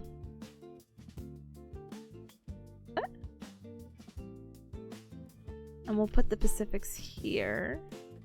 I know that doesn't look that great. But it's fine. It's okay. It's whatever. It's whatever. And I'm gonna keep making these changes really quick. Hold on. So the proliferation phase. Now we could say this is not that. This is day 2 to 4 to 4 to 6 weeks. We could say the skin is day 4 to 14. Cartilage. Wait, what's the bone? Oh, 3 to 4. 3 to 40. Cartilage. 4 to 28 days. Tendon and ligament. 4 to 28 days. Right, so we'll copy and paste that in here. So sorry. Again, not my intention. I just literally must have like slipped my mind that there are different categories and I should kind of keep it should probably fix myself, you know? So if I had a skin issue that didn't heal within 14 days, that would be considered pretty bad? No, it depends. Because look, we still have the remodeling phase, so it could actually take up to several months. It really just depends on the depth of the injury. Like, I'm not gonna lie to you, Cubs. Don't look this up. Pressure sores. There's different grades of pressure sores, and if you go into 5, we're talking about you have to get like a little ruler that you could put in to measure the depth of like a hole that was put in your body because someone did not move you. Because I have a whole rant about pressure sores. Don't listen to me. But if you do look it up, there's just some really deep wounds. That's all to say. There's some really deep wounds. I wouldn't be surprised if those type of wounds take up to several months, you know? I'm not really a clumsy person, nor am I normally near sharp objects, so I'm not really sure what is considered normal anymore. But this is what they have here, so we'll just kind of stick to it, you know? Alright, so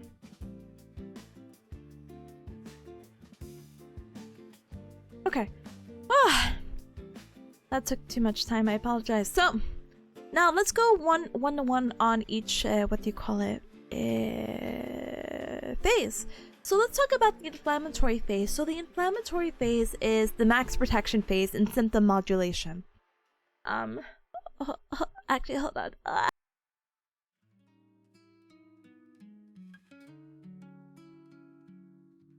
feel like I was gonna sneeze. Sorry. Sunny says, is Tippa the type of person to pick off a scab or leave it until it falls off by itself? I try not to touch my scabs or anything like that. Nothing really bothers me, you know?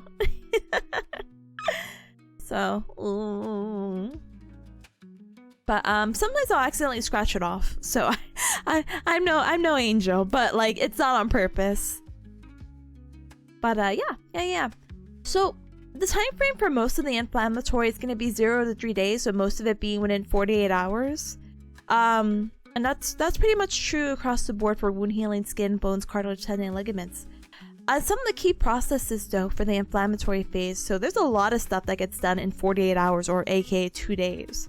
But neutrophils get released, and neutrophils is a type of white blood cell. And if you guys remember your baby basics of biology or anatomy or wherever you might have learned this, you know white blood cells basically help fight off infections. So neutrophils are going to be our first line of defense, and they're going to bind to any, microorganisms and basically kill them. And that's going to help clean up the wound a little bit. And then monocytes, another type of white blood cell, they have 2 types. How do they define it? Or it's not here. Heck. They have M1 and M2. Oh my goodness, sorry. M1 is the first one that gets released, and the M1 has a phagocytus, And this is something that basically eats up any debris and making sure that everything is good and clear. And it's also going to help release pro-inflammatory markers to stimulate wound healing. I know this sounds crazy because a lot of people are like, well, I don't want to be in pain or hurt or whatever. Inflammatory response, sorry, I'm also turning on the light as the sun is setting. Inflammatory response is perfectly normal. You want inflammation. You want to know that your body's healing. Your body recognizes that there's something wrong. So that's why these white blood cells were like, body? Or like, you know, kind of like in chat and streaming, it's like, mods, get him! That's basically M1. Mods, get him! There's a guy there! M2, it's going to release anti-inflammatory molecules. So basically it'll clean up the mess that M1 had made. But really the goal that I do in my career and what people should just be doing in general is that we want to minimize the pain and edema. We want to minimize the swelling. We want to control inflammation. So a lot of people take medications like NSAIDs, like Advil or Tylenol, things over the counter to to resolve it. We want to prevent atrophy of non-injured muscle. So atrophy, again, is that muscle wasting away. We don't use it, we lose it sort of thing, and people are scared of pain. Hey, we still want to keep some kind of motion. So we want to maintain mobility and pretty much enhance the function as much as we can. I know it's going to be tough within the first 3 days, but we don't want to do nothing, you know? Depending on the injury, maybe some braces or orthotics are needed so we could prevent some excessive loading. We don't want to overload something that's broken. So, let's move on to the migratory and proliferative phase. So this is our controlled motion phase. As mentioned earlier, this is the tissue repair phase. Sorry, I scrolled up too. I'm giving myself motion sickness. But this is a tissue repair phase. So it kind of varies across the board. Wound healing 2 to 4 to 6 weeks, skin 4 to 14, bone 3 to 40, cartilage 4 to 28, and tendon and ligament is 4 to 28 days. But with the tissue, we basically have this concept called neovascularization. And if I said that with confidence, so that has to be the pronunciation. And so this is going to be dealing with body stuff. So more internal fixtures of like, capillary growth. So like your blood and getting the blood supply and granulation tissue. I know this is going to sound really gross, but granulation is basically like the wound healing. And sometimes there's like a white film over it. I wouldn't say film, but like a whiteness kind of goes over it.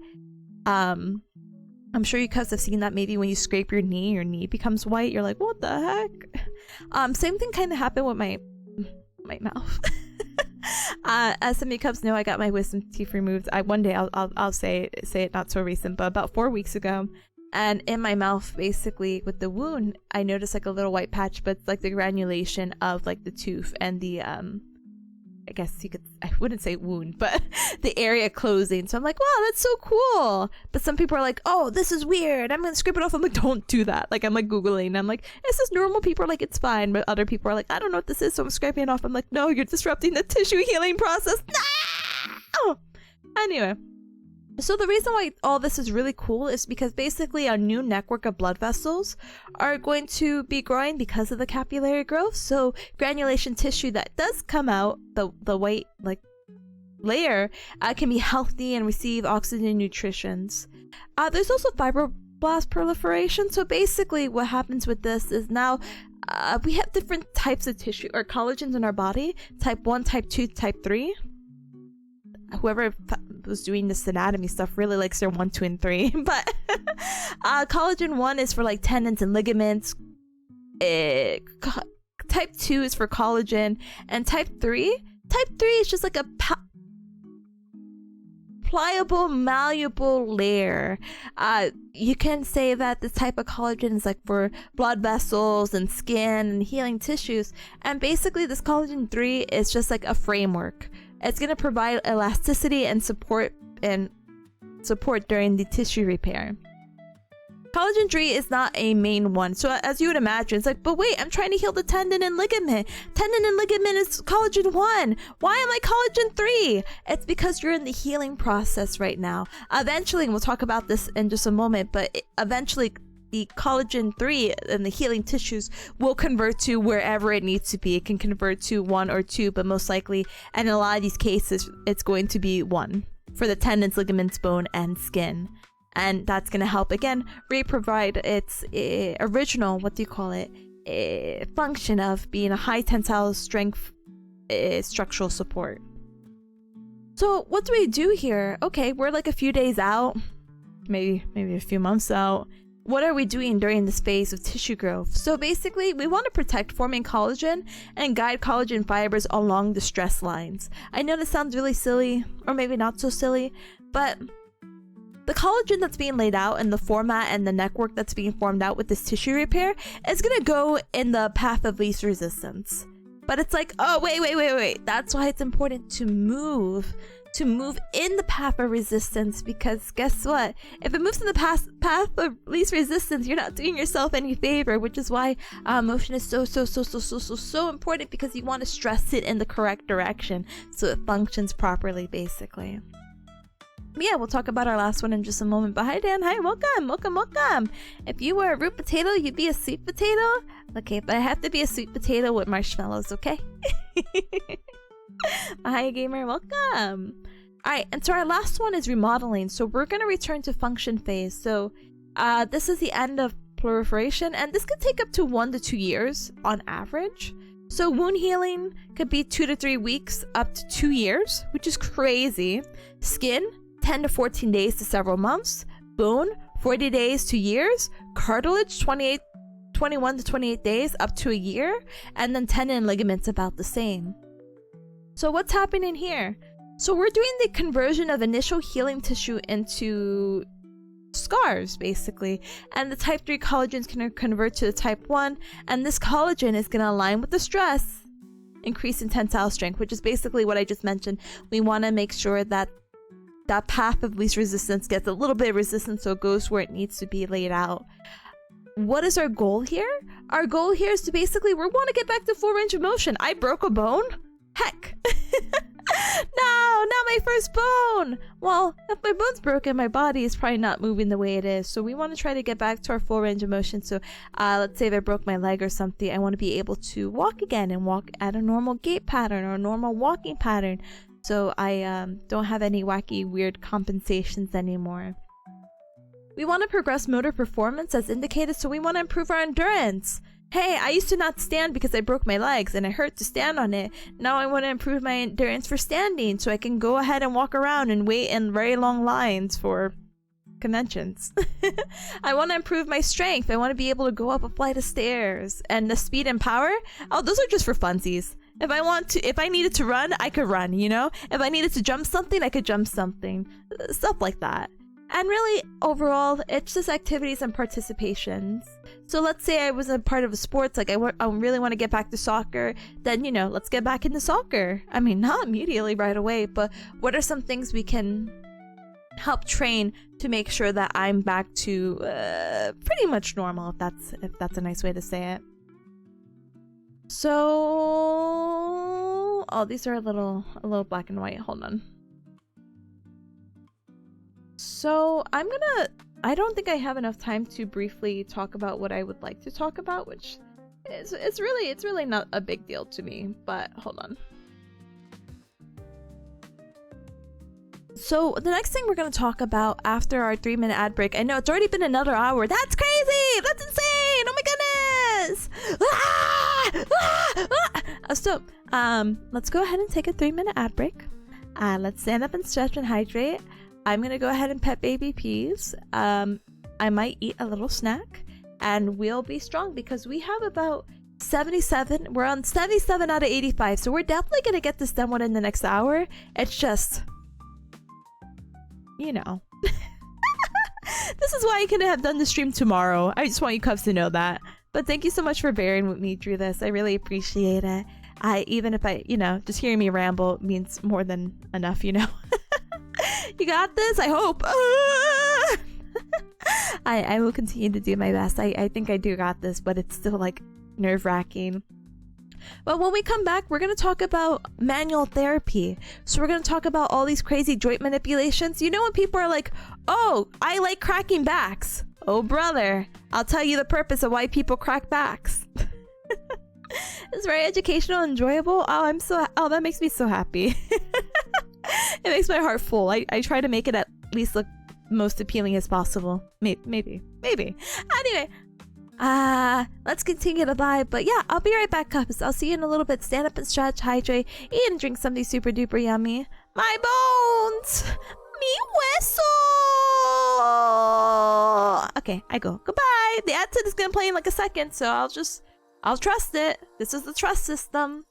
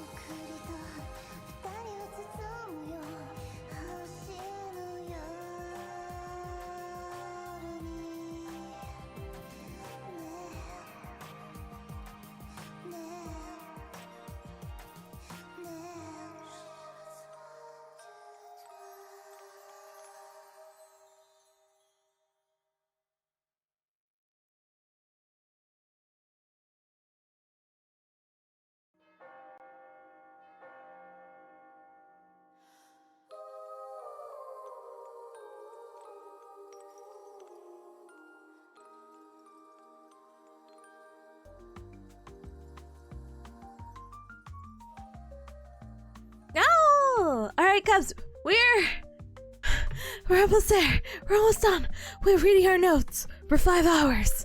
I don't know how many times I have to like heavily emphasize that, but every time I look at it, I'm like, will I have a voice? Will I be losing my voice with Ryan? Missing Ryan hours right now. Anyway, thank you so much for the welcome back. Thank you. Okay, so I have to do something really quick. I know this sounds weird.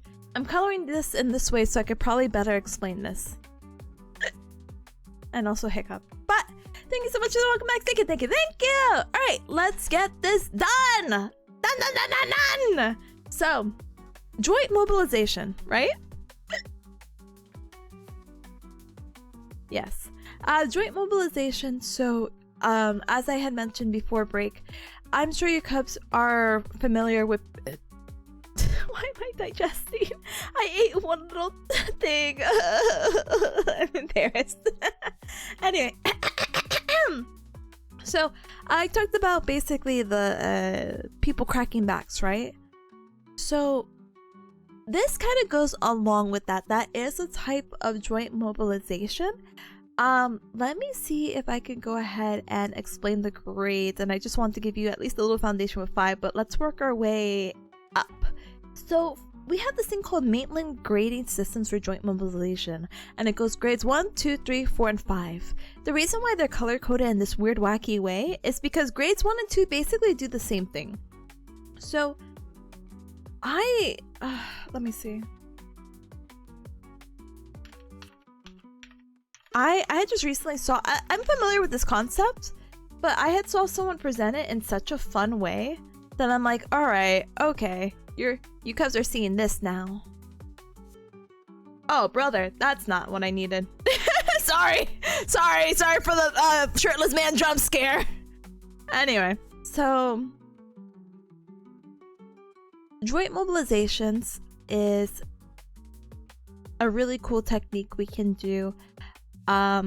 We have various grades, and basically grades 1 and 2 are used for pain relief and stimulating mechanoreceptors and increasing joint lubrication to basically get those joints moving. Sometimes people who are a little bit too scared to move will use various joint, and there's different joint mobilization techniques for different parts of the bodies and depending on what you want to accomplish. So this is a very general thing and why I can't really go into specifics, but just know grades 1 and 2 are for pain relief. There's a difference though. Grade 1, the movement, when we move someone and do this mobilization, it's a small amplitude at the beginning of the range. So it's very little. That's why I like the sponge we're going to see. Grade 2, it's a large amplitude within the range, but it's not really reaching the end. So it's probably more like beginning to like middle. Grades 3 and 4, however, they do something a little bit different. So they're both actually going to go ahead and improve range of motion. So grade 3 is a large amplitude up to the end range.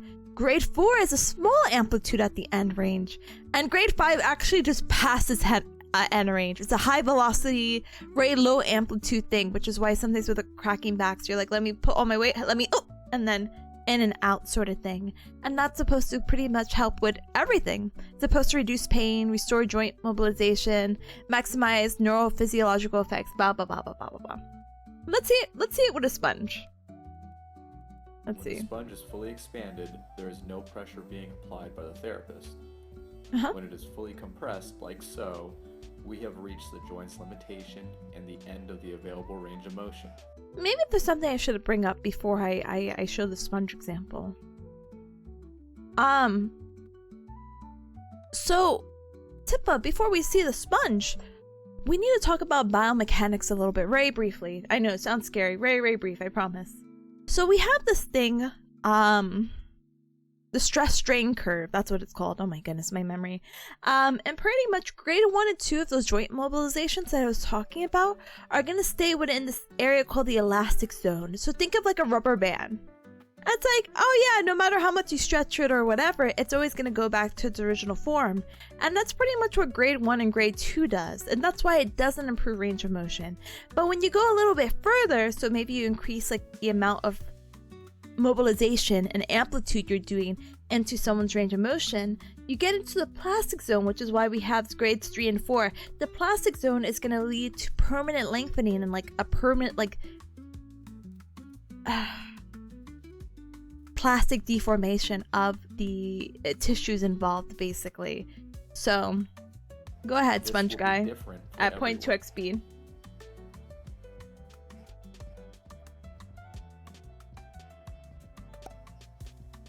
Grade 1 is a low amplitude movement starting at the beginning of the available range of motion. The primary purpose being the reduction. So, he's going to say the primary reduction of pain. But as you see right here with the sponge, it's basically at the beginning and end. We saw how the sponge looked fully pressed. And even if we didn't, we can use your imagination to see, hey, that's not a fully pressed sponge. But we're going from like the very beginning of range. We can even see it here. And we're doing these oscillations, which is like the waves. Is a high amplitude movement starting at the beginning of the range of motion, just after taking up some slack, and ending within the available range. So this one, beginning to middle. The purpose of this grade is also pain reduction. Grade 3 is a high amplitude movement beginning at about mid-range and going into the point of limitation. Grade 3, mid-range. We're trying to get from the middle and then end. Middle, end. I wonder if he has grade 5. I actually don't think I watched the video far enough. Grade 4 is a low amplitude movement performed at the end of the available range of motion and serves to improve the joint's range of motion. So you see how it's like end range and then like slightly letting out. That's basically the movement that we want to do. And again, grades 3 and 4 improve that range of motion. Grade 5! That requires a lot of skill and practice. A high velocity, low amplitude movement is performed at the point of limitation and into the restriction in order to improve range of motion and possibly address. So this one's interesting. I know you can't see the thing, but there's like a slight spike right there. And I don't know if you see it too, but he basically kind of gets all the way in, gets at the end range, and like excessive pressure. Anyway, thank you. Thank you so much, Sponge Guy. But yeah, that's basically the concept of all of this. You're welcome. You're welcome. No, I'm just kidding. Hold on. Is there anything else that I need to show you, Cubs? No. Okay, so with that cool sponge thing, I'm gonna go ahead and talk about something really cool that our body can do. So what are some... Okay, that's cool about the joint mobilizations. Okay, it reduces pain, increases range of motion, thrusting backs. Cool. So what does that actually really do? How does it actually work? So our body has a natural way of reducing pain at different levels of the nervous system, and we call this anti-nociceptive system. Systems, plural. So this is like a really tiny picture of our brain. Sorry. Or our brain, and then the spinal cord and all the nerves going up and the sensory stuff. So I apologize. So we're gonna break into categories. I'm sorry, this is like the most planar slide, I guess. But I will try to highlight so we can at least segment a little bit, okay? So anti-nociceptive. Nociceptive means pain. Anti? No pain system. So our body has some really wacky ways to like block pain signals. So we could talk about some mechanisms being peripheral desensitization, which is, you know, topical medications. Not to put a certain cub out there, but a certain cub who I see in chat had recommended with the wisdom teeth remover, have you tried any topical medications? Why? Because what happens is that when you put this type of medication, it basically makes the area less sensitive, and that's going to reduce the pain and send the signal to the pain receptors of, guys, it's really not as bad as you think. Don't worry about it. And you know, sometimes I think you've even heard of like a numbing cream, basically. Same thing. It works because of our peripheral system, and it's kind of over here on the graph. Our dorsal horn inhibition. So now we're getting into the spinal cord and going into the dorsal area, which is kind of like right here. What happens is that this is going to stimulate mechanical receptors, so any kind of mechanic changes into our body, and this can be activated or stimulated through heat, a manipulation, massage, or even a TENS unit. I don't know if you guys are familiar with TENS, but it's like a little electrical stimulation you could put onto your muscles to relieve some pain. And pretty much what happens is that the spinal cord is going to filter out pain signals by activating the touch and pressure sensor. So basically, it's like a little distraction. The descending inhibition. So this is going to be activated through manual therapy. So some of that mobilization we were talking about earlier, maybe opioid or narcotics. The brain is going to send signals down the spinal cord to block the pain before it even reaches the awareness. So that's pretty interesting. That's why opioids became so popular. Smiley face emoji. Hormonal system. So sometimes we can have a release of natural painkillers, which is crazy, but I'm sure you guys have heard about like endorphins before. So what happens is that these endorphins can be released and they work like morphine to relieve pain. This can actually be triggered by exercises. This is how sometimes people are like, ooh, you get that runner's high. So, smiley face emoji. Like, oh, it doesn't hurt running for like 20 minutes. No, I have a runner's high. My endorphins are really kicking in. And then our last one is going to be the amygdala and the cortical level. So really, this is just our brain's perception of what we're doing. It's our expectations of how this treatment's going to be for us, the excitement, and a little bit of placebo, you know? So really, it's the emotions, mindset, and expectations that can influence pain perception. As you would imagine, if you're really excited for something, it's going to reduce the pain, while if you're very fearful of something, it's going to make the pain worse. I know every time I get like my shots or immunizations updated, I'm like, oh, I hate needles, and I have to look away. It definitely does not help, you know? Alright, last few concepts. So therapeutic exercise principles. So when we're exercising, how do we determine how much we even do? Like what's the point? 2 sets of 10? How much weight? What are we really doing? So whatever you want to do, it's completely up to you. Every exercise specificity, every selection should be individualized to meet functional needs of a patient. So a lot of time people come to some kind of rehab because they are unable to do something, so we want to get them back to doing that thing again. And what takes the main priority is it functional, basically. Functional exercises are things like transfers, or maybe something more generalized is sit to stands. Imagine someone who got like a knee surgery. Sitting and standing may not be the most pleasant thing to them. That's something they need to do. Imagine how many times you have to sit and stand. Sit and stand out of bed, sit and stand from the toilet, sit and stand from the car, sit and, you know? So it's just something to work on. That's a functional exercise. So let's determine how many reps, how many sets, and what's going to be the resistance. So we need to determine how much weight and how many reps and sets is a fundamental concept. Functional quality being trained strongly influences the percentage of the 1 RM needed. 1 RM is going to refer to the rep max. So this is the max amount of weight. Typically, like let's say someone can lift. Like weight quality. I know I've been going to the gym, but I think if I lifted 20 pounds in a certain way more over my head or something like that, I would die. Or like abducted or like out to the side like in a T pose, I would not be a happy camper. That might be my 1 rep max, you know? And we'll talk about that in a funner way in just a moment. But yeah, the resistance is adjusted to the patient performing the numbers of reps and sets can correspond with the percentage of 1 RM desired. And we'll talk about what we're training for, because now we're going to get into the not the nitty gritty, but we're going to talk more specifically about certain parameters and what we want to be able to train. So adaptive changes are determined by specific training parameters. So we can do one or the other of these things, but we could do specific adaptation to impose demand, or the SAID technique.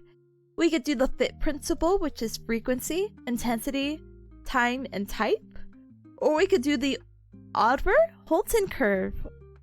This one is actually really nice. It's my first time seeing it, and I actually do like it a lot. So, the SAID principle is interesting. So, the SAID principle is basically like, person needs to do a thing? Okay, do it. Let's do it then. So this specific adaptation to impose demand, or the SAID principle, is when the body adapts specifically to the type of stress placed on it, you know? Match the exercises to the physical and functional activities that they need to perform. So if they have stairs in their home and we need to climb up and down stairs, then let's work on some closed kinetic chain exercises. And you might be asking, what is closed chain? Closed chain is something, it's like a type of movement to basically involve multiple joints or like weight bearing. So think of squats. Think of where your body or that part that you're working on has to be planted, you know?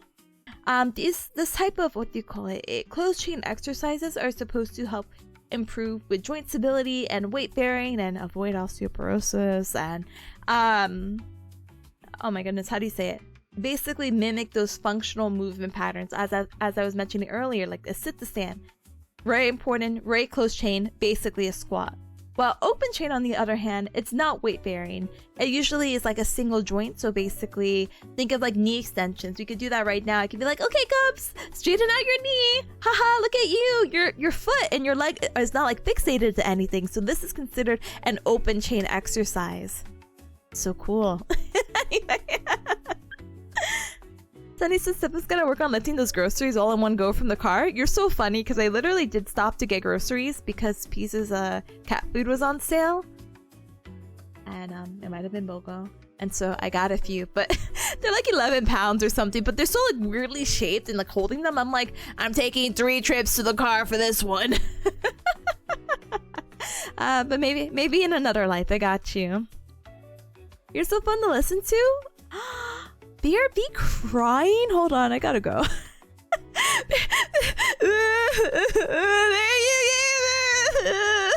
I forgot to mute my mic, hold on.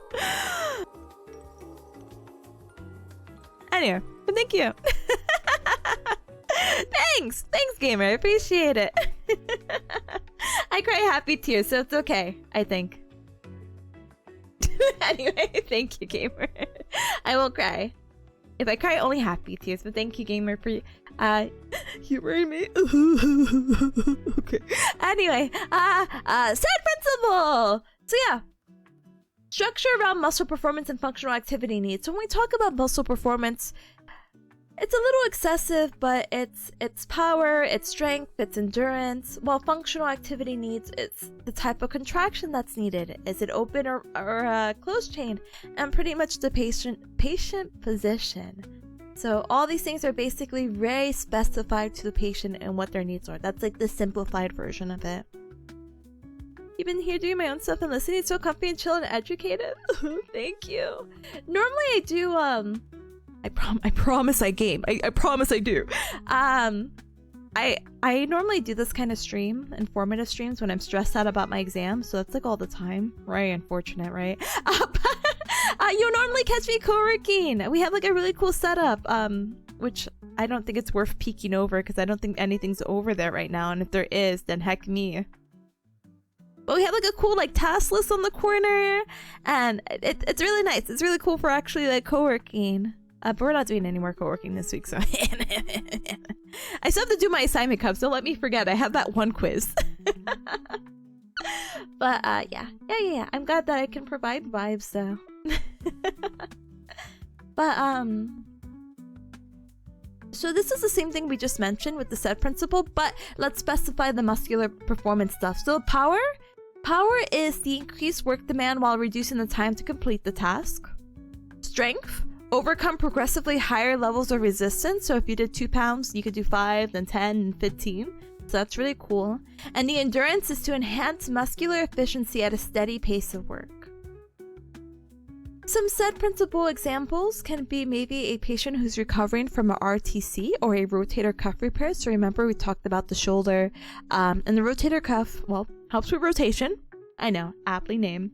With internal and external rotation. So again, if you keep your arms at a 90-degree angle and then bring your palms in to do a little clap and then bring your arms out like you're giving a really awkward hug as your elbows are stuck to your side, that's internal and external rotation, and your shoulder or your rotator cuff does that. Also helps with abduction. So if you wanted to T-pose on someone to show your like superiority, I can't even say superiority. You would need some abduction, and your rotator cuff can help with that. So let's say this person's in a chronic stage, so it's been like maybe 4 weeks since their injury and their repair. So we want to work on muscular performance needs. So we want to focus on coordination and endurance. Coordination is going to be very important because we want the quality of motion to be, well, correct. And the endurance, it depends on what their functional needs are, but maybe they have a lot of lifting or, again, those rotation movements I was talking about.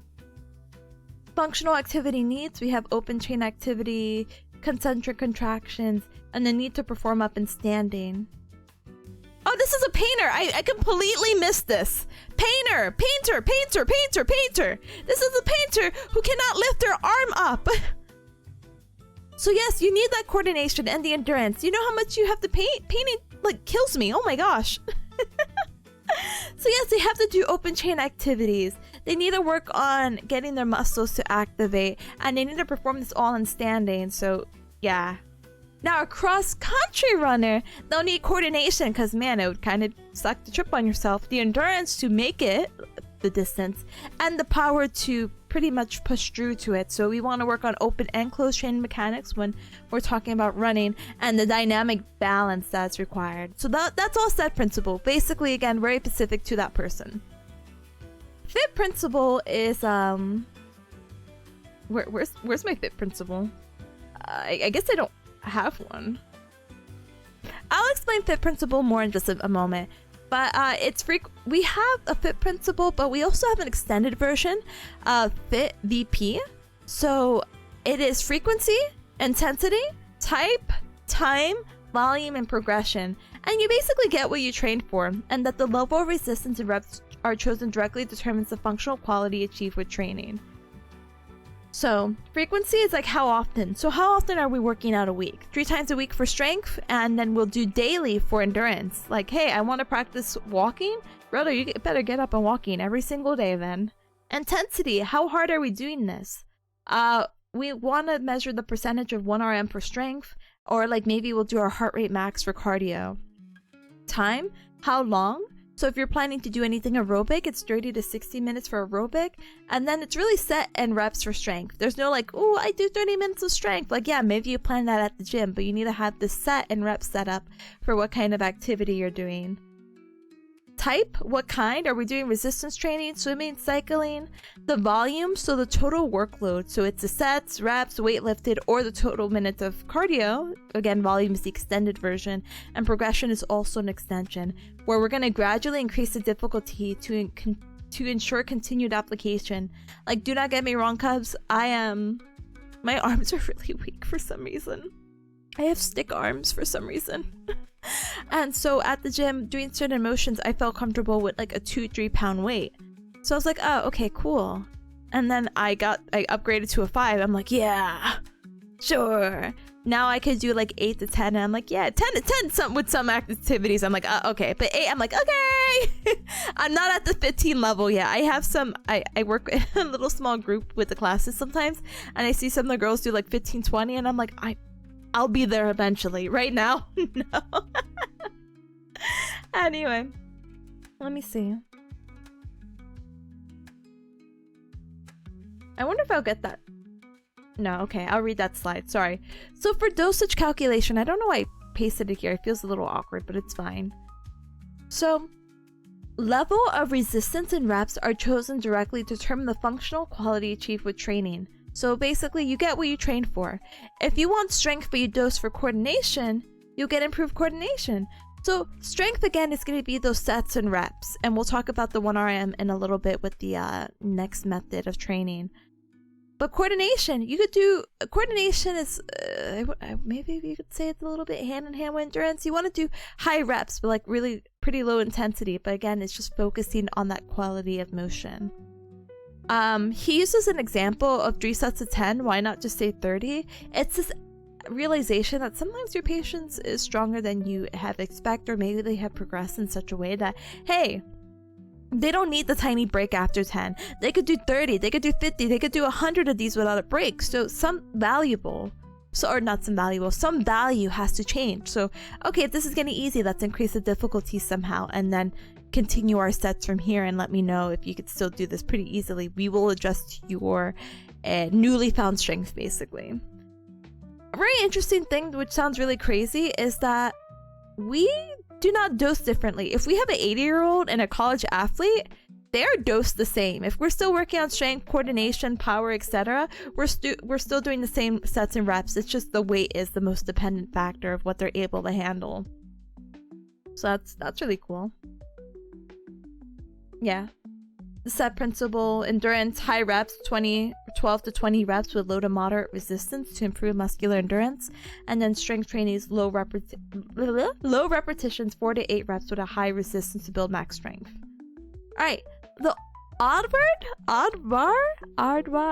Halton curve. Sorry, Cub, sorry. So this curve is actually really cool. I actually like this a lot.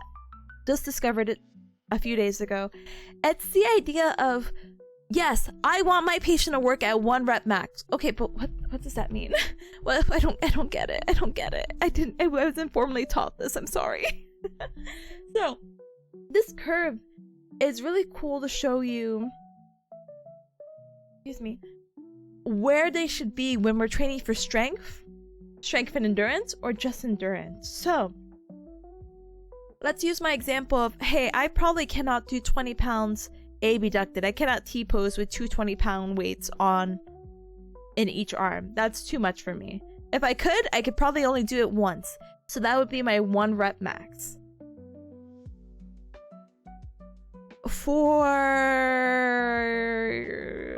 Let's not keep using me as an example, actually. Let's talk more general. But I will use it one more time. So for strength, let's say we're training for strength. Okay, cool. I stayed within my thing. Look, I worked. Well, actually, hold on. Let's back it up. Let's back it up.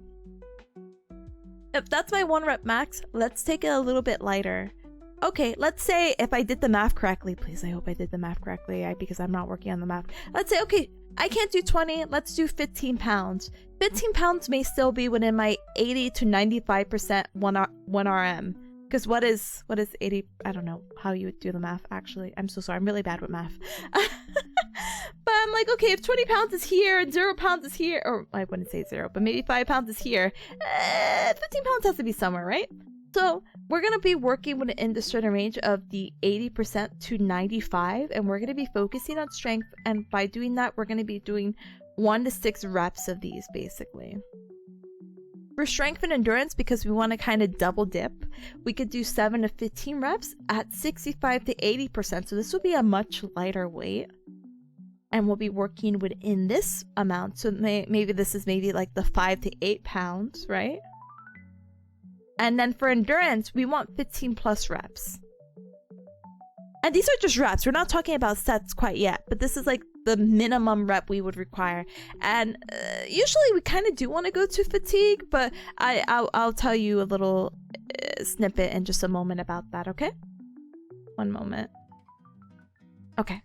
So, endurance, we want to do 15 plus reps because, again, we want to keep training that muscle. We kind of want to fatigue that muscle, but we want to be working at 50% to 65. So really, really low weight, basically. Low weight, high duration, while strength is high weight, low duration, if that makes sense. So when do we stop counting reps? Knowing when to stop counting reps is important in correctly identifying what percentage of 1 RM the patient's lifting during an exercise. Because directly testing 1 RM in our patients would be timely and likely cause further injury. Because, a person could say one thing, but they probably can't do it. And I think I've seen the test for 1 RM. It's not fun. It's too much, basically. We just kind of have to keep an eye on and see how many reps they're able to do and kind of progress from there, because we don't want to overload. We don't mind training to fatigue. Oh, you're getting tired. Okay, no worries. But if we overload, we put them at a risk of injury. So, So, when we stop counting reps is pretty much when the patient feels fatigue or onset of light burning in muscles. Okay, you're fatigued? Great. We'll stop there. Let's take a rest. Let's do 1 more set and see how you feel. If there's pain, oh, we're stopping immediately. We're like, okay. Burning sensation? No, thank you. And then loss of coordination, which is usually the first sign of fatigue, and you might actually see it prior to the perception of actual fatigue, which was mentioned up here. So this is when we stop. So the patient, I say, hey, let's do 10 reps of this 5-pound weight and do this exercise, and they're only able to make it a 5. Okay, you start doing like the calculations of how many reps they were doing, and you're kind of like, oh, it looks like maybe we're training for strength when I really wanted maybe something else. Oh, but it looks like they're working anywhere between their 85 to like 90% of, how do you call it? their rep max. So that's really cool that I learned that information. I'll keep that in mind, and maybe we could lighten up the weight. So maybe, we could lighten up the weight to see if maybe we could train more for strength and endurance. Yeah? Yeah. So what are the goals of exercising? Why exercise? Not just for your mental or physical health, but at a therapeutic standpoint, really, goal of exercise is for pain control, edema reduction, and range of motion. So how does that do it? So pain control, if we do high frequency but low intensity exercise, this is actually going to help trick our brain, to modulate the pain by increasing blood circulation, which brings in, the red blood cells and the oxygen and the healing and the tissue and and it's going to help reduce inflammation. Edema, again, is just a fancy word for the swelling, and what happens is that when we move around, it's going to improve the lymphatic drainage. So remember, if you stay in a long flight or something like that, people are always like, do ankle pumps to get the blood circulation, because if not, the blood is going to pull down, because hey, gravity is a hecker, and it's going to pull down to your legs. So a lot of people are like, oh, do little ankle pumps, bring your toes to your nose and do like a few reps of that. And that's going to activate the muscle pump in your system to help that circulation. Wow, so cool. And then, of course, range of motion gains. So what happens is that there's going to be elastic tissue changes that are going to occur with controlled stretching and maybe some of the joint mobilizations we're doing, like, the grade 3 or grade 4. We can also do a low load and long duration stretching that's going to help promote that permanent change, getting to that plastic region of that stress strain curve for those range of motion improvements. And also, active motion prevents contractures. So basically, a stiffness that someone's like staying in one motion and they can't really get out because it's contracted that way. And joint stiffness in immobilized patients. So, muscle performance parameters, coordination, endurance, strength, power. Let's talk about that a little bit. So, for muscle performance parameters, frequency and intensity should be adjusted to maximize benefits of specific parameters for the individual. So if we're working on coordination, again, we're thinking of that Oddbar's Colton graph. So coordination is going to be high frequency with low to moderate intensity exercises, and this is going to help improve that neuromuscular control. This is going back to when we're diagnosing with that movement coordination disorder. We want our brain and body to connect, and what better way to do it than, to do it? Hey, if I do this motion, brain, connect the dots, and your brain will eventually connect the dots. It's really cool. Think about like patients with stroke. I don't want to get super neuro with you because I want neuro out of my brain until next week, but it's something like that basically. Intensity matters, the frequency matters, time matters, all that good neuroplasticity principles. But we'll stick to musculoskeletal stuff in the meanwhile. But yeah, endurance. Moderate to high frequency to, oops, I didn't highlight this. Low to moderate intensity. So basically, if you keep up the frequency, you do it pretty often, daily, but with low to moderate intensity, you're optimizing fatigue resistance, so you won't get tired as easy. And it might not be an immediate thing, but honestly, little by little, you'll notice a change. Strength, low frequency, but high intensity, and that's going to build force generation capacity, so you're able to lift a little bit more than you were before. And power, it's a little bit extra. It's kind of like towards the end when the patient's definitely feeling better, but this is going to be to require increased work demand while reducing the time to complete the movement. So functional considerations, as always, we want to keep the patient in mind of what their goals are and what they have to do on a daily basis and how we could do to improve it. And with that, we're done. We're done! Benito! Okay, let's go to a pretty... What's pretty? The pain score. Alright, big stretch. Big stretch up. Big stretch up. Wow! I'm so happy with 26 minutes to spare. I knew 2.5 hours was it, I think. Oh my goodness. Anyway, let me go ahead and find someone to raid, but thank you Erika for joining me today. I do appreciate it as always very, very, very much. I feel so sad I won't be streaming tomorrow, but I'll keep you cubs updated on Friday about what the heck is going to be happening, okay? Okay. You know, honestly, I'm not gonna lie to you. I did find someone to raid, but they raided into someone else. So now I'm just like, uh-oh. Uh-oh. Alright, let's see. Actually, I think we have a few options, and they all might be new, which is crazy. Let's see. What? Okay. Yeah, actually, they're all new. Let's go! Alright, Cubs, let me go ahead and put a poll, and then we'll go ahead and do our little shill. So we have someone who's playing Dark Souls Remastered. We have someone who is playing a Hollow Knight. We have someone who is doing some art right now. And we have someone playing Visage right now. The person playing Visage, I saw them on my recommendations also yesterday, and they're playing Minecraft, so we love variety. We love duality or something. Anyway, those are your 4 options for raid targets. So we have Dark Souls Remastered, Hollow Knight, Art, or Visage. So please go ahead and do vote in those polls because I definitely don't know who to raid today. Ooh. But thank you, Rika, for joining. If you're new here, welcome on in. Please feel free to join the Discord. It's the official Cup Club. On Mondays we have Anime Night, and we're watching Apothecary Diaries, and also watching Destruction. I have to say, honest thoughts. Destruction. The last episode that we watched, I'm like, finally, it's regressing. Let's go.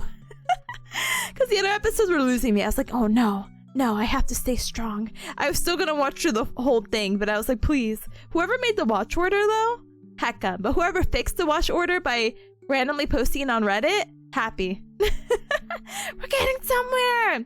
I don't think it's gonna be mind-blowing, but there are some people who are like, it's a shame that people slept on this anime, and it's like, what? But yeah, the order is wild. So if you're not familiar, cause basically the watch order for this anime, and I will recite it to you. Episodes 1 through 4, then 7 to 9, then 10 to 12, the first 6 minutes and 30 seconds of the 13th episode, then episodes 5 and 6, then the rest of episode 13, then episode 14 to 16, then episode 0, then episode 17. So thankfully, episode 17 is actually the last episode, so that's cool. I still think it's a little bit wacky that they have 17 episodes. I haven't seen that in a hot minute, so tee-hee. Let me do this really quick. Let me undo this. Okay, but yeah. But yeah, we have that at 8:30 p.m. EST, so please look forward to it, okay? Okay. Feel free to check out the Twitter. I have my schedule pinned up both on Twitter and on Blue Sky. I won't be back tomorrow. I'm sorry. But we got some really good review in. Good. Almost 6 hours of review. But hey, I'm actually pretty happy that we got to yap about it a little bit. I know it's too good to be true, but next week we're going to do something very similar when it comes to my neuro exam. And that'll be interesting. It's just going to be a lot of yapping though, so apologies. But Friday I'll be back. I still don't really have a time or what I'm going to be doing, so please forgive me. Hehe. Guys. But but it's okay. We'll work through it together, okay? Okay. Let's see what else. Friday I'm still debating. I'll probably just stream Inscription, to be honest. I feel like that's the direction I'm leaning in, but in case I'm like, oh, I'm so motivated for karaoke. I don't know. Best of luck on the exam, but you won't need it, brother. I need any luck. I have a headache. I need all the luck I can get right now. Sending my brain cells to you, thank you.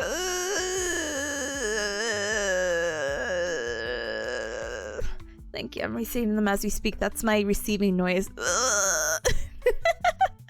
You got this guy. Thank you. You're smart, you dingus. You'll be fine. I know, but like, I don't believe in myself. I have the worst imposter syndrome, and I'm afraid they're gonna throw a curveball at me, and I'm gonna, not to be catastrophic, I need to take that outcome measure, but yeah. You got this. Thank you. Anyway, so that's the Twitter and schedules, and feel free to check out the socials. Feel free to check out the card for YouTube and the TikToks and all that good stuff. I thought I was being good with the YouTube VOD uploads. It turns out I lied, but I'm gonna fix it ASAP. It's gonna be updated, okay? Okay. So look forward to it. Yay! So while we decide on a three-way tie, thank you, Evercup, thank you. Please feel free to, how do you say it? Grab a raid message. If you're not subscribed, absolutely no hecking worries. Feel free to use the bear emoji with the Gao raid. And if you are subscribed, thank you so very much for your support. I appreciate it. Feel free to use the Tipanya with the Gao raid, okay? Okay. Hopefully we find some peace in our heart. Yes, my baby girl who's sitting outside.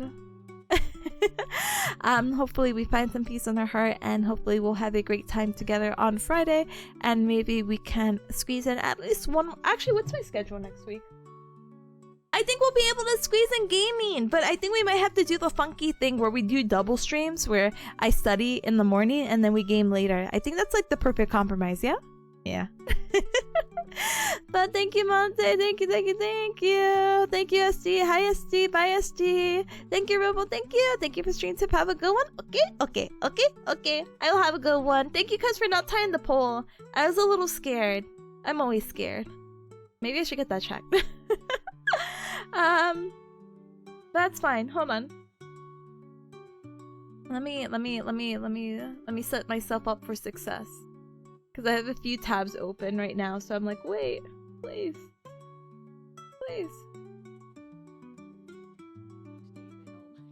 Okay. Thank you, Pringles. Thank you, Sunny. Thank you, Mate, again. Good luck, Tip. Yo, Ace, brother. I just need to see her higher. I don't care about it. No, I'm kidding. I do care about doing well because, you know, tests are a reflection of your knowledge, and I want to be a good whatever I am. I want to be good at what I do for my big girl career so they can pay me the big bucks. And when I mean the big bucks, I mean enough to have a nice vacation. One nice vacation is gonna fix me. But yeah, we're gonna be raiding into... You get huge bucks? So excited. I'm not actually getting that much cups, I want you to know. But in comparison to what I've been earning, I mean, yeah, sure. That's not me being ungrateful. That's just me saying, like... how do you call it? You know when I talked about other people who get like bachelor's or master's degrees and they earn like more, or like right off the bat than my doctorates? Yeah, that it hurts. Anyway, we're gonna be raiding into Vanilla Vixen. They're a super duper cutie. They're playing some Hollow Knight. I am probably going to skedaddle because I do eventually want to play Hollow Knight. That would be pretty nice. It's just like on the list of things to do, you know? You know, when I'm free from school and then I work away my life from 8 to 5, maybe, just maybe I could dedicate time to intense gaming for like a month as like a little reset, and then I could go into my board studies. Boohoo. We'll see, but we're gonna go ahead and raid into them. So I'm gonna type their name now. And then no cubs can get left behind, okay? Okay, so yeah. I think that's all. Yeah? Yeah. Anyway, I'll see you guys Friday. If I don't get to see you Friday, please have a good rest of your week and a better weekend. Lots of love to you. And I'm gonna go ahead and rest my beautiful bearcat head because I actually do have a headache. Ugh. It's the lack of oxygen I didn't take while reading notes for 6 hours. Dies. Well, please do give... Oh my goodness. Please do give Vanelli? Oh, go. I'm so sorry if they see this VOD. Lots of love. Like I said, I'll probably politely lurk so I don't get too spoiled. But please enjoy the Hollow Knight and give them lots of support, okay? Okay. Bye! Good night! Or good morning! Or good afternoon!